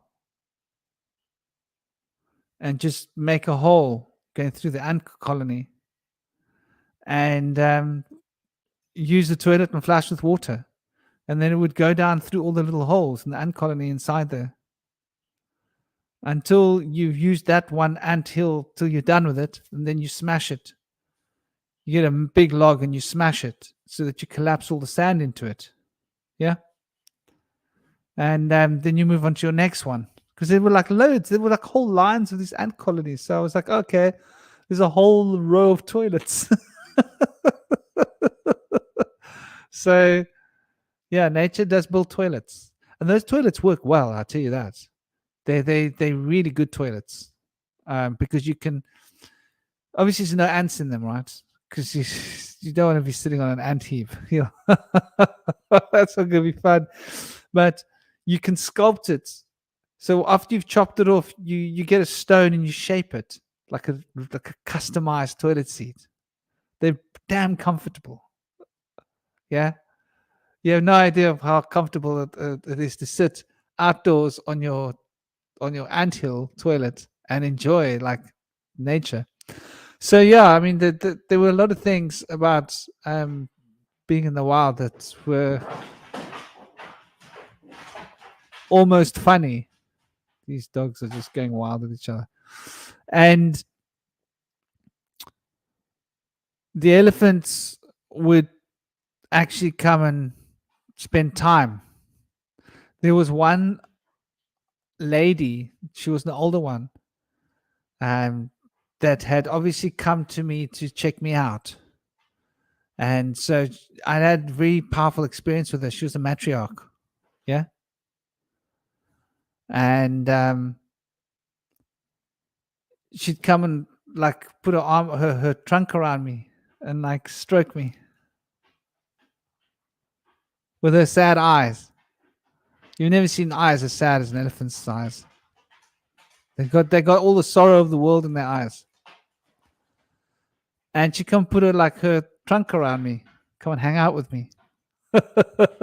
She became my buddy.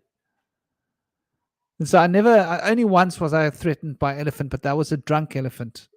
One of the bulls that were not getting what he wanted during the mating season. He had somehow been not lucky enough to get a mate.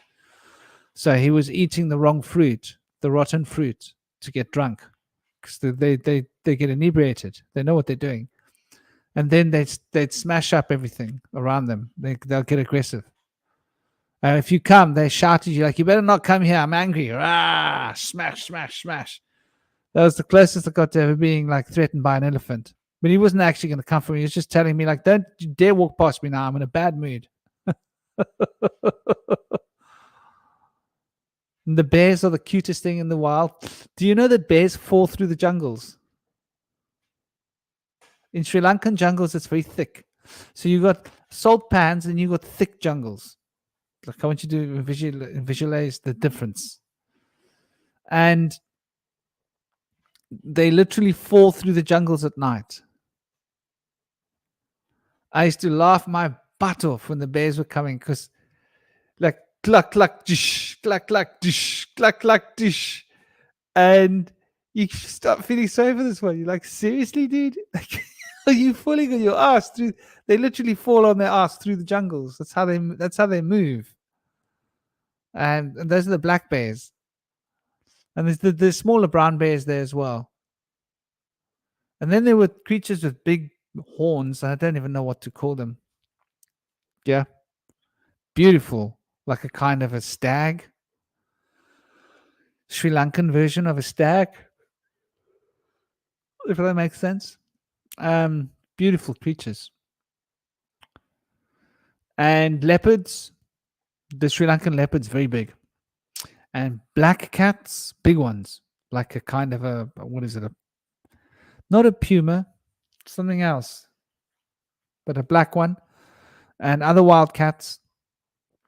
Monitor lizards. Some of them big, huh? Like 6 feet. Like big monitor lizards. Crocs. Lots of crocodiles.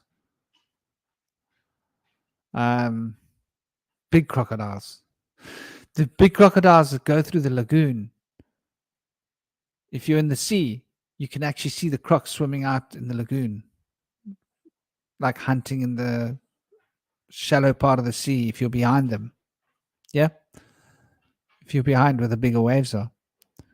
So, and they're big. Huh? You see them going across the water. It's a bit scary. There were lizards. Oh my gosh. So I used to spend a lot of time with the lizards. I found them fascinating. Because I've always found like I loved snakes, so I connected with a big snake in the wild. That was like one of my initiations. Was a big snake, and when I mean big, I mean 20, 25 feet, like a big snake. And somehow I ended up with the snake in my arms, and we were French kissing.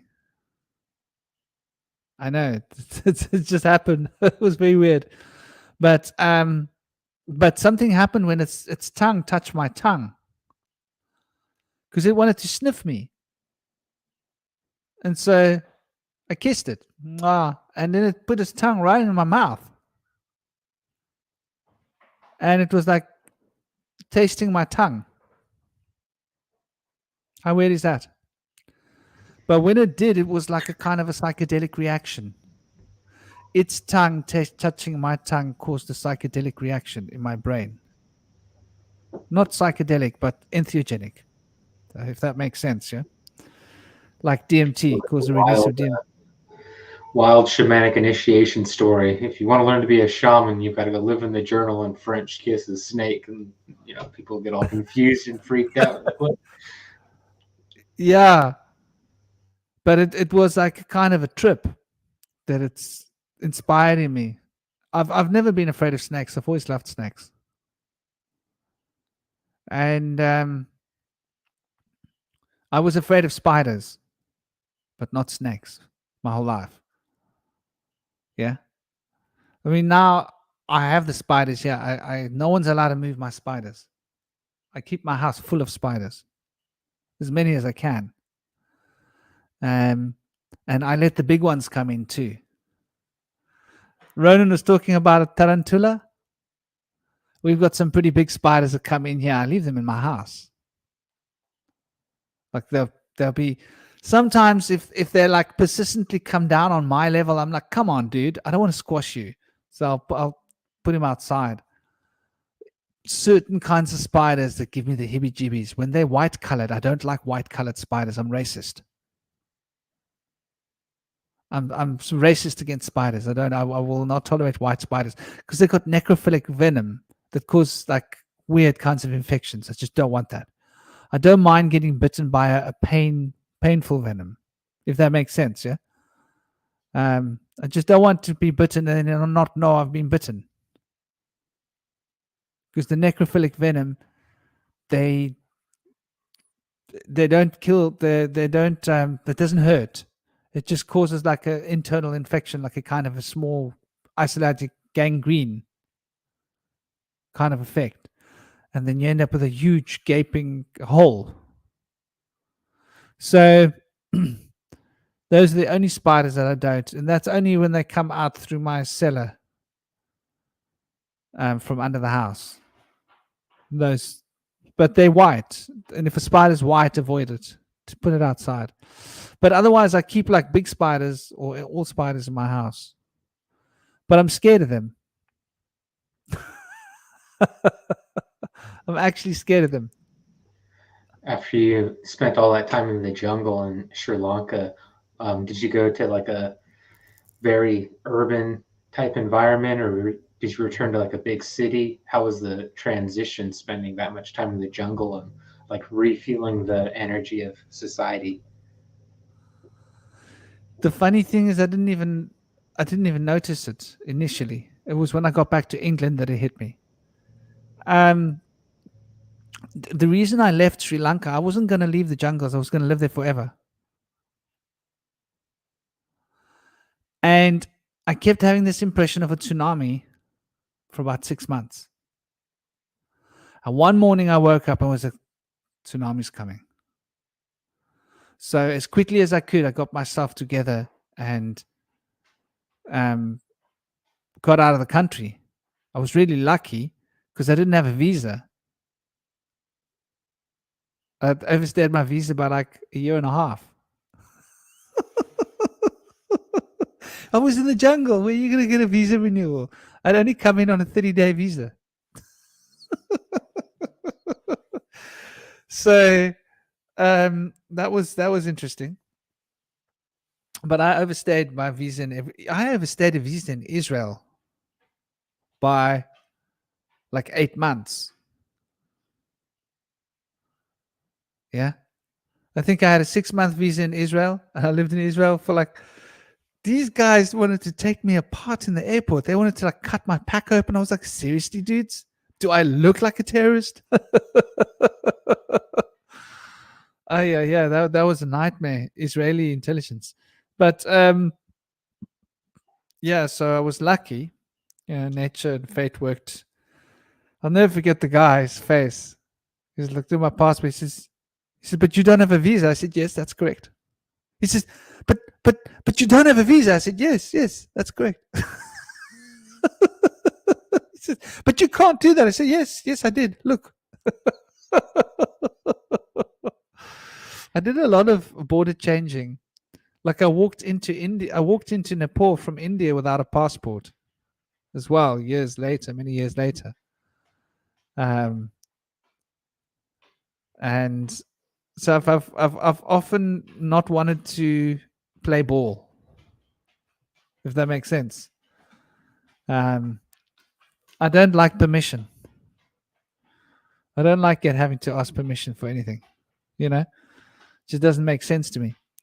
So yeah, I had this premonition of this tsunami, got out of the country, got into England, managed within a few days to get to England. Yeah. And 2 days later, the tsunami hit. So I was like outrunning a tsunami. And I was telling people like there's a tsunami coming, and people were like, oh yeah. People didn't believe me. But so yeah, I didn't feel it on the way out, but I felt it when I was in England.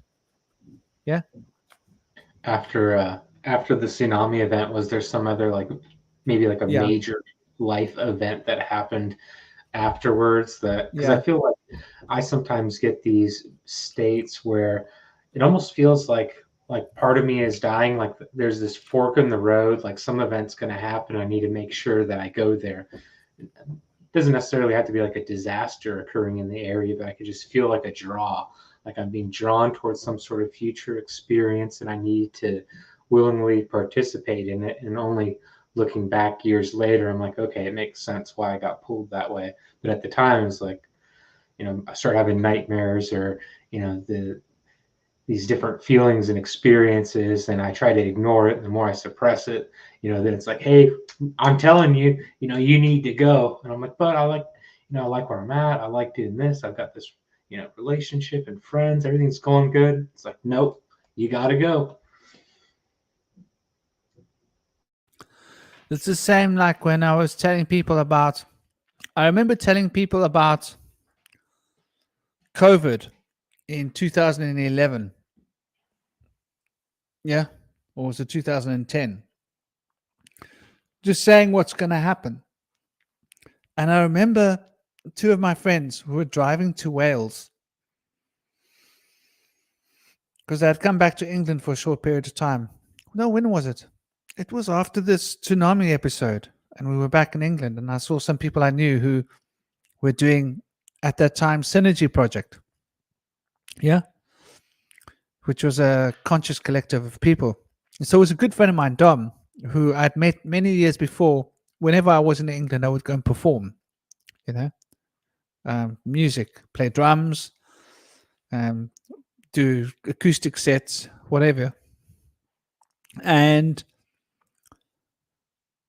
I remember how these people reacted to me. They were like, that's the most negative thing I've ever heard.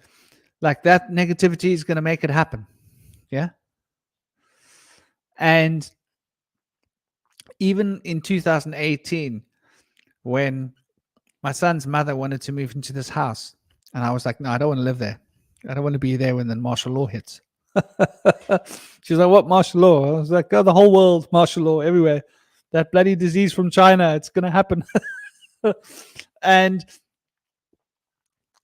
she didn't believe me. And I'd mentioned it to a number of people, not too many people, because I've learned over the years, if you have a premonition, don't tell people. They don't want to know. Isn't that funny? People don't want to know. So fair enough. They don't want to know. They don't have to know. Can't force people to know what they don't want to know. But so I knew exactly what was going to happen, how it was going to happen. That's how I know that UK and America funded it. Yeah. That it was a weapon launched in China. Because I knew that years before it happened. That it was planned, that it wasn't an accident, that it was going to be America and the UK. They were going to test a weapon. They were going to use China. Chinese authorities were going to be in on it. The whole world was going to blame China. And they were all going to martial law all around the whole world and lock down everything, and people won't be allowed to leave their suburbs. They'll be stuck, not able to move. The whole world will. I didn't know that people wouldn't be allowed to work. I didn't realize it would be that bad. Yeah. But all the details, there'll be a flu. So when it happened, I didn't need to question what had happened, if that makes sense. Because I knew before it happened that it was happening, and I knew it was happening in the next couple of years, in 2018. I knew it to be like, I thought it would have been 2021 or 22, to be honest. Yeah.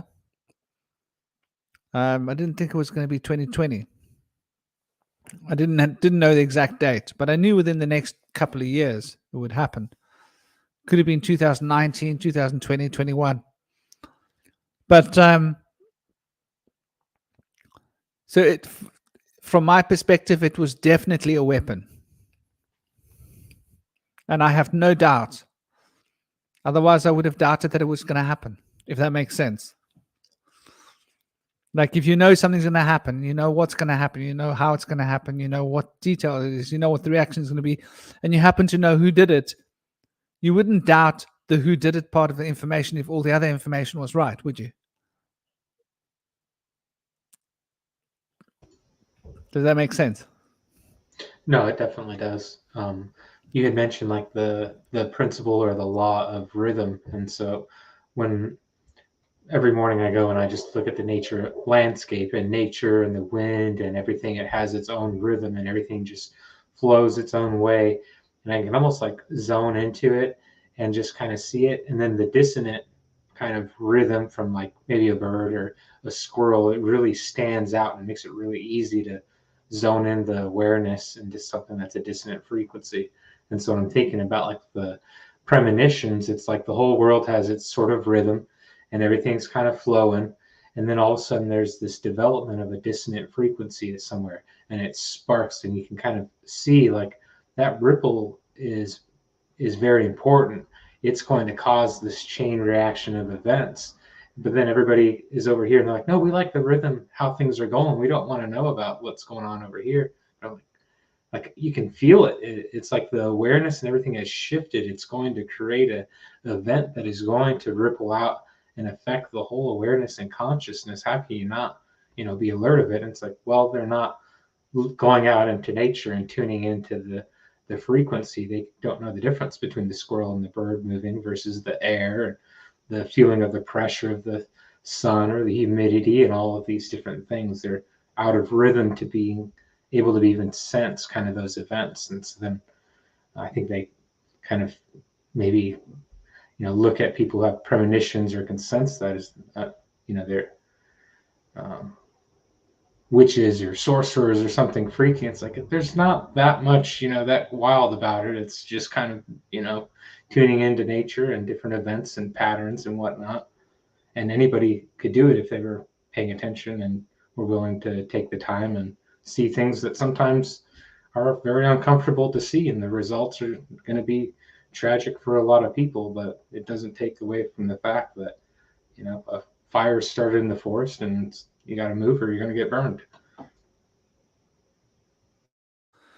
Yeah, that's interesting how you tune in. Like where I went to stay in Sri Lanka was a place called Kudumbigala. I found this place in the jungle because there was a water source there, an upward flowing river where all the animals would go and drink. And I was like, oh, I want to stay near the water. And I found a cave. Lived in the cave, was living there for a long time. And one day, there's this monk. I noticed these monks. And I noticed, hey, a few kilometers away, there's one monk there, there's one monk there. There were like 4 monks, Theravadist Buddhist monks living in the jungle. I was like, wow, that's pretty cool. I didn't know they were there. I always used to see these Buddhist monks, but not in the spirit. Yeah, cruising around everywhere around me. I was just used to them. And then I noticed there were actual physical ones. I was like, hey, those guys have got bodies. And I didn't think much of it. And one day, somebody comes there and they're complaining because the cave I'm staying in is a very sacred cave. It was the cave of a very important monk that lived there. And this place had apparently been inaugurated by the 2nd generation Aharit of the Buddha lineage. That means the ones that were initiated by the Buddha, the ones that were initiated by those ones, yeah, had started this place. And it was like a very sacred place. But that one cave that I'd stayed in was a cave that was only stayed in by the masters. So obviously, vibration. I was like, this is the perfect cave. I like the vibe in this cave. This works for me. So I've been staying in that cave.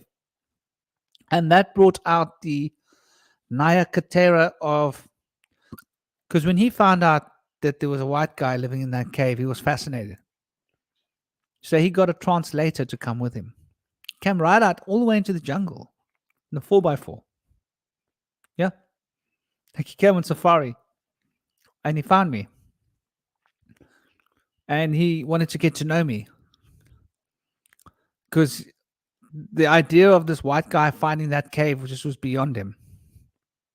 Yeah. And staying in that cave. And then he found out that I was meditating. Because I would meditate for like 12 hours a day. So, he obviously wanted to meet this guy. Like, who's this guy? And then he came and we got to know each other. There was always his translator with him. And he could speak like a few words of English. A little bit. And the one day after we'd been speaking, he said, I want to try something with you. And his translator went one way and me and him sat down. And he said, the whole idea was he was going to chant a mantra and I can chant with him. I didn't learn it. He never taught it to me. So we started chanting this thing together and he stopped and I carried on. And I must have carried on for about 10 minutes. And apparently I had recited some sutra that only him and 3 other people in the world knew. The most secret sutra that there was to the Theravadan tradition. It's like there's no way I could have known this. So he was convinced that I was a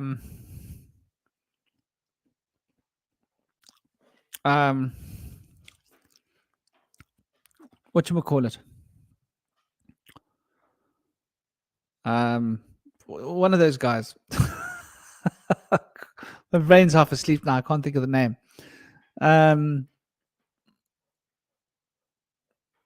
Yeah, maybe I'm not meant to remember the name.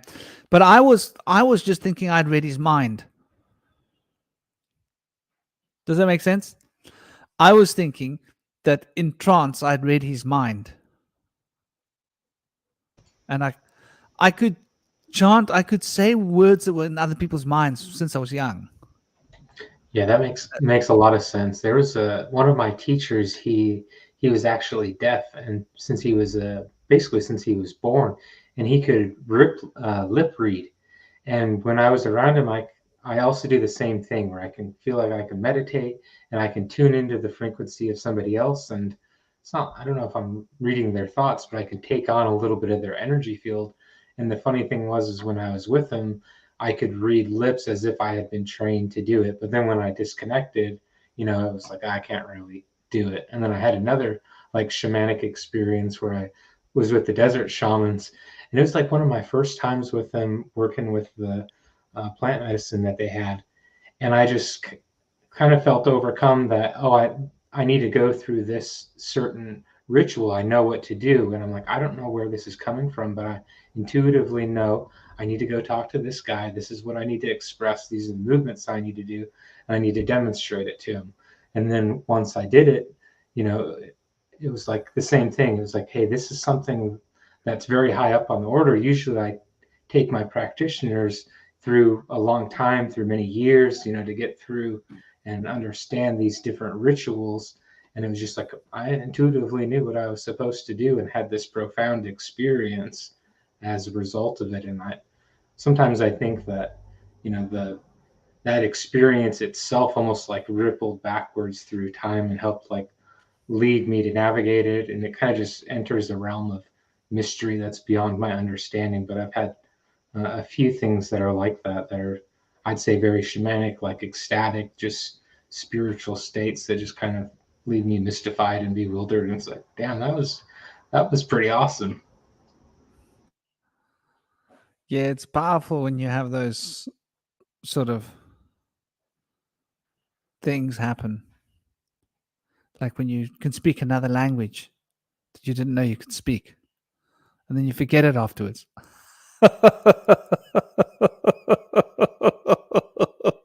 You speak a language you can't speak, and then you forget how to speak it, like halfway in the middle of a conversation that you've gone deep into. So I can relate to like that switching on and switching off thing. Sort of like when you're doing something and you want to show somebody, look what I can do, and you can't do it anymore. Yeah. Like you can do something and you can do it well and you can get it right. And you say, look at this. And the moment you try and show someone it doesn't work, it's like, damn. Let me try again. It won't work. The moment they go, you can do it again. It's a little bit like that. But Well, yeah, I there's have to get going, Franklin, but I just wanted to take a minute to thank you for inviting me on, and I really appreciate it, and all of the wisdom that you share in your videos and putting this space together. Definitely met and interacted with some incredible people, and thank you for your time and everyone that's been on today. Well, God bless you. Do you have to go now as well? I do. Thank you. Travel safe. Be well. Thank you for joining us. It's been an honor having you. Take it easy. Aaron, blessed be. So yeah, there's something to be said about those moments where we find ourselves. Oh, and I promised that this show is only going to go on for 5 hours. It seems like I've actually managed to do it. Who's with me, by the way? I'm here. I'm here too. I Haven't left. yeah, do please share. Share, Sarai. You haven't said anything. What's on your mind, my dear? I was listening to the show. Okay. Well, it's always lovely having your energy here. I noticed you've been sharing quite a lot of really lovely poetry lately. So obviously the sun flares are having it's full moon today, so it's very powerful Yes, energies. it's full moon today. So you can really sense the energies. But full moon energies, they don't draw me out and wear me out like new moons do. Yeah, that's interesting. Full moon tends to be very energizing. Yeah, especially if your zodiac is mainly based out of water signs. and you I feel it thought you were more. Gemini. You're Gemini, I'm yeah? a Gemini, but my other that's an air sign, but my other components within my entire zodiac are water signs. What are they? Scorpio and Cancer or Pisces. Cancer and Pisces. And is Cancer your ascendant or your moon? I don't know really. I mix them up most of the time. I have a feeling it'll be your moon. Interesting. Because Cancer rules the moon. That's why Yeah. the moon such a big effect for you, and the new moon would be affecting you the way it does. Stands to perfect reason. And it's interesting. And then Pisces on your ascendant makes sense too. Because you do have that Piscean energy. It's a very maternal energy, isn't it? Like you want to look Yes. after people. Yeah. Always Pisces always has to look after everybody. Like you got to be almost everybody's mommy in a sense. An indie brother. What is there that we haven't said that needs to be said? Panpsychism. The Sorry? idea that nature has a mind. Panpsychism, a movement that was started by Rupert Sheldrake.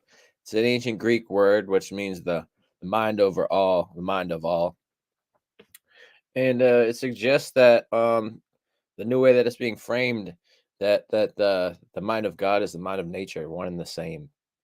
And so it's a new kind of a transition from the patriarchal God to a matriarchal goddess. Mother Nature has the one mind of all the cosmos, and we're within that mind. And so I think that's a powerful concept that can kind of integrate what we were talking about earlier, where there's the oneness and the multiplicity, and then there's that overarching infinity of all. And I've actually had an experience where I've been able to ascend through the moon and stars into the sun and across the cosmos. In the center of the sun, in astral projection, it's a singularity point where one can kind of venture out into all of existence. And it's mentioned by Madame Blavatsky, talking about the ancient sages, and by ancient Taoist sages, I would imagine Buddhist sages alike. And so that's a powerful experience. Panpsychism kind of articulates that there's a mind through which your mind can merge of all existence. And I've been able to merge with that mind. It kind of shows that we're considering ourselves to be in a point in flux, but there's a place where you can see where everything has already been crystallized and is whole and one, but it's not necessarily one path. There's many different timelines that are simultaneous. So this is just a beautiful thing.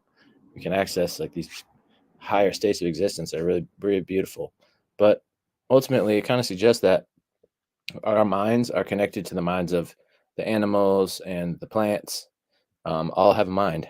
And it kind of relates to the Japanese culture, where they had this ancient understanding that everything has a spirit called a kami in Shintoism. And so there's a lot of similarities there between Shintoism and panpsychism as well. Wanted to mention that. That's lovely. I'd actually never really followed that before. But it does sort of make perfect sense because everything does fit into each other in a sense. Everything fits into it. So our minds fit into the frames that are a bigger mind. There's definitely group minds. I mean, you see them operating in a group of people, like birds. You know, when they fly, or ants. Studied the ants a lot when I was in the wild to watch the way the group mind works. And I realized then that I was dealing with one being when I was interacting with a whole colony of ants. Wow. And that one being is very intelligent, like us. What a thought.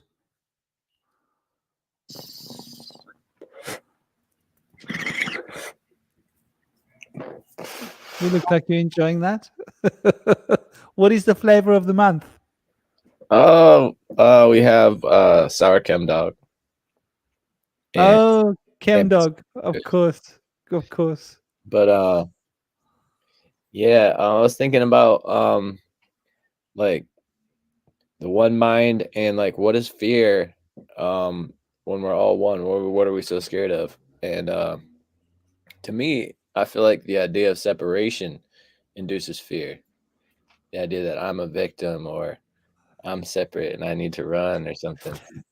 Dude, you are so stoned that your whole image looks like it's psychedelic. Like your whole image. Wait till you go back and watch this video. It's like you're beaming your state of mind through the camera, and the camera was making you look like a cartoon character for a moment. Yeah, This is it's gonna be a did you notice that as well, Soraya? Could you see that too? yeah. The smoke made you look like you were a cartoon character. Like you literally, it was like quite trippy. It was funny. Yeah, this Brilliant. keeps poking through the clouds. Yeah, the sun. Huh? So that's the other part of the story. I'm a You sentinel. know, the what keeps the rhythm. You know, the sun and the moon. We're dancing between the rhythm of the sun and the moon, essentially. So it keeps us alive. The sun and the moon is what directs it. So I do want us to end the show. I swore and I promised I was going to do it 5 hours and 5 hours. I'm going to try in future to bring them down to 4 hours and rather do sequels than try to push it for too long, if that makes sense. I like Because It does. 8 hours is just ridiculous for one show. It's daunting and intimidating to people. Yeah. Have you had They look at the guy, some 8 nasty hours. No, comments? no. That's too much. I don't have 8 hours. Do you know what I mean? It's funny that. My poor mother, she couldn't handle it. She was getting freaked out. She was like, these shows are ridiculously long. She's like, you should make them shorter. Poor lady. Go on, mom. It's only 8 hours. Or Yeah. if you happen away, then the 8 hours can be very easily reached. Yeah, man. To take it through there. So what have we got here? Take a lot. Blood work must be done. Check the best friend, Dr. Anil.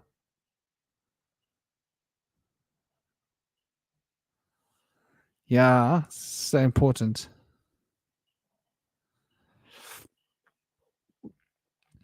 Well, it's been absolutely lovely. If there's last bits of information you guys want to share, now's your chance to share it. Indy, Soraya.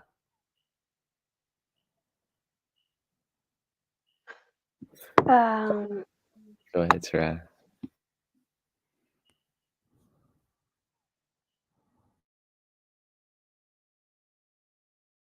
I don't know, really. I think everything has been said. There wasn't really much that I could add to what was said today.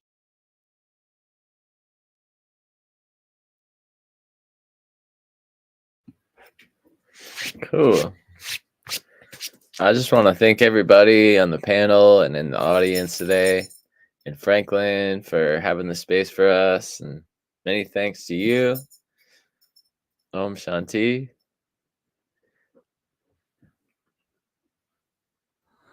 Thank you, brother. Mm-hmm. And thank you, sister. Dear Soraya.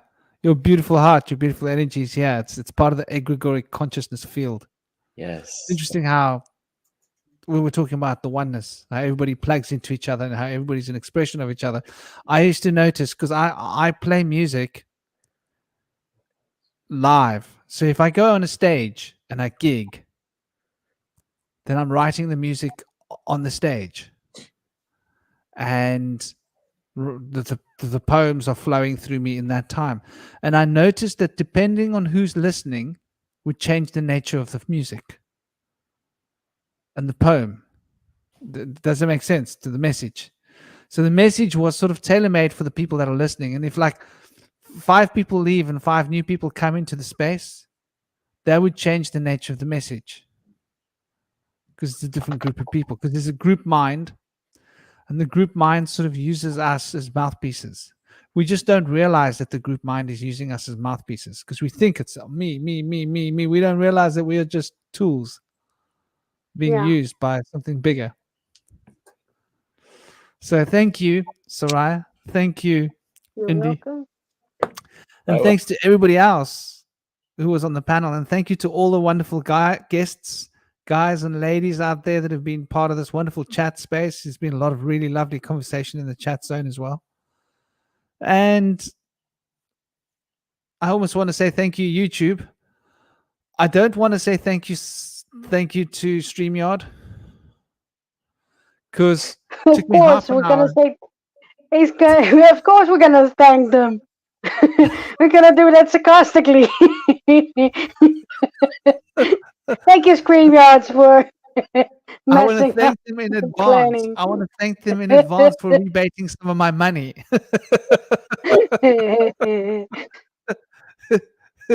Because I'm paying them for a service, and I didn't get access to my account. It took half an hour to get in. Because I updated my Google, I had to re-log in, right? And I was logged into my account on SoundCloud, but it was a blank account. So the event that I created wasn't there, and the billing history wasn't there, and none of the other recorded shows were there. It was just like an empty account, and they were saying like, "Do you want to upgrade?" I was like, "Upgrade to what? I've already paid you guys. You took my money on the 20th." They wanted me to pay again. I was like, "I can't pay again. I've already paid." So I went onto my other machine to check, and the other machine was on Firefox, and it was fine. But Firefox doesn't work properly on this machine. You use Google Chrome, do you? Yeah, I do. Yeah. If you use Firefox, it creates some kind of issues with the audio, by the way. And there's limited features with Firefox. You don't get all the features you do with Chrome. Anyway, that's an apology to everybody else that I was late. I was almost getting frantic. And I was getting so frantic that I walked through and I bashed my knee on my coffee table. Running up and down from computer to computer, because the other computer's in the other office. And and that's a really old computer. The voice. It's a really old computer, that one. You see? I So I can't really use it because the mic doesn't work, and it's running Windows. This machine I've got running Linux, and it's a super fast machine. It's got like 16 gigs of RAM. So it's a fast machine. That's why I use this one. It's got plenty of memory and plenty of space, and it's fast. Anyway, I'm sending you all so much love, both to the people that were on the space. Thanks to everybody that joined. Thanks to everybody that enjoyed. And to all of you that have come to watch. Hope you're having an absolutely awesome day, retrospectively, enjoying the recording. Take it easy. Smile. Don't forget, life is short. Om Shanti. Thank you, guys. Thank you, my dear. Blessed be to you guys. Have an absolutely awesome day and weekend. I think we might have to revisit this topic. What do you think? I think so. Yeah. Just touch the tip of the iceberg. Yeah, that's what I think, which is great, because now we can actually go and think about it and come back and regroup with new ideas. Anyway, sending you all so much love. Thank you. And you enjoy your sour chem dog, brother. I will. I can see how much you're enjoying that. Bless you. Bye-bye, dear Soraya. Good night, rest, Franklin. And you have a good day, Indy. You too. And you sleep well as well. Much love. Yes, I will. Much love. Bye.